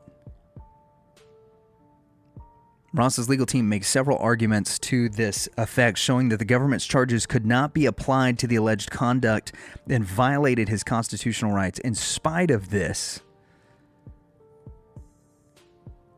our judge, Judge Catherine Forrest, denies Ross's motion to dismiss the indictment. And time after time throughout the rest of this court case, and we're not going to get into every detail of it because we literally have, I'm looking at 7 pages right here, plus there's a couple of episodes at least, of the court case, the court story. So we're going to hit the highlights. And we're going to talk about the things that the U.S. government actually prosecutes against Ross versus the things that got blocked by Judge Forrest. We're going to start with finding the servers. Now, we talked a little bit about the way that they claimed to have found, this is Agent Alford, who claimed to have found Ross's email address with just a Google search. Yeah, he's a sleuth. Well, remember Agent Tarbell from the FBI? He claimed under oath that they had an agreement with the Reykjavik Metropolitan Police. Quote, examining the individual packets of data being sent back by the Silk Road website, he noticed that the headers of some of the packets reflected a certain IP address. When he typed in the IP address into an ordinary non-Tor web browser, a part of the Silk Road login screen, the CAPTCHA prompt appeared, thus confirming the IP address in the headers was the IP address of the Silk Road. Tarbell's explanation was closely scrutinized because Tor is supposed to prevent exactly what he claimed he did. Cybersecurity experts around the world, including Robert Graham of Errata Security, Brian Krebs of Krebs Security, Nicholas Weaver, researcher at ICSI, and Berkeley, were highly skeptical, as well as our very own Moss, who said, when presented with this information, that's impossible. Weaver says that I find it was surprising that given a chance to provide a cogent on-the-record explanation for how they discovered the server, they instead produced a statement that has shown to be inconsistent with reality and that they knew it was inconsistent with reality. Tarbell responded by saying he didn't save any record of his work, the most rudimentary standards of computer forensic analysis. The details are vague. Graham notes, Graham of Errata Security, that it's impossible for anybody with technical skills such as myself to figure out what he actually did. And, quote, second is the problem that some of the details are impossible, such as seeing the IP address in the packet of headers. He saved none of the forensic data. You'd have thought that had this been real, he could have at least captured packet logs or even screenshots of what he did, end quote. They go on to explain these guys that are in internet security that know how to get in and out and around all of this stuff. These are experts in internet security that are looking on the dark web for information that might be spilled. That not only was this something that was completely impossible to be able to happen, but many of them believe that it wasn't the FBI who discovered the hidden Silk Road server at all, but rather the NSA. Graham says, quote, "We believe the FBI is using parallel construction," which we discussed last episode, is something that was discovered and found out and exposed by Edward Snowden. We'll start the quote again. "We believe the FBI is using parallel construction, creating a plausible story of how they found the server to satisfy the courts, but the story isn't true. I am a foremost expert on this sort of thing, and I think Christopher Tarbell is lying." End quote.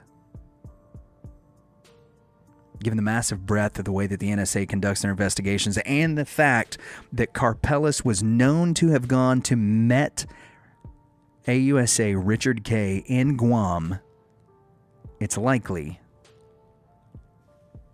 that that's where the information came from, according to these cyber experts. Whether the truth was concealed for the prosecution or not, they shot down the NSA's involvement idea because Ulbricht offers no evidence of governmental misconduct to support this sweeping claim. He and his defense are conjuring up a boogeyman. The prosecution called Drittel's search for how the servers were actually found a, quote, "pointless fishing expedition aimed at vindicating his misguided conjecture about the NSA being a shadowy hand behind the government investigation." Yet months later, Edward Snowden would release information that said that the NSA, this is on March the 8th, 2013, and an NSA memo stated that they were using these exact capabilities of parallel construction in their missions to, quote, "cyber targets that utilize online e-currency." They worked urgently to target Bitcoin users in the months leading up to Ross's arrest. Now remember, the Silk Road accounted for 1/3 of all Bitcoin traffic in the world at that time. In addition, it's alleged that Turner, the prosecutor, lied to the court about how the government seized the server once Tarbell, quote, "found it." There's supposed to be a mutual legal assistance treaty with Iceland that would have let them be able to just ship the server over, no questions asked. But Turner later admitted that this is not technically correct, as the U.S. does not have an MLAT with Iceland.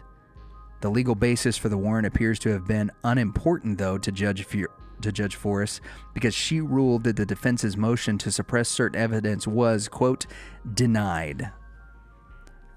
Time and time again, either everything that we've seen in Judge Judy and everything that we've seen on any of these court cases, everything I've ever read in a John Grisham book, or for that matter, in a legal review, is false. Because it should have been inadmissible. Every bit of the case that the government has on Ross Ulbricht is bad. It's obtained story nefariously. Yeah, the story points not only to nefarious actions to obtaining it, illegal actions to obtaining it, and then tampering with evidence, and then submitting it. And we see later the cover-up with Force and Bridges. And their conviction. One of the things I think that is so strange about this whole case are the things that Turner insists upon. Now, Turner is the prosecutor from New York. Turner insists that Judge Forrest explicitly forbade Josh Drittel, Ross's attorney, from conveying to the jury the political and philosophical motivations behind the Silk Road, which we've talked about ad nauseam. It was the first thing we talked about. What's so interesting about that is when Judge Forrest brings down her sentence on Ross, she will cite, she quotes it, yeah, that he was misguided, but that she does not believe that his political philosophies have changed since he started the site, and therefore she was obligated to bring down upon him the biggest sentence she could. The interesting part about that is that Turner prevented the jury from knowing anything about the political and philosophical motivations so that they would not be able to sympathize with Ulbricht. Which brings us to our boys, Force and Bridges. Now, it's obvious that Force and Bridges, from the very beginning of this story, or once the investigation goes beyond the Chicago branch, have been making deals with DPR. They've been blackmailing him. They've been extorting funds from him. They've been adding to and deleting from things in real time on the Silk Road. They've created many false identities, and we've outlined several of them throughout the course of our investigation, if we can call it that. But one of the things that we start seeing in April of 2014 that gets these guys busted is Karl Mark Force starts using Tor not to connect to Mount Go, not to connect to the Silk Road, not to do anything in relation to his undercover investigation that he's supposed to have had a part in, but to connect to Bitstamp. Bitstamp is an online Bitcoin exchange similar to Mount Go. But Bitstamp has this really weird security and theft prevention procedure. So when Force logs on to Bitstamp, the very first thing that the Bitstamp people ask him is, why are you using Tor to access our server? He says, I utilize it for privacy. Force says, quote, don't particularly want NSA looking over my shoulder, smiley face. Bitstamp's management replies that they found Force's reply strange, and they froze his account immediately. Upon doing that, all transactions, his entire history associated with his account, was requested by Force to be deleted. He's trying to cover his tracks, but it was too late. California Assistant U.S. Attorney Catherine Hahn opened up an investigation in both Force and Bridges. In early May, Force resigns from the DEA and quickly begins hiding the evidence and the money that he's extorted. He wired $235,000 to an offshore account in Panama after learning about the government's investigation. By the end of May, he had legal representation and attended an official interview in which he was interrogated by Hans. Bridges was also interviewed with his lawyer and a high-level superior from the U.S. Secret Service multiple times while the case for Ross is going on. On December 15th, a few weeks before the trial begins, Judge Force holds a hearing to get to the bottom of the issue. However, it was sealed off from the public. No reporters were allowed to attend, and Ross's family was forbidden to attend. According to court documents, Turner was joined by his co-counsel, Timothy Howard, that argued that the investigation into Force's corruption had to be kept a secret, could not be used or brought to light, as it would alert the suspect that he was under investigation. But we have to remember, at this time, Force had already been interviewed at least twice, once with his attorney. They were afraid he might flee. But the truth of the matter is, Catherine Hahn had already had Force under investigation for 8 months. The only reason for maintaining secrecy in the eyes of Josh Drattel was to make sure that Ross could not use the information in his defense. The government misled the court, Drattel said at a press conference later. Quote, the agents knew exactly what they were being investigated for, so the notion of keeping it a secret was essential to the investigation, or even to helpful to the investigation, was simply not true. However, this was not the only falsehood that Turner put forth in court. When asked how deeply Force had penetrated the Silk Road when he and Bridges took over Green's admin account,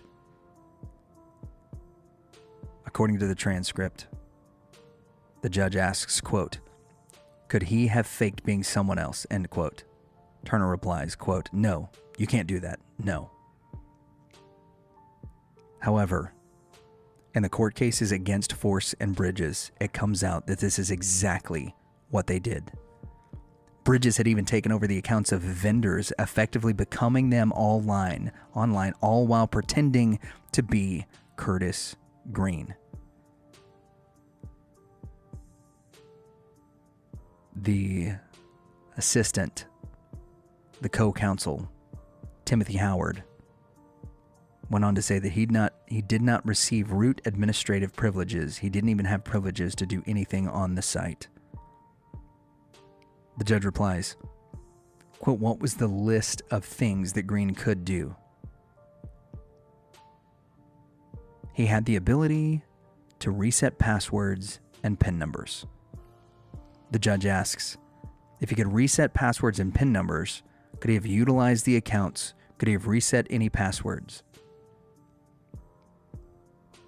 Howard replies, that's something we would have to confirm and to look at. If you can reset somebody's password, don't you have access to their accounts? Yeah. Like, I mean, just to take a quick break from, like, just reading the research of this. That's what that means, right? The common security now is if you reset password, it would text you or send you an email. Right. Which is much easier to hack into if you're tech savvy at all. But if I've got your PIN number and I can reset it, if I'm on your laptop. Especially if you're logged in already, it should not be that difficult. Absolutely. As we see.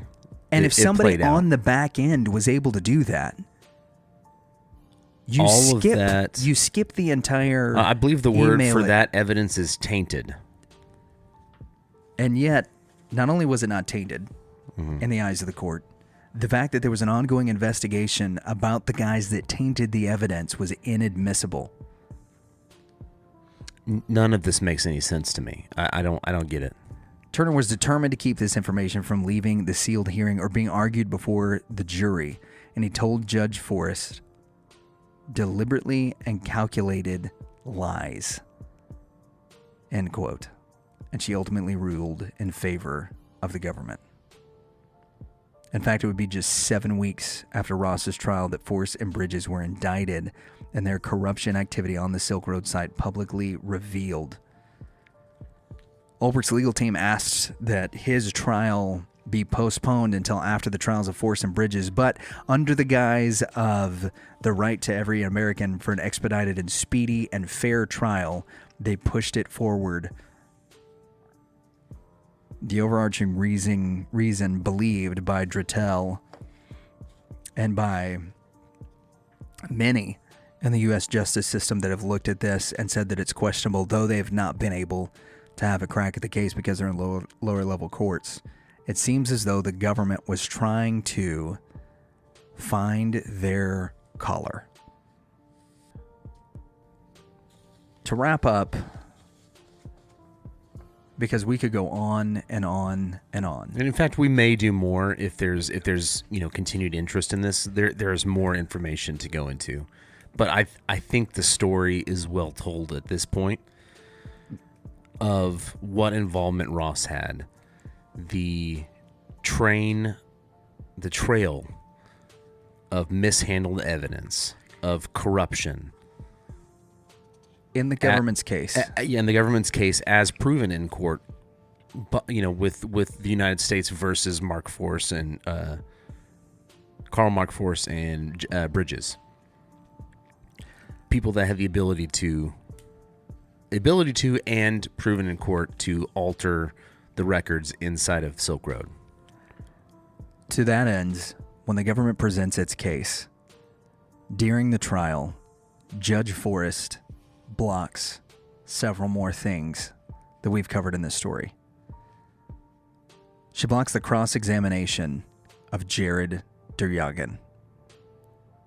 He's not allowed to say the name Karpelis, as it involves the initial investigation that he started back in 2011 in Chicago, as it involves all of the investigation in 2012, and as it involves anything that has to do with Karl Mark Force or Sean Bridges.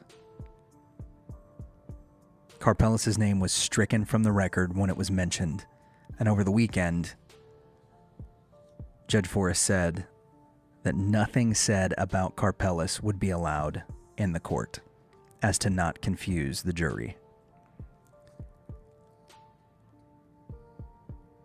When asked how many Dread Pirate Roberts there could be, referring to different Dread Pirate Roberts under investigation by Duryagan, the mention of Karpeles and Barr was brought forth, and Duryagan said it could have been either of those men, as well as Andrew Jones at various times, all stricken from the record by Judge Forrest, and the names were not allowed to be used earlier. Or the names were not allowed to be used later. Key witnesses: Andreas Antonopoulos and Stephen Bellevin, two cybersecurity experts. They were key parts of the defense as they looked at things we've already covered. How they got a hold of the servers, how they were able to find the IP address of the Silk Road to begin the investigation initially, how they were able to find Ross with the pen trap. The day that they were supposed to be called to the stand. Turner. The destruction of the laptop. I don't know if you hit that. Yeah. And the destruction of the laptop and how they couldn't tell where the files came from, what they were, where they were going. And the chain of evidence that was broken, if that's the right term. Right. That it left, there was one person in control of it, seen, witnessed by many, tapping away. We've seen in court documents from the Karl Mark Force and Sean Bridges case, as well as several others that have been brought up as Silk Road cases over the course of the last several years, that all of those things not only could have happened, but some of them certainly did happen. The day that two expert witnesses on cybersecurity were called,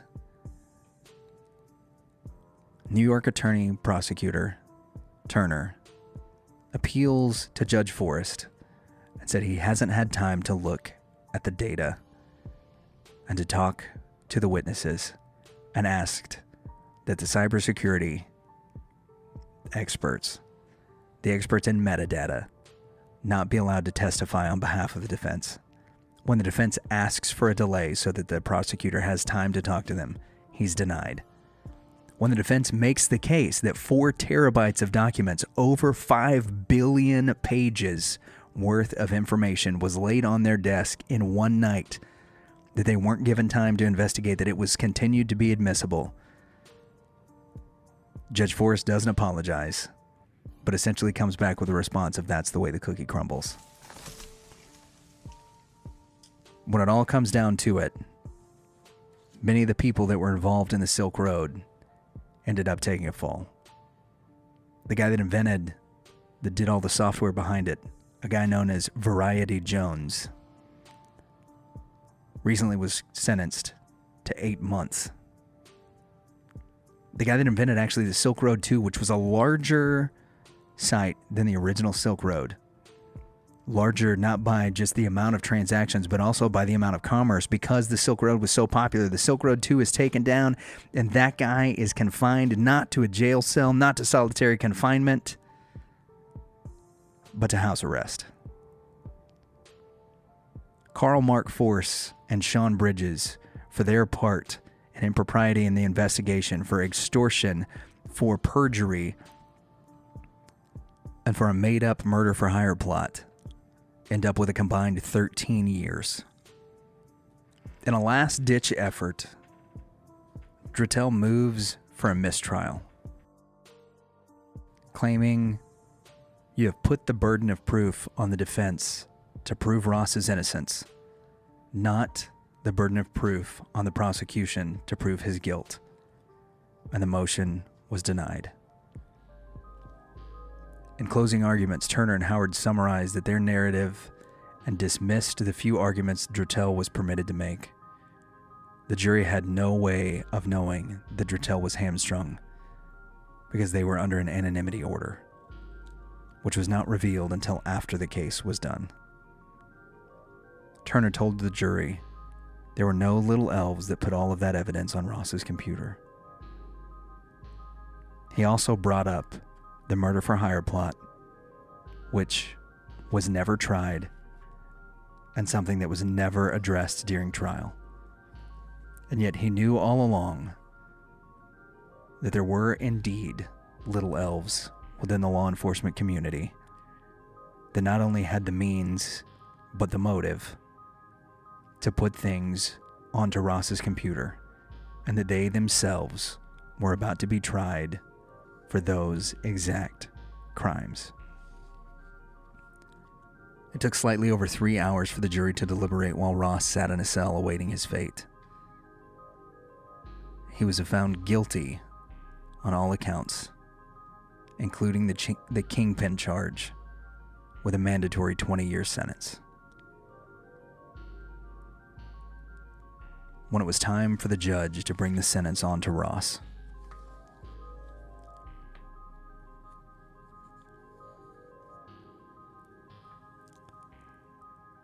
the judge gave him 2 life sentences plus 40 years, stating, "The reasons that you started this Silk Road were philosophical, and I don't know that it is a philosophy left behind." Ross was unable to, quote, convince her that he had abandoned his dangerous ideas. Otherwise, she may have spared him from a life sentence.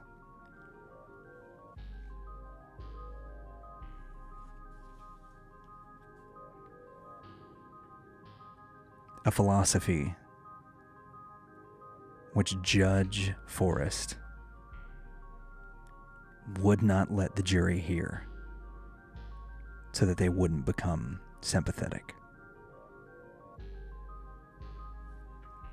So I'm asking myself, I think we're all asking ourselves, why 2 life sentences plus 40 years? Again, we've hammered this into the ground. Yeah. Double El Chapo, who I think most people are familiar with.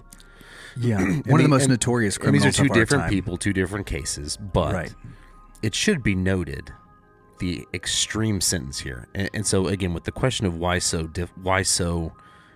extreme of a sentence, I think Jeff John Roberts, a reporter for Fortune, quoted, and I think he sums it up very well, why the sentence was handed down so harsh. Why did U.S. District Judge Catherine Forrest treat Ulbricht, whose only weapon was a keyboard, more severely than many murderers and child molesters? For Ulbricht supporters, the life sentence confirmed their suspicions that the FBI and Judge Forrest chose to make Ulbricht a scapegoat for America's failed drug policy and to punish him for using a technology they could not control. I agree with that assessment. And if you're moved like we are, I suggest that you go to freeross.org, which is run by Ross's mother. Yeah, his mother and father, the Ulbrichts. Yeah, she's actually the CEO on her LinkedIn page. Yeah. So go join the 500,000 plus and growing signatures of people that do not want to necessarily say that Ulbricht did nothing wrong, but Right, like we ourselves wouldn't say that. yeah, he doesn't say that. No, he created a marketplace in which, yes, it certainly fit all the parameters that he had, but it was incredibly dangerous. The stuff that he sold or that was able to be sold and bought is illegal to possess and is certainly dangerous in the hands of children. And there is the potential, because it was so unregulated, that kids could have gotten a hold of it. Mm-hmm. What he did by creating the Silk Road was irresponsible at best and criminal at worst. Mm-hmm. But he's been in prison for 8 years now. And from the judge's own words, he's there due to Because of his philosophical philosophy. differences. If we're going to allow the judicial system to make judgment calls on sentencing based on somebody's philosophy, we have entered into an Orwellian state. This is not the burden of proof. This is not innocent until proven guilty. This is the thought police. Mm-hmm. And the judge did not even stop short of saying that. She sentenced him based on her perception of his philosophy, which they were not allowed to present and discuss during the case based on her own ruling behind closed doors. You're right. If you want to get involved, join us. We're not saying that Ross is innocent. Yep. What we are Double saying life sentence is that this plus is 40 ridiculous. years is beyond mind-blowing. Is beyond atrocious. You took the guy's life away. Yeah. And you gave life to corrupt DEA and Secret Service agents, to guys that have started this same type of website, on and on and on and on. Mm. If you really are passionate about doing something that could make a difference, go check out freeross.org. Give your support to Lyn. Thank you guys for listening. This is our first try at an investigative series, and we had a lot of fun doing it. Mm-hmm. It ended up being a little longer. So much of this is really in depth. Also, a quick addendum. I know in the beginning of this episode we said that El Chapo didn't get the kingpin charge, and that is a pretty blatant misreading of official court documents by two guys who aren't used to reading official court documents. El Chapo did get the kingpin charge, and that is part of the reason why he got life in prison plus the 20 years being the kingpin charge. Unfortunately, Ross got that and then some on trafficking charges that were much less than what was put forth against El Chapo. So we do want to make sure that that correction is made, because we know as you've listened to the episode, you heard us go, oops, El Chapo did get the kingpin charge, and we want to acknowledge it here at the end. Thanks for listening. Make sure that if you liked this, let us know. If you want to hear more content like this from the Rev and Rep, let us know. Give us a review. If you're on Apple Podcasts, give us a 5-star review. Let us know what you thought of it. If you're on Podchaser is a huge help for us if you listen there, because you can give reviews on Apple and Android devices on Podchaser. Make sure that you leave us a review. Let us know what's going on. Special thanks from us to Lyn Ulbricht and the people at freeross.org for their cooperation and providing us information and court documents and things like that as we've done this investigation. And also to the man behind the scenes, Colton Templin. Yep. Colton has taken a huge undertaking in putting music behind all this, coming up with sound effects, producing something that is way out of the norm for us. He did a phenomenal job. And so one big thanks to Colton for all of his help and efforts there. For the rest of you, ladies and gentlemen, thanks for listening to the Rev and Rep Investigates. Please stop. You are hurting me. Please stop. Stephen Mansfield, New York Times bestselling author and speaker. Doug Tenaple, I'm the creator of Earthworm Jim. Tweet groups. I'm Victor Dweck. Joseph Carter, I'm the Mink Man. This is Dave Baker from Forged in Fire. This is Leanne Morgan. I'm a comedian, and this is why you should never. Don't ever. Not ever.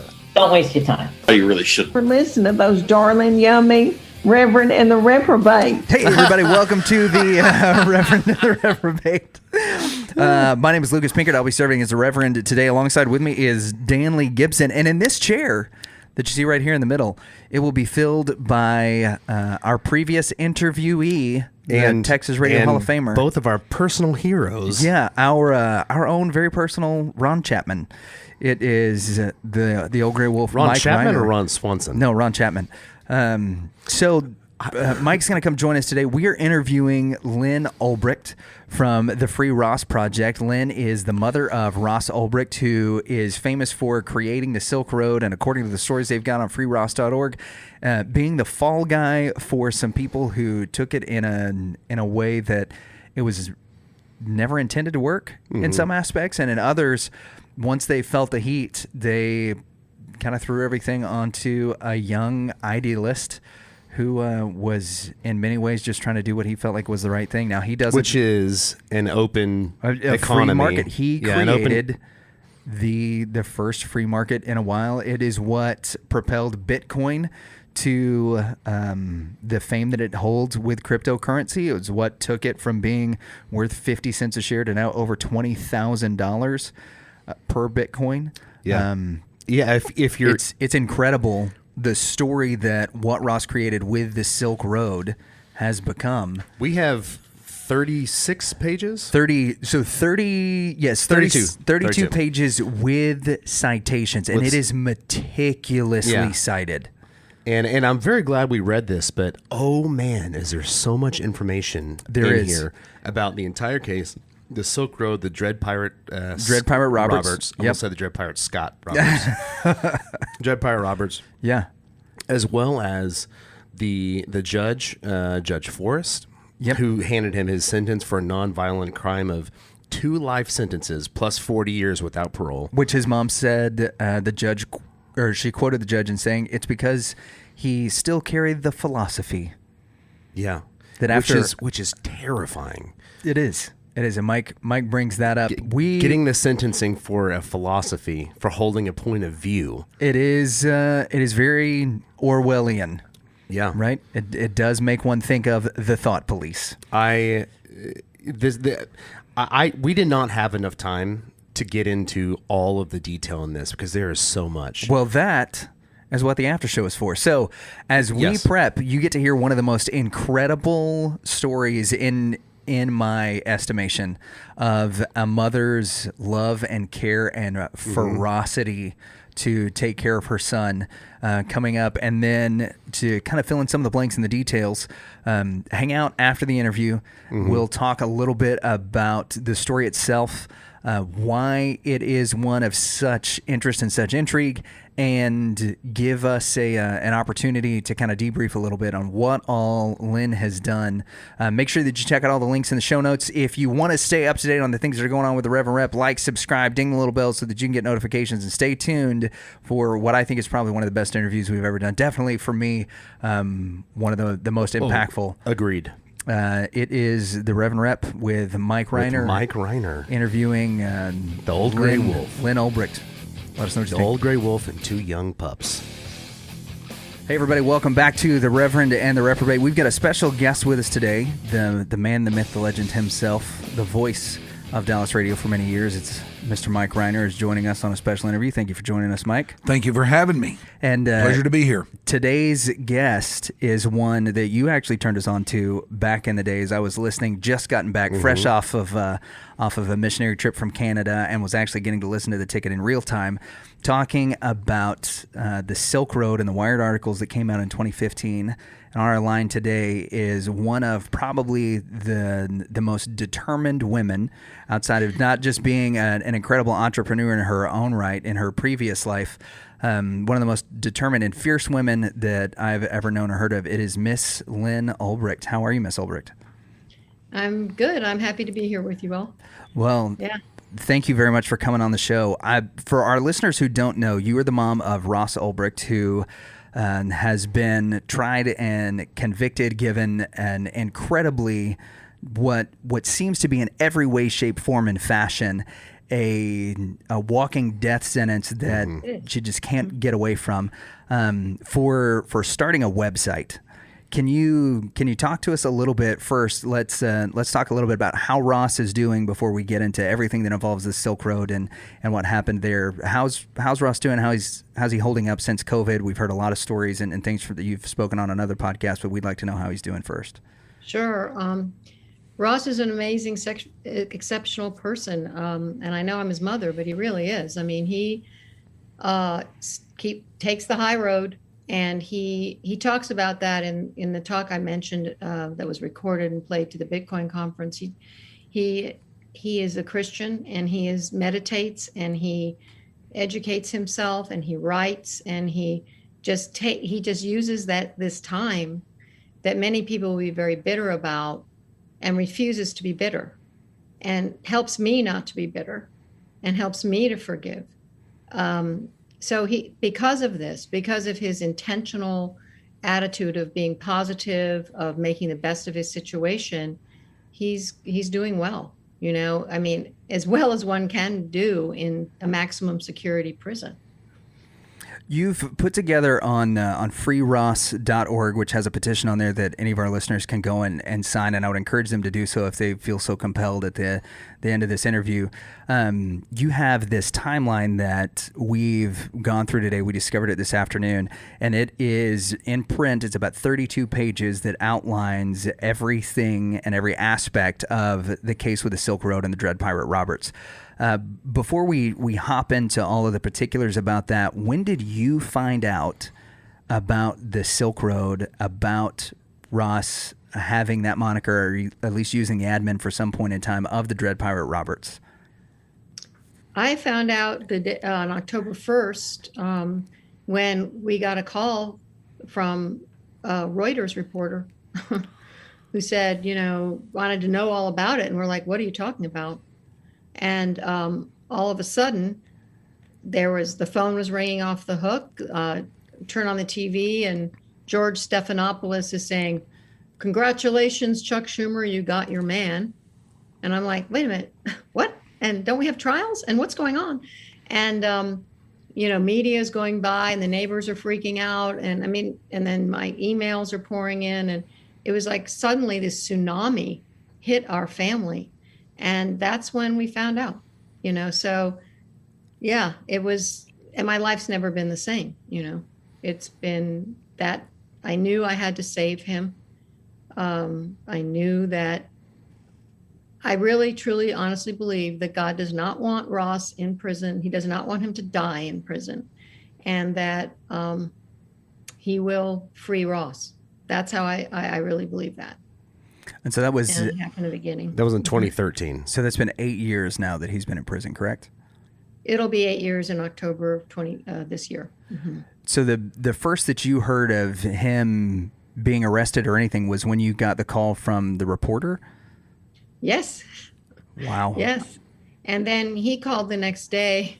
I just remember he said, "Sorry to be a bother." And I'm like, "Oh no!" Well, that's the understatement. They're all bothers. That's all. That's what they do. I'm like, "Yeah, well, okay," and so yeah, and then it was a crash course, catapulted into this other world of the criminal justice world. That is what I've learned is so horrendous and so anti-American. It's appalling, and just learned about the law and cryptocurrency. And I had literally just inherited from my daughter her used iPhone for the first time. I didn't even have a smartphone.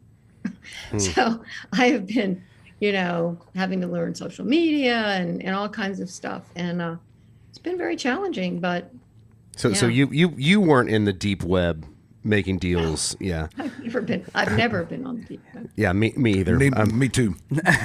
But it's really just like the internet. It's not, from what I understand, it's like, yeah, there's, you have to use Tor and that kind of thing. It's harder to get to, but the internet has all kinds of stuff on it too. Now, you mentioned Stephanopoulos said to Chuck Schumer, "You've got your man."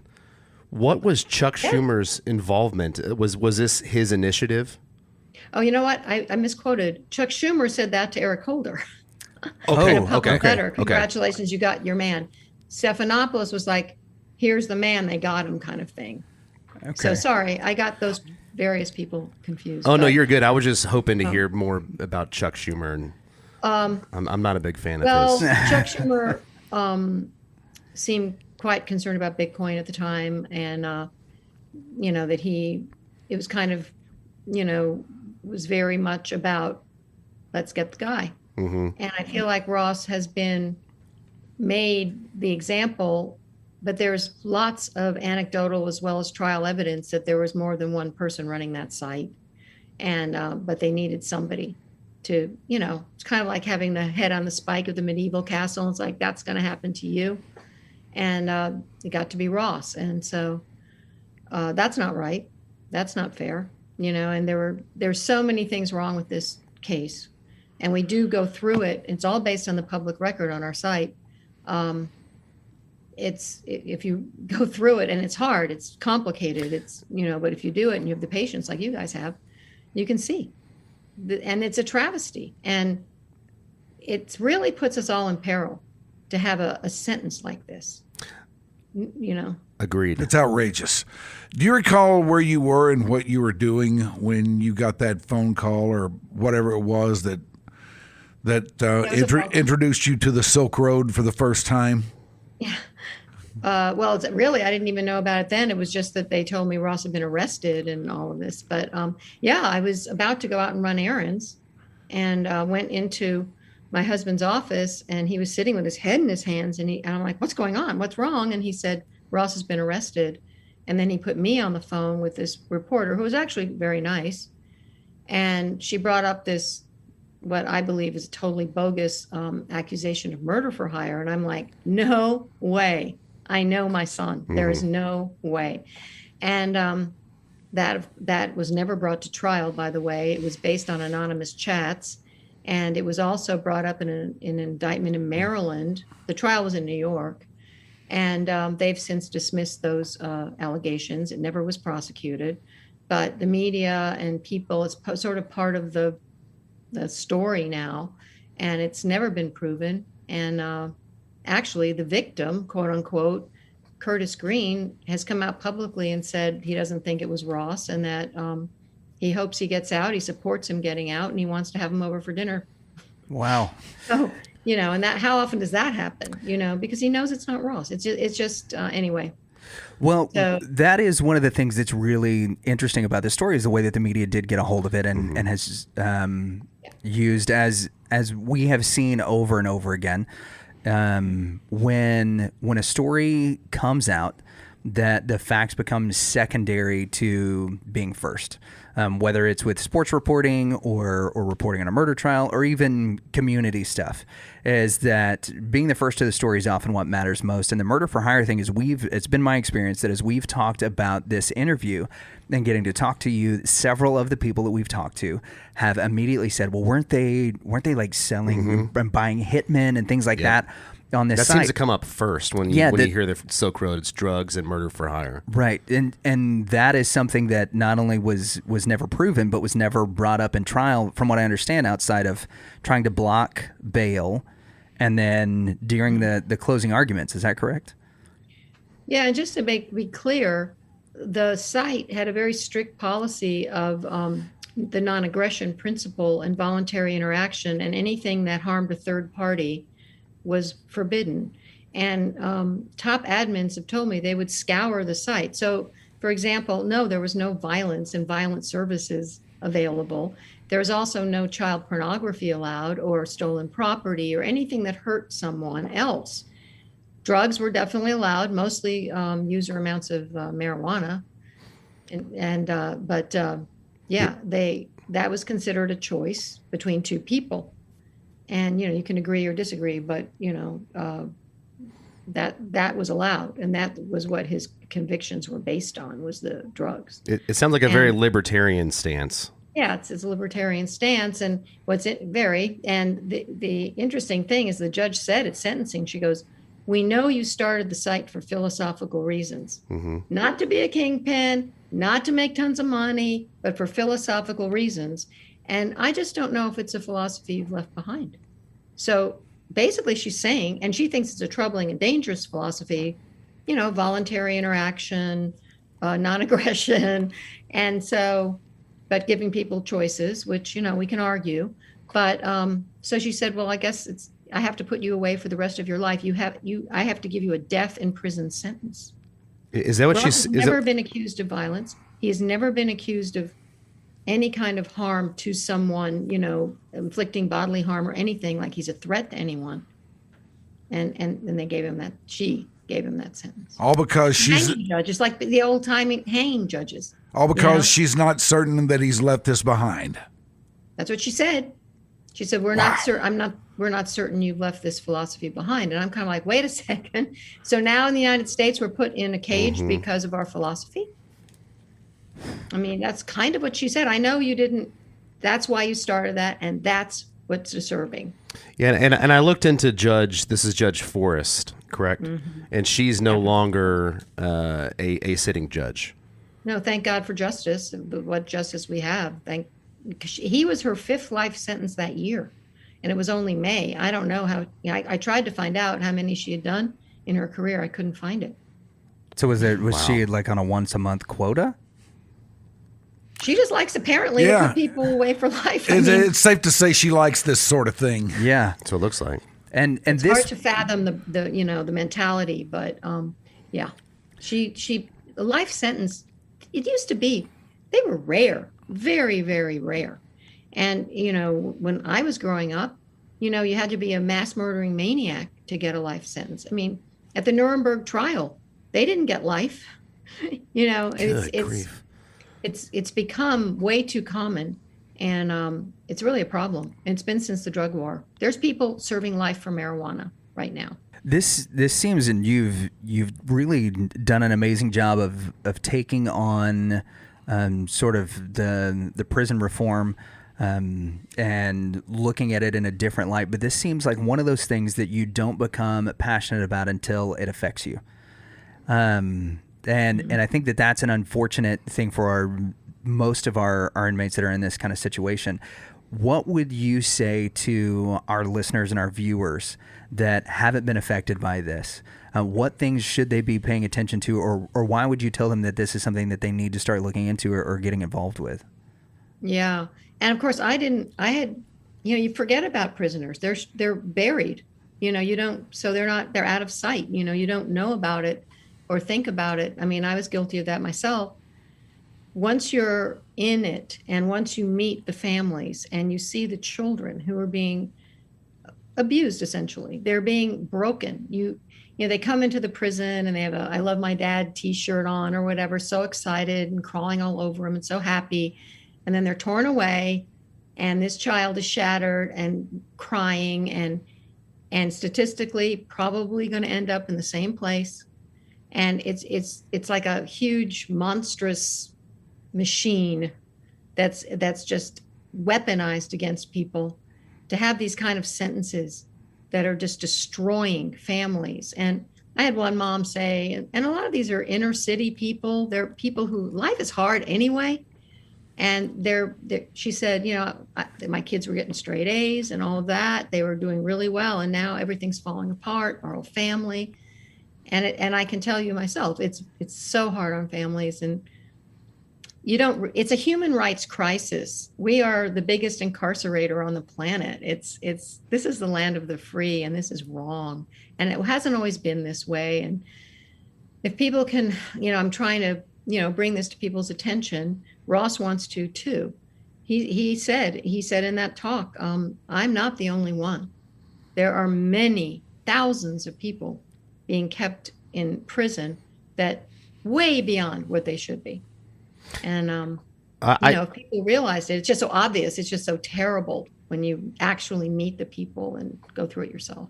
I listened to another interview that you had done, and you had mentioned after the drug war, the incarceration rate went up 800%. Mm-hmm. That's what I've been told. Sentencing Project quotes that. I believe it's them. 800. That's if the criminal justice system and people in it, in jail or on probation or were a state, it would be bigger than 11 states in the United States. It's its own incarceration nation kind of thing. It's bigger than 11 states. That's a lot.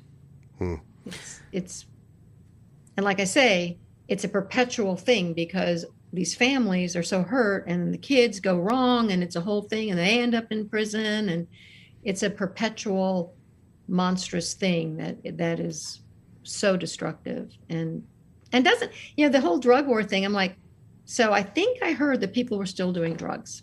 So this is after what, $1 billion? I can't. Yeah. I'll misquote it, but lots and lots of money. I think it is $1 billion maybe by now. It's over 40 years. We're going to stop drugs. Really? Doesn't work. Maybe try something that works. But there's a lot of money being made, frankly. I think it's, there's a lot of that going on. It's a huge industry, the whole prison. And they were around in the 60s, and they're around now. Yeah. And that is not going to change. So I've heard you talk a lot specifically about Ross and the sentence that he got, which we discussed off air a little bit, was twice the sentence that El Chapo got for a first time offender for creating a website, nonviolent, yeah, too. and nonviolent. All nonviolent charges. No So violence. what I've never heard is what I read on the website today, is looking at the extensive timeline that you guys have put together and the people at the Free Ross Project have done. I'm just curious, would you, for our listeners, would you put this, because I know we've talked a lot about Ross and around all of these things, can you kind of give us an overview of the timeline of how things worked, of Ross, what Ross was actually accused of, and how everything went down in your own words? So essentially, Ross was a very idealistic young man. He brought Ron Paul to Penn State. He was totally excited about ideas from von Mises and Murray Rothbard and others. And he was on his way actually to get a physics PhD at Cornell. He had a full scholarship. And he's like, Mom, I'm just not passionate about it. And I'm like, what? What are you talking about? What? No. But he said, this is important, and he was all about freedom. He also, he had started a video game actually that was trying to have people play the game and understand free market principles, and it didn't get sold. And so he turned to the internet with help, because he is not a computer programmer, no matter what you read. He's not trained. And he had this idea for a free market. And he believed in, the principles I was talking about. And so he was a very idealistic person. Ross didn't own a car when he was arrested. He was wearing the shoes I had bought him 2 years before. I mean, he's an idealist. He's not, I don't have all the bling, okay? I'm not a kingpin's mother, it's like, so he's an idealist, and he meant no harm. So anyway, that happened. And I believe that it was parallel construction that found Ross, which is something that it's basically evidence laundering that the NSA gets involved in. And the NSA, it was broken the story was broken in the Intercept through Snowden's papers, that the NSA was targeting Bitcoin users before Silk Road's takedown, and urgently targeting them. So the government was obviously very concerned. And so I think that's what happened. I also believe that Ross got out and he was set up. And if we talk about this, it's very complicated, so it's hard for me to cover. Sure. But that he was kind of a fall guy, that he was involved. He did create it. He admits that. And then he got back in. I haven't been able to really get into the details with him, but, to help out with something or whatever. And he was, arrested, and basically has taken the fall for the whole thing. Now, after Ross was tried and convicted, the defense team kept digging into evidence, because what the government does is they pile on so much. I think it was 4 terabytes, some huge amount. Yeah, 4 terabytes. Yeah, that you can't humanly go through it all to find the needles in the haystack. But they kept going, and what they discovered was a couple of things. One was there was a corrupt agent. They already knew about 2 of them. There was a corrupt agent that looked like, and pretty much evidence shows that they edited out a bunch of evidence that was never shown to the jury. And the other thing is that Dread Pirate Roberts logged into the Silk Road Forum when Ross was already in prison 7 weeks. So who was that? And I think it's pretty well determined there were many people running it. That even came up in trial, and the judge precluded the jury from knowing.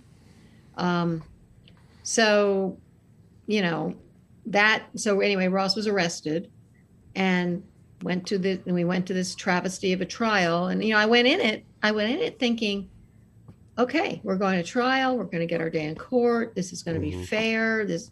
And I left thinking, oh my God, if you go to trial, the odds of you having justice are so slim in our country now. And it's really disturbing. It's really upsetting. And this is why 98% of people plea, because prosecutors threaten them and pressure them. And I've talked to people who said, I pled guilty to things I never did because they told me if I went to trial, I would lose and I would get way more time. And so that's our system now. Prosecutors run the courtroom. And now that I've been through it and the sentencing, I'm like, wow, the defendant has no chance. They I always thought it was fair up to then. Why do you think that's a really bad thing? Well, why do you think that is? Power.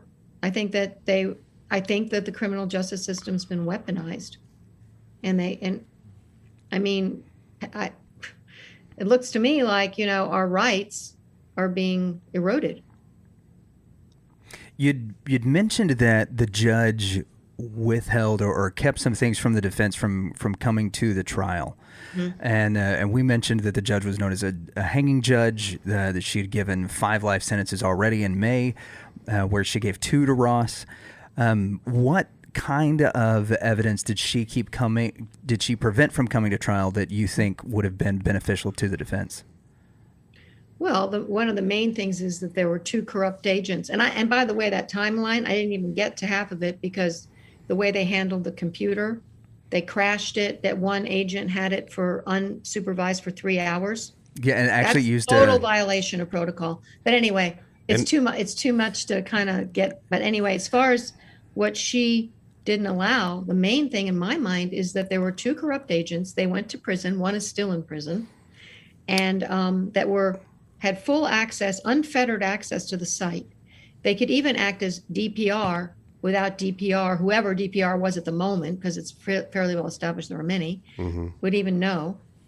They could change chats, they could change evidence that was shown in trial.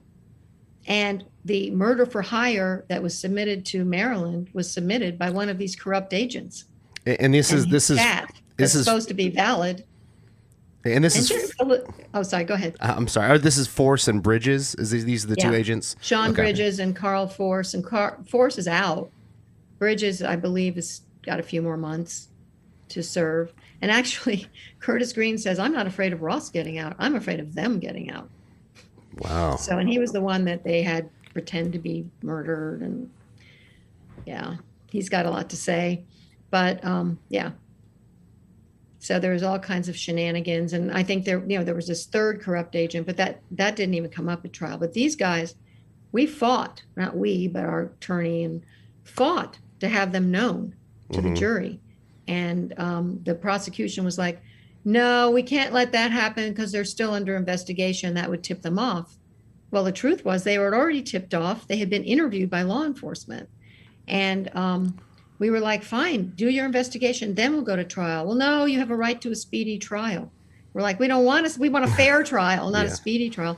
And she said, no, okay, you don't have to, anything to do with them, anything mentioning them was not allowed. So the jury never knew that the whole case was corrupted by these guys who could plant anything on the site. And then that was used for evidence.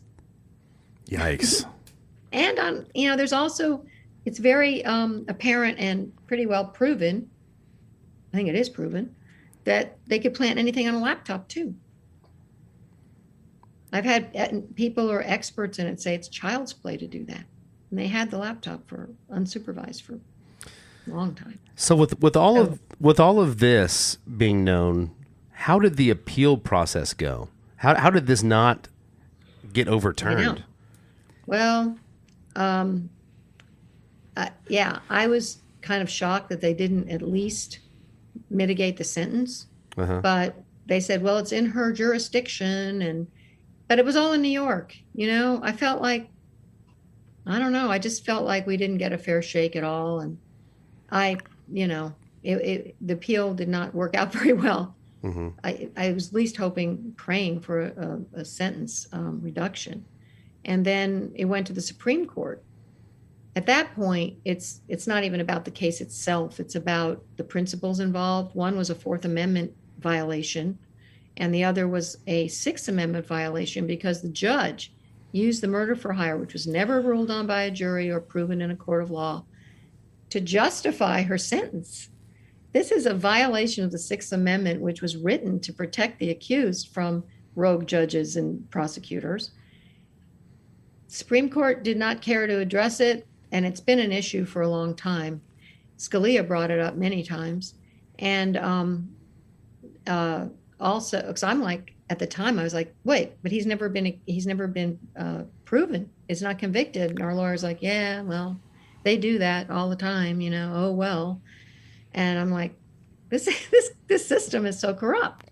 And the Fourth Amendment issue was basically the government, without supervision, without probable cause or a warrant, can go into any of our internet activity and scarf up what they like in secret, and no one knows because it's all under this third-party doctrine. And I won't go into all that, but that was the Supreme Court, who has brought up that this isn't right, but they just punted it.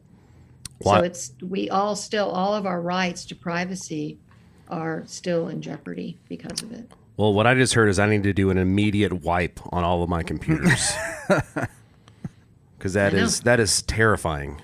And when you think about it, it's, you know, it was based on a 4-decade-old ruling that was based on the dial telephone and what number you dialed.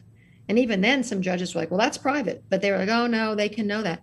Well, now these are little computers, as we all know, with relevant information, you know, our religious affiliations, our sexual orientations, our political persuasions, all of these things. And they can be used for blackmail. They can be used for pressure. They can be used to be persecuted. I mean, it's all there. All scary, too. Case. Yeah. Go ahead. Well, I did want to ask, you had mentioned in the very beginning that Ross did he find salvation in prison, or was this before? And he's just relied on his faith. Well, what happened, and he writes about it. He has an essay called 5 Keys to Inner Strength I Learned in 5 Years in Prison. It's on our website under Meet Ross, and it's also on Medium. And it's really been an inspiration to me. So I became a Christian as an adult and didn't raise my children Christian, but they became Christian. And but then he's a physicist, he's a scientist, and he started, this isn't rational, that kind of thing, and was struggling. And then when he was given this sentence, he writes about how he was looking at such darkness and such despair. And he realized faith was one of his only chances of survival. And out of that came, renewed faith and renewed, faith. And I have remained faithful. And I honestly believe there's a purpose for this, that I believe that there's a reason that I and Ross and our family are in this, because maybe it can bring some kind of light to what's going on. But at the end of it, I want him out. I want him to be able to work for justice, criminal justice reform from outside the cage. Has he mentioned, because I had heard that was something, I mean, obviously he's in this situation that he's in injustice. Do you know if he got out tomorrow, what would he do with criminal justice reform? How would he start? Is that something you're aware of? Yeah, well, he talked about it in this recent talk. I'm sure he would want to speak out, and help people. We're actually working on having a fund, raising money, not for Ross's thing only, but for prisoners, to help prisoners, because there's so many people suffering in there, so many families. And it's a interesting project that's coming up, you'll hear about. And I don't know what he would do. I'm sure he would speak out about it because he feels really strongly about it, because he knows them.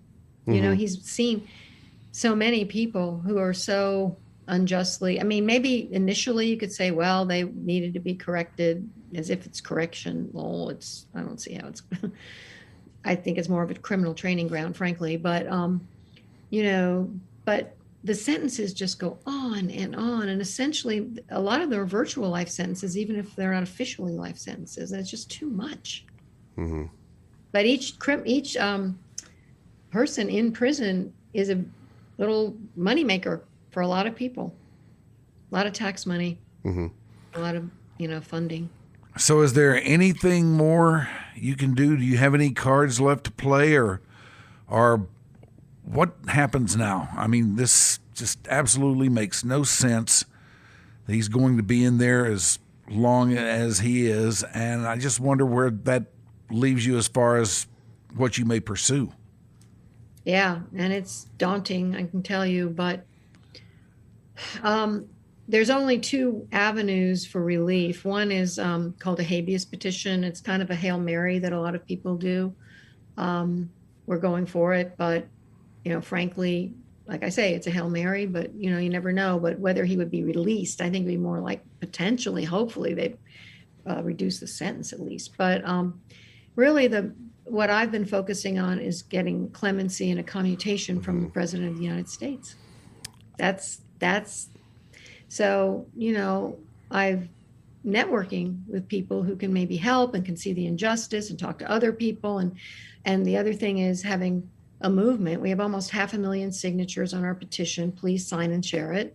And you don't even have to think Ross is a good person. It's just that sentence should not be in our system. It's just wrong. Double life plus 40 years for a nonviolent first-time offender, young guy. Yeah, okay, he made a mistake. I wish I could rewind the clock, and he does too. But life, a death in prison sentence, this isn't right. And this is un-American, absolutely. And so I'm hoping and praying that, our president will see the injustice, that we'll see that it's, that Ross should be commuted, at least the sentence reduced. And that it's not only good for him, it's good for precedent. This sentence now sets a horrible precedent where future sentences could be double life for you. He got it. You can have it. And, that, and then it hurts others, and that this sentence being corrected actually helps people. So just to have to keep trying and hope to get the ear of people who can help us. Not just for Ross. Again, it would correct a lot of things. This isn't right. Yeah, we've done a lot of talking about the sentence. What was he actually charged with? Because there are two charges that are talked about in several of the articles that I've looked at. One for creating the Silk Road, and the others, you've mentioned this kingpin charge. And I know the kingpin charge carries with it a minimum sentence of 20 years, as you guys have outlined. What is the actual charge that he was convicted on? Is it something that's on the books, or is this just something that they've convicted him against with what you consider and you outline is potentially a huge lack of evidence?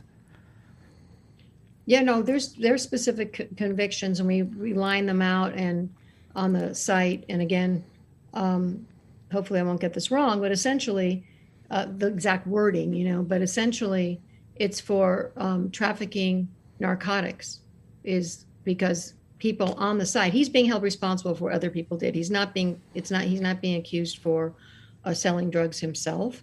And in fact, the biggest drug seller on Silk Road is out.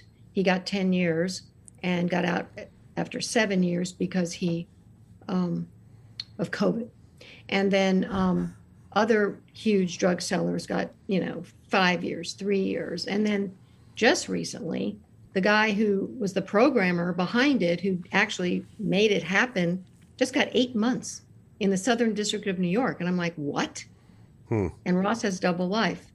Plus the guy, Blake Benthal, who made a copycat site, which was, according to the government, identical but bigger, never got any prison time at all. So, this discrepancy in sentencing is really bad. It's really actually illegal. And but he was accused of trafficking drugs, and then they put on the kingpin charge when he was offered, we're going to offer 10 years to life. There's no ceiling on it. It's not like 10 years period. Of course he would have taken that. And there's some misconceptions out there about this, but this is accurate. It's in the record. But we're going to recommend life to the judge. And Ross was advised by his lawyer, well, that's a bad deal.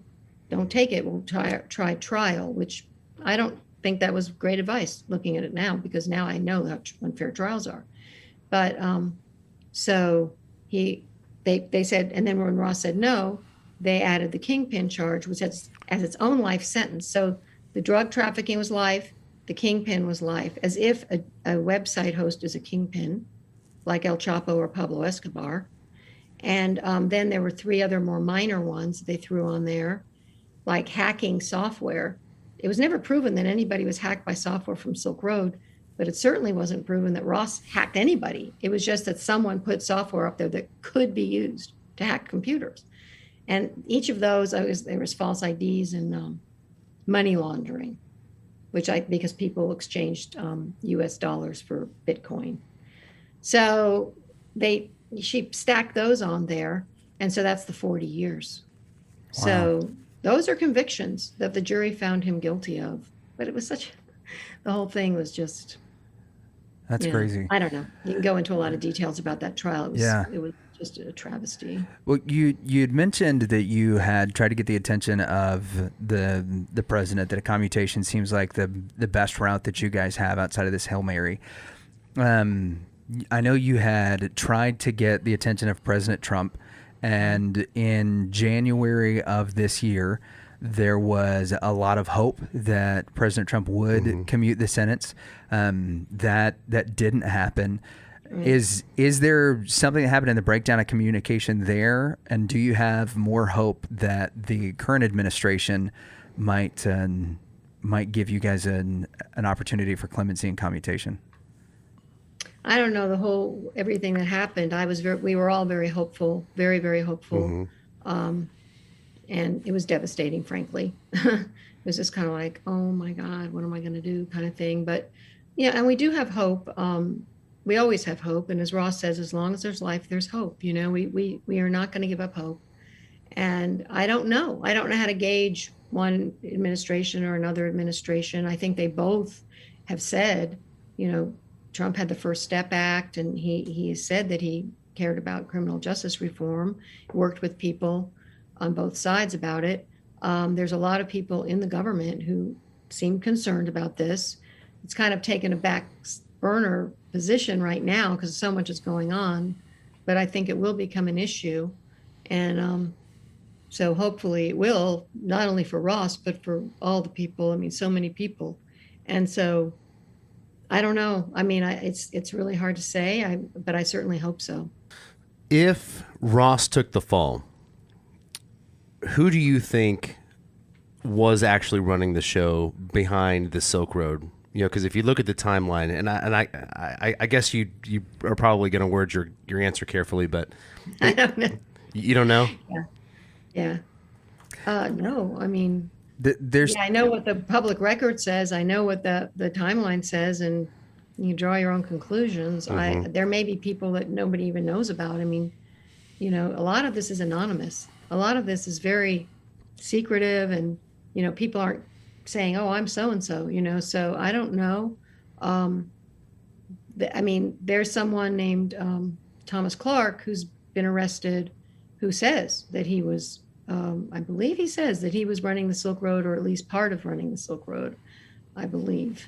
I don't quote me because I'm just not sure of exact words, but basically that he was very involved, and I think he was the person that Wired interviewed.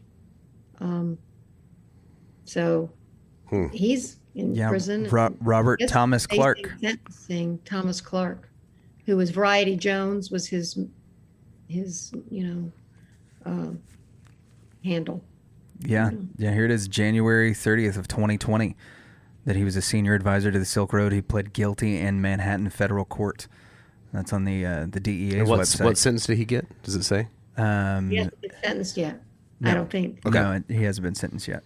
And he's an older guy with a criminal record. And I can just tell you, Ross does not have a criminal mind. He's just not that kind of guy. And then there's 100 letters on our website of people who actually know Ross. And it's one person after another saying, just lauding his character and his generosity and compassion and peaceful nature. And, it's just, honestly, even if he were guilty of everything they say, which I absolutely do not believe, he shouldn't have double life plus 40 years. There should be a place for redemption. There should be, he was young, everybody over decades changes, and there's no chance for redemption or anything in the system now. In the federal system, there's no parole. It's just a hopeless situation. It's incredibly cruel, and I think it's wrong. It's just against the values of our country. How do you hold up under all this? Yeah, well, it hasn't been easy. It really hasn't. But my faith is a big part of it. It is. And I feel like I take it one day at a time. And I, have faith that things will unfold the way they need to unfold. And I also have very strong family and many friends and supporters. And so that is a huge part of it for me. And I've met wonderful people through this that really care about justice and care about Ross and us. And it's been the silver lining. I just wish Ross could meet them. But we have a lot of support, and it definitely helps keep me going. Where do you live these days? That's a good question. I'm not sure where I'm living. I had to move, but I haven't actually moved. So I actually followed Ross around. So I most recently moved to Tucson, where he is. He was sent to Tucson because he was in a very dangerous prison. He was in a very violent prison in Florence, Colorado, which was a step down of the Supermax. Gang heavy, murders happened, beatings, all kinds of things. And he refused. It was kind of a deal where you got to beat up this guy and blah, blah, blah. And he refused. And that put him in danger. And he was put into protective custody. And since was sent to Tucson, which is considered a safe yard where people who are in danger in the regular prisons go. And so he's been there, thankfully, because his life isn't in danger. And so I've been living in Tucson for the last couple of years so I can visit him. Of course, during COVID, it was over a year that I couldn't visit him. But yeah, and he was in solitary during a portion of COVID, correct? Yeah, he was 24 hours a day, either in solitary or with a cellmate, but kept 24 hours a day in an 8x10 metal box, essentially, because of COVID. Well, so, I can't believe he came out of that totally sane. But he, again, meditates, he prays, he's very intentional in keeping his mind healthy. And I am too, and that's another thing that's help get us through, is not getting bogged down in, you can really go down some dark holes if you want, but you just have to not allow that to happen and to trust this is in bigger hands than mine, and I can just surrender to that. Paul and Silas come to mind when hearing this, which, as the pastor, you may have to help me out a little bit. How long were they? How long were they in prison? Well, it depends on which sense you're talking about. For Paul in particular, but years. Yeah, years and years and years. So yeah, much of the New Testament was written from prison, right? Yeah, most of it was written from prison from one author or another, whether it was Paul or John when he was stranded on the island of Patmos when he was sent there as a prisoner, and other things like that. What's it like to visit Ross? Well, now, of course, we have to wear masks, and then they put these plastic sheets between us. It's kind of hard to talk. It's like we're kind of yelling. So it's not normal. There's no drinking water, and the fountain's all closed off. Even though upstairs, when we're waiting to go in, that we can drink out of. So go figure. I don't understand that one. No, it used to be vending machines so we could get food. No food.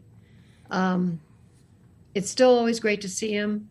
Under normal visiting, we could hug when he came in, and when he left, we could get food and snacks and water, and and it was just, we were opposite each other in chairs, probably about 6 feet apart, and can talk. And it's much more constrained now. I'm hoping it'll go back to normal, but but it's always great to see him, and I really believe it's very important for him to have visits, which is why I've followed him around, making sure. But other people visit him too, not just me, but I'm there, to do it. Mm-hmm. And I think it's a lifeline to the real world, our world, the free world.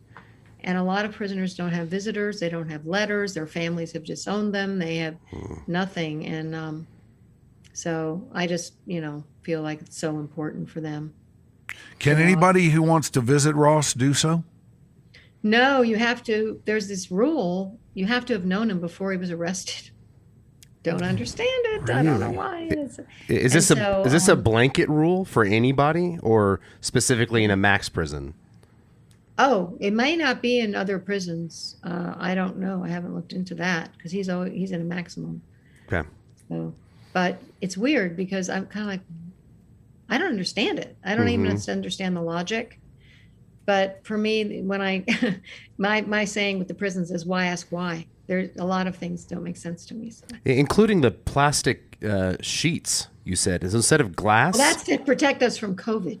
Yeah, but can you see through it? A plastic. I'm picturing a wavy sheet that you can barely see through, but no, it's like a shower curtain, plastic, like a shower curtain kind of thing, and it's stretched so you can see. But it's kind of hard to, and it's got I don't know. It's very hard to hear, right? That's so bizarre. And you've got a mask on, so you're trying to talk and be heard through the mask and the plastic sheet. It's by the end, you're like, gotta get some water.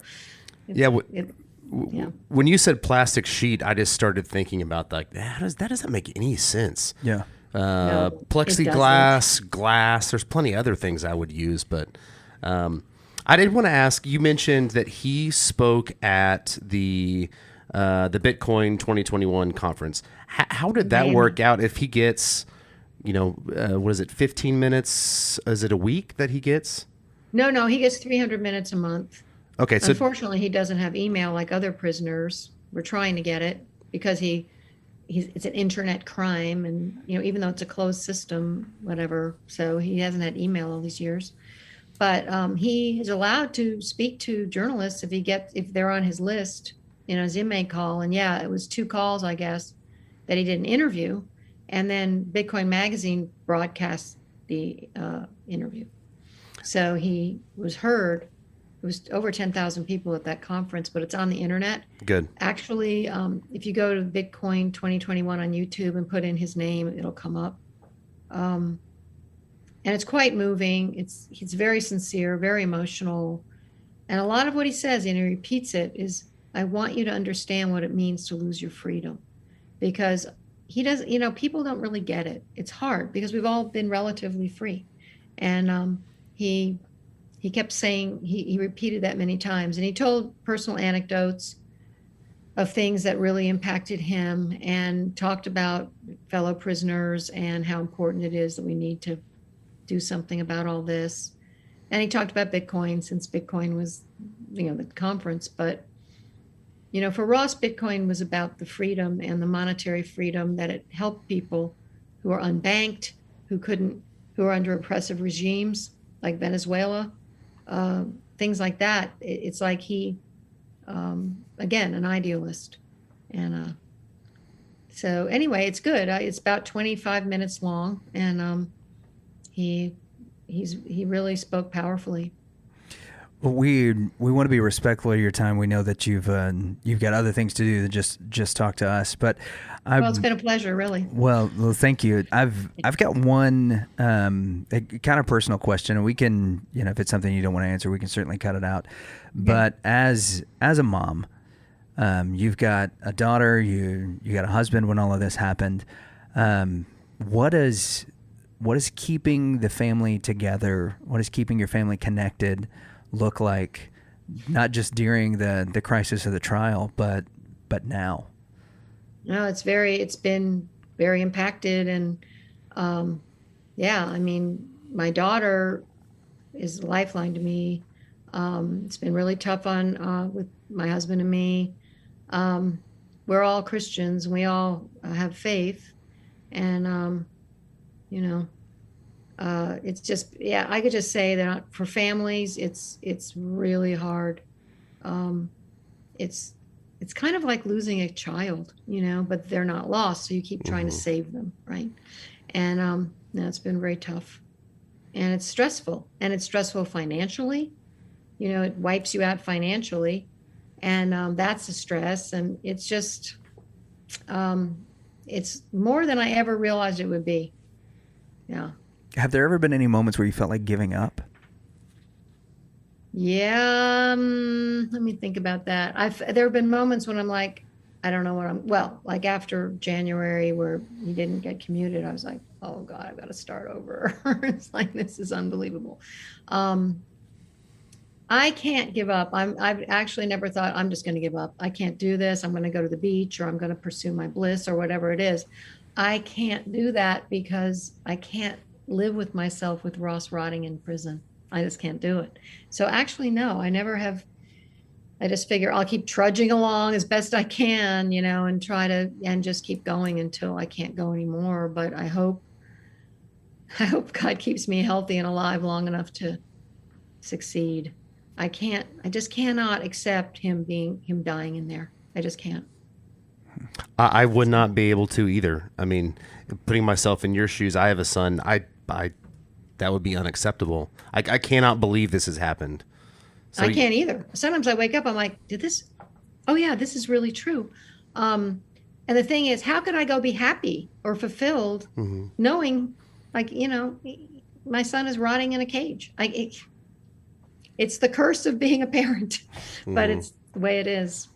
Yeah. Let our audience know where they can go to support Ross and continue to be part of this. Yeah. Well, freeross.org is our hub. On the homepage, there's all about the discrepancy in sentencing. There's a widespread support page on there, which has many prominent and eminent people, as well as, you know, just lots of different kinds of people on there saying this is wrong. We have, you know, governors and leaders and all kinds of people are saying this is totally wrong. This has got to be changed. We have, like I mentioned, 100 letters from people who know Ross. There's video of Ross and pictures, and just to get to know him. But there's a lot of information. It's pretty dense. Yeah. But you don't, do what you want, as far as you want to go. But you can keep going. It's some pretty interesting information. And the part that's all based on the public record, it's called Silk Road: The Real and Untold Story. It's also reads like a crime novel or something, because it shows how the government operates in these investigations, and it's pretty shocking, actually. It's interesting. You get a lot of insight into what happens and how they operate. It reads like like you said, a crime novel, but a very interesting movie. This would make a great movie. A tragic movie, at least in the current chapter that we're in. But right. I highly recommend to the viewers to go read about this, because it's very shocking. Yeah, it really is, and it's you get real insights into how things are going. So freeross.org. That's it.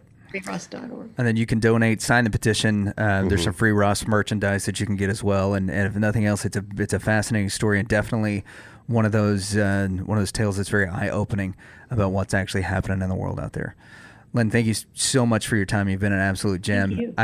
I feel like it's an important issue that people need to know about, especially Ross's story, but also one that seems like it's, anytime you get interviewed about it, you're reliving all of it. And so we thank you very much for, having the emotional currency to spend with us tonight. I admire your strength. Yeah. And we'll be praying for you and your family. Oh, thank you. Really appreciate that. Thanks, guys. Really appreciate it. It's been really nice talking to you. Lyn Ulbricht. Lyn Ulbricht. Wow. I feel like whoever makes a movie out of this is definitely going to win an Oscar. Oh, no doubt. And first, I mean, there's a lot of details that go into winning an Oscar, but first is a incredible story, and this is such an incredible story. that you get lost in it.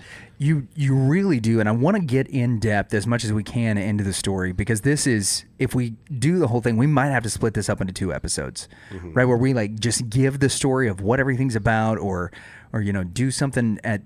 Who knows how this is going to turn out when it gets through to the editing process.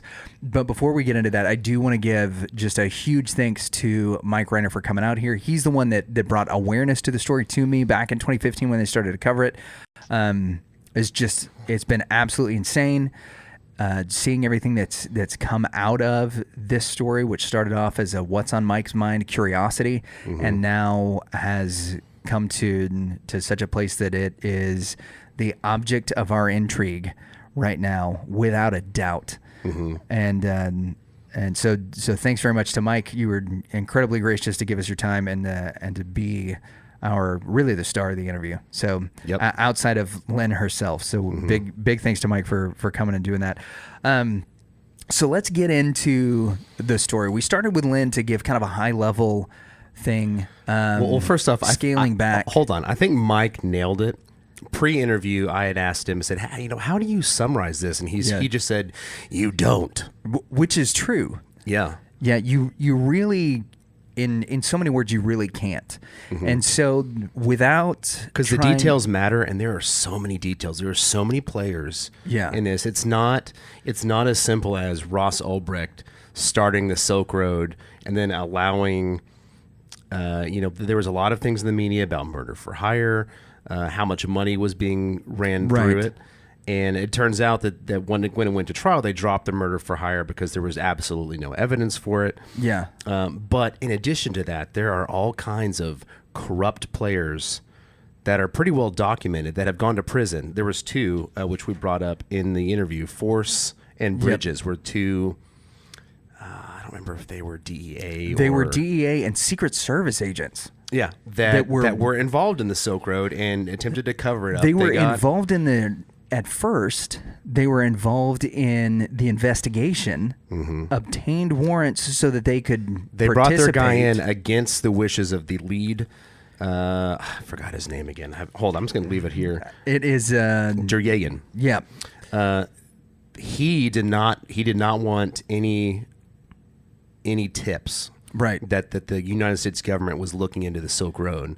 They went in behind his back, got a warrant, brought in one of the guys, I don't know if he was an admin, but he was one of the guys of the Silk Road. Flipped him. Got his admin access, left the interrogation room and logged in and moved money around. Yeah, and what happens in all of this, and I don't want to get too bogged down in the details. And I should say allegedly, because I don't really know exactly what I'm talking about. I've just after a lot of reading. This is everything that they have is documented. It has been brought up in court cases, and a lot of this. And Lyn talks about this, and we got to talk to her a little bit off the air about Jeryagan in particular, because he never felt like it was Ross. Yep. And when pressed about that on the stand, he was told at first he could answer questions, and then over the weekend, the judge came back and said, we're not going to allow this line of questioning anymore. And it was one of several things that she did not allow that would have had the potential, at the very least, to have planted doubt in the mind of the jury as to what was going on. So let's talk about Lyn in particular, and then let's get into as much of a high level as we can about this, because this is, on the one hand, it's a rabbit trail, right? And there's 9,000 rabbit trails. Yeah, and on the other, if we were to just do, and maybe we do it as a bonus episode, who knows how the end of this is going to play out. If we just took it and sat here and read it, it is a riveting story. Like, the audio book of the 32 pages that we just read is enough to keep me completely enthralled by everything that's going on. I mean, it almost feels to me like it should be a separate series or video series or something for us to go into all of this, and that after seeing or listening to it, that our listeners should come back and say, okay, let's go back and listen to what Lyn had to say and why it's so important. Questions. So the biggest thing that Lyn wanted to communicate, and we talked to her about this at the very beginning of the interview, is the way that her son was sentenced was not only incredibly unfair, but also It was a punishment that was way beyond the crime. She talked about the person who started Silk Road 2, got no time, which was a larger enterprise than the one that Ross started. She talked about the largest drug dealer on the Silk Road only got 10 years and only had to serve 7. He's already out of prison. The 2 government agents who were prosecuted against, one of them is out, the other is on his way out. They were actually the guys that did murder for hire. Ross Ulbricht, at the age of 26, 27, somewhere there, got sentenced to 2 life sentences plus 40 years. And he got this really odd kingpin charge that was put up against him, which is not something that even seems like it's applicable, and so much so that even his defense, and there's a quote in the untold story of the Silk Road case that says that as the defense attorney's making his case, he goes, you wouldn't hold AT&T accountable for somebody arranging via text message to sell or to pick up drug paraphernalia, or to have an interaction with a terrorist sex worker or a terrorist or whatever, right? You don't hold AT&T accountable for creating the thoroughfare through which that happens. And yet, Ross was held accountable for creating something which was essentially that, because in the judge's eyes, the philosophy behind what he was doing to create a subversive free market where people did not have to go to a place where they were dealing with United States currency.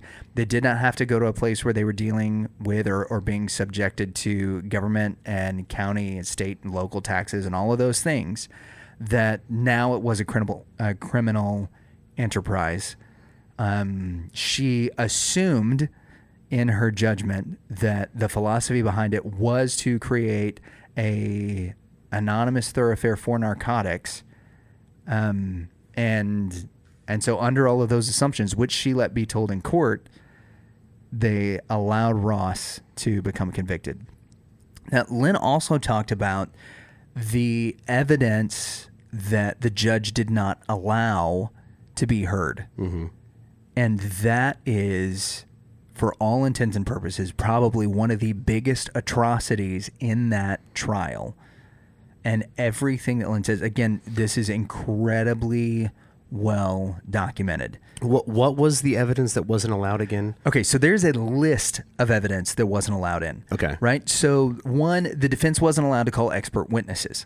So there's a lot of impropriety in the way that all the information was gathered. When Ross was arrested, he was arrested at a library. If I were watching an episode of Law and Order, I feel like this is the part where the lawyer would stand up and say, objection. It really is. And at one point, she says that the prosecutorial attorney makes 100 objections during a cross-examination. The prosecutor made the objections? The prosecutor made 100 plus objections during the cross-examination of his witness by the defense, because the judge made an about-face on whether or not this person who was on the stand, our Duryagan, the lead prosecutor, at least the one who initially he was the person who discovered the case, right? So by we didn't get into this, I don't believe, but he was intercepting Okay, yeah. You go ahead. So anyway.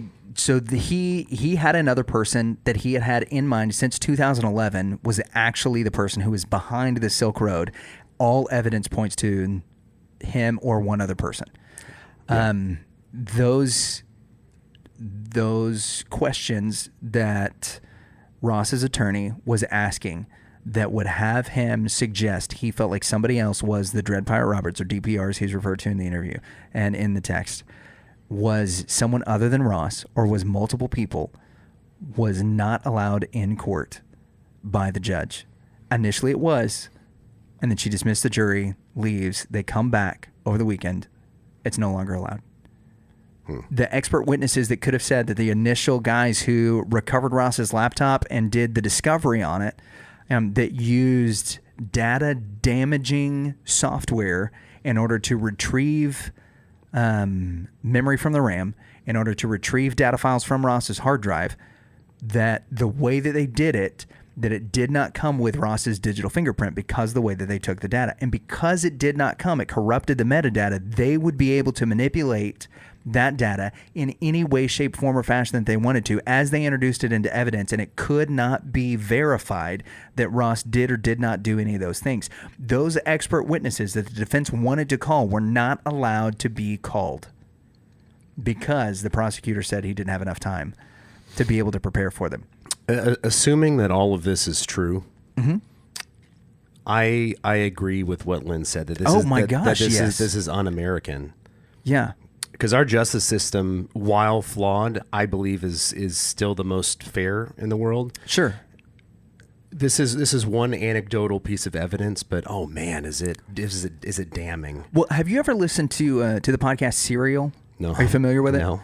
Okay, so it's a phenomenal podcast, especially the first 2 or 3 seasons. The third season is, I would say, it's a little different, and it's sort of a departure from form from the first 2. So the first 2 follow some really weird, one guy who's like a traitor in the middle of the Afghani crisis and causes a bunch of stuff that has to do with a military call sign called a Dust 1, which means that there's a soldier lost. Soldiers potentially were put in harm's way and could have died because of this guy because he ran off base because he didn't like the way that his commanding officers were doing things. Very millennial of him, and did not check a lot of the things that were going on, put a lot of people at risk.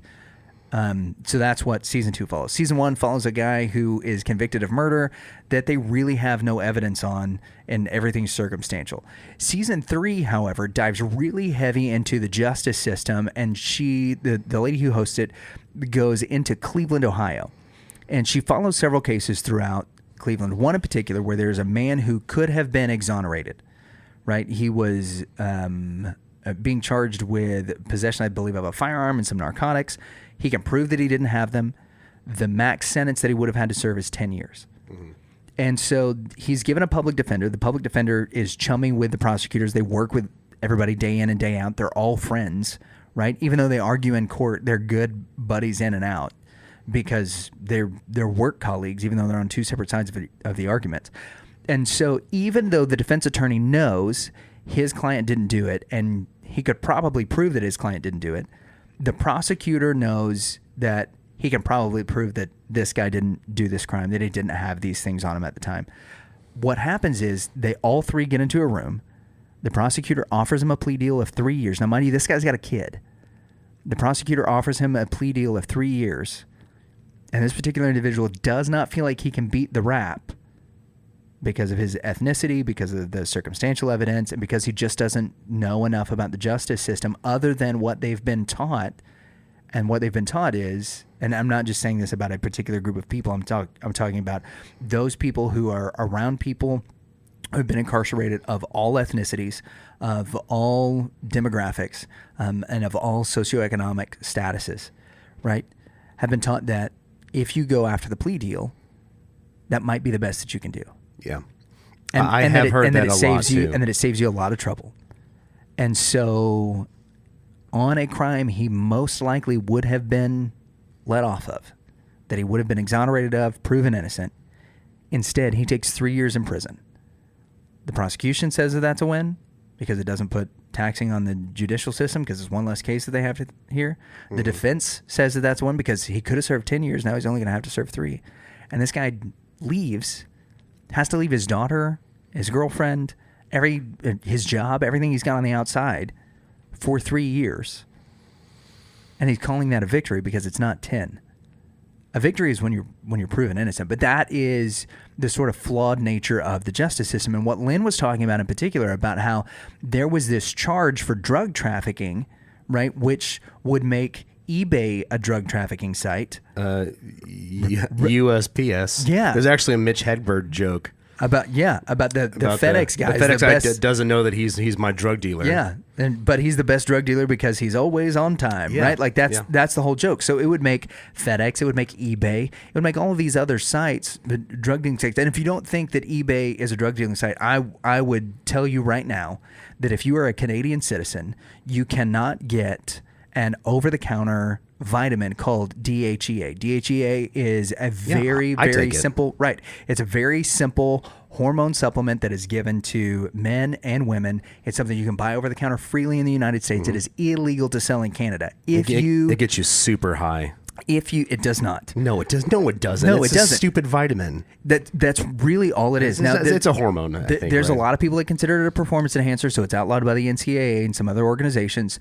But that said, you can't get it in Canada. However, if you were to order it from eBay US and you put in a Canadian postal code, they will send it to you.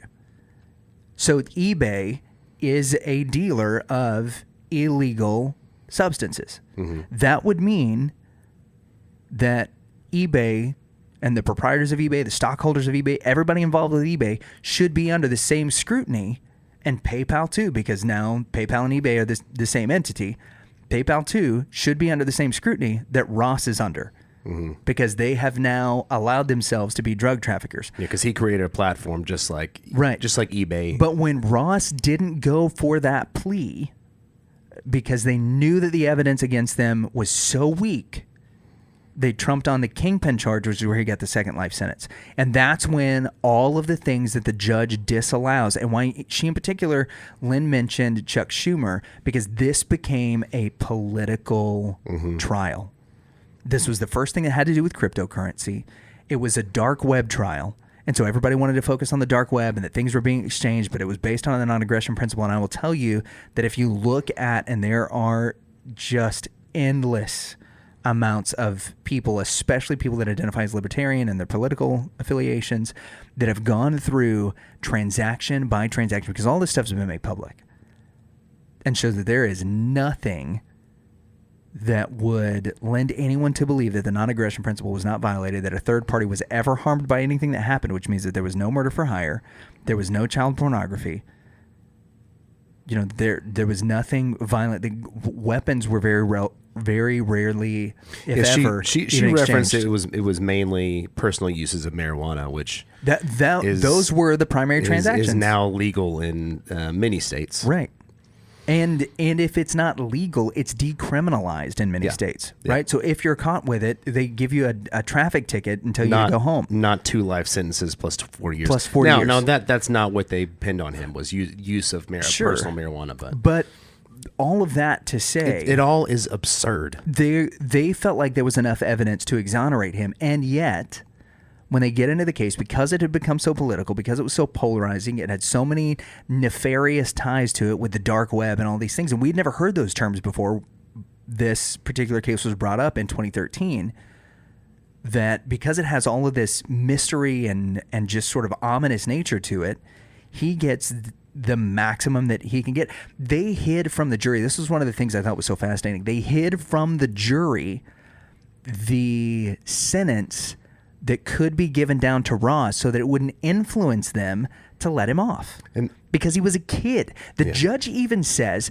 that when Ross's family enters, Ross is not allowed to look at or smile at his family. And this was put into, this was an act that was asked for by the prosecutor. The prosecutor asked the judge, don't let him smile at his family, because I don't want the jury to see him as anything more than the criminal that he is. They didn't want him to see him as human. So he wouldn't let him turn and smile at his mom, his dad, and his sister whenever they came into the courtroom. He had to keep his eyes up front, which was mandated by the judge, or else there would be penalties. Like, how absolutely ridiculous is that you have to dehumanize a person in order that you can get a conviction for what it looks in no other way to push a political agenda. It doesn't sound real. It doesn't sound possible. It really doesn't. It sounds made up. I used the word absurd earlier. I want to call London. And say, look, I've got your next movie. I've got your next drama. Well, there needs to be a script, but like we've got 32. We got a 32-page start. This is it, right? This is the outline of it. Yeah. And if you want to talk about a story that's got espionage and intrigue and everything else, and it's tied into one of the most just impactful stories in all of the 21st century so far, Edward Snowden is the one who in 2015 publishes that he knows that there was an urgent what did she say? An urgent investigation of anybody that was using Bitcoin, because the U.S. government didn't know anything about it, which went all the way back previous to the Silk Road. Certainly, that was the primary currency on the Silk Road. It involved those people when they testified in court in 2013 that there was no such thing, that the NSA was not involved in the investigation of the Silk Road at all. And yet the FBI, when they brought together all of their different evidences against Ross, the very experts that the judge would not allow to be brought into court would tell you that the testimony of the FBI agents is impossible. It's absolutely impossible to have gotten the information and to have arrived at the places where they said they did. And they created platforms identical to the Silk Road in order to prove this time and time and time and time and time again. And all of that evidence was not allowed in front of the jury. And so they can, again, in the appeal, I don't understand how that there is no appeal, and that the Supreme Court denied it on the Fourth and the Sixth Amendment. I don't know if this is an exception, or if the criminal justice system is extremely flawed more than I thought. Yeah, I don't know. It's probably a both and. Yeah, I mean everything It's I've probably heard way today, more flawed than we think it is, and this is an exception, an exceptional case at least. Yeah.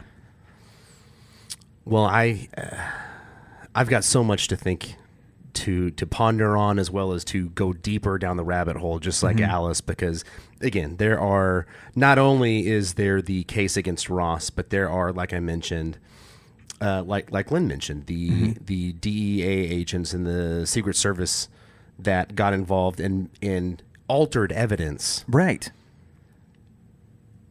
And then were convicted. They had the ability, once Ross was taken into custody, to in real time alter evidence to cover their own tracks, and it was covered on 4 different places. It was erased 4 different places where it could have been found, and there was a 5th one that they just didn't know about. There was a backup drive that one of the many people who was the Dread Pirate Roberts kept, and that's where they found all the incriminating evidence against them. I just put this together. Yeah. But that's the whole thing with the Dread Pirate Roberts. It's just not one person. Right. I just put this together. I'm so dumb. Well, I mean, the guy... I'm referring to the Princess Bride. Right. Well, the guy puts out that moniker 4 months after Ross is no longer involved. Yeah. And nearly to the day. And then all of a sudden, it's multiple people. And it certainly was, if you follow... according to the U.S. justice system, it's one person. It's Ross. which was the case that they made. Now, according to Dergagan and all of his information, which he has stated on record in other cases that are unrelated to Ross's, to convict these other 2 guys who were part of the investigation, and to convict the other criminals who were drug dealers that are almost all out of prison now, right? That it was multiple people, and that he can point to the 2 that he thinks it was at the very beginning. And definitely multiple others, including the guy that she mentioned, the senior advisor of the Silk Road, Roger Thomas Clark, who said he was a key figure in the development of it after Ross left. Well, there's so much more to talk about. There is we have discussed off air a couple of options that we might continue this story. In the meantime, you know what? Stay tuned. Stay tuned. Check out freeross.org. Yep. Sign the petition if you feel so inclined to do so. Because if they get 500,000 signatures, that's the Hail Mary. Share this episode also. The more that this story gets out, the more people are aware of it. Hopefully, we can get Ross some relief. I gotta say, I'm amazed with the guy that he is. Oh my gosh! Yeah, he is in prison in solitary at different points. You know, during COVID, he was in solitary for months at a time, staring at a wall because he couldn't be let out. And his faith is growing. Yeah, and that is a testament to him and his family. I think because they all seem to be handling it the same way. Yeah, I am so surprised that is the thing that hooked you on all of this. I was intrigued in the interview that's one of the things that I brought up. Faith. Yeah, that you kept coming back to that, not because of anything other than, you know, that is. Well, I can relate to being not his situation, but I can relate to being in such a dark spot that faith is what you have. Yeah. And the fact that he's got that makes me even more empathetic to his cause. So, freeross.org. Yeah, check it out. Donate if you want to. Sign the petition if you feel so inclined. There's some cool merch and stuff that's on there. Share this episode. Yeah. Man, what a crazy hour. Yeah. So thank you guys for watching. We will be back next week with another guest, probably a little more fun and yucks. Yeah, but for the Reverend and the Reprobate, I've been Lucas Pinkard. I'm Dan Gibson, the Reprobate, soon to be the Reverend after my training is complete. Thank you guys for watching. Make sure to like and subscribe, and we'll see you all next week.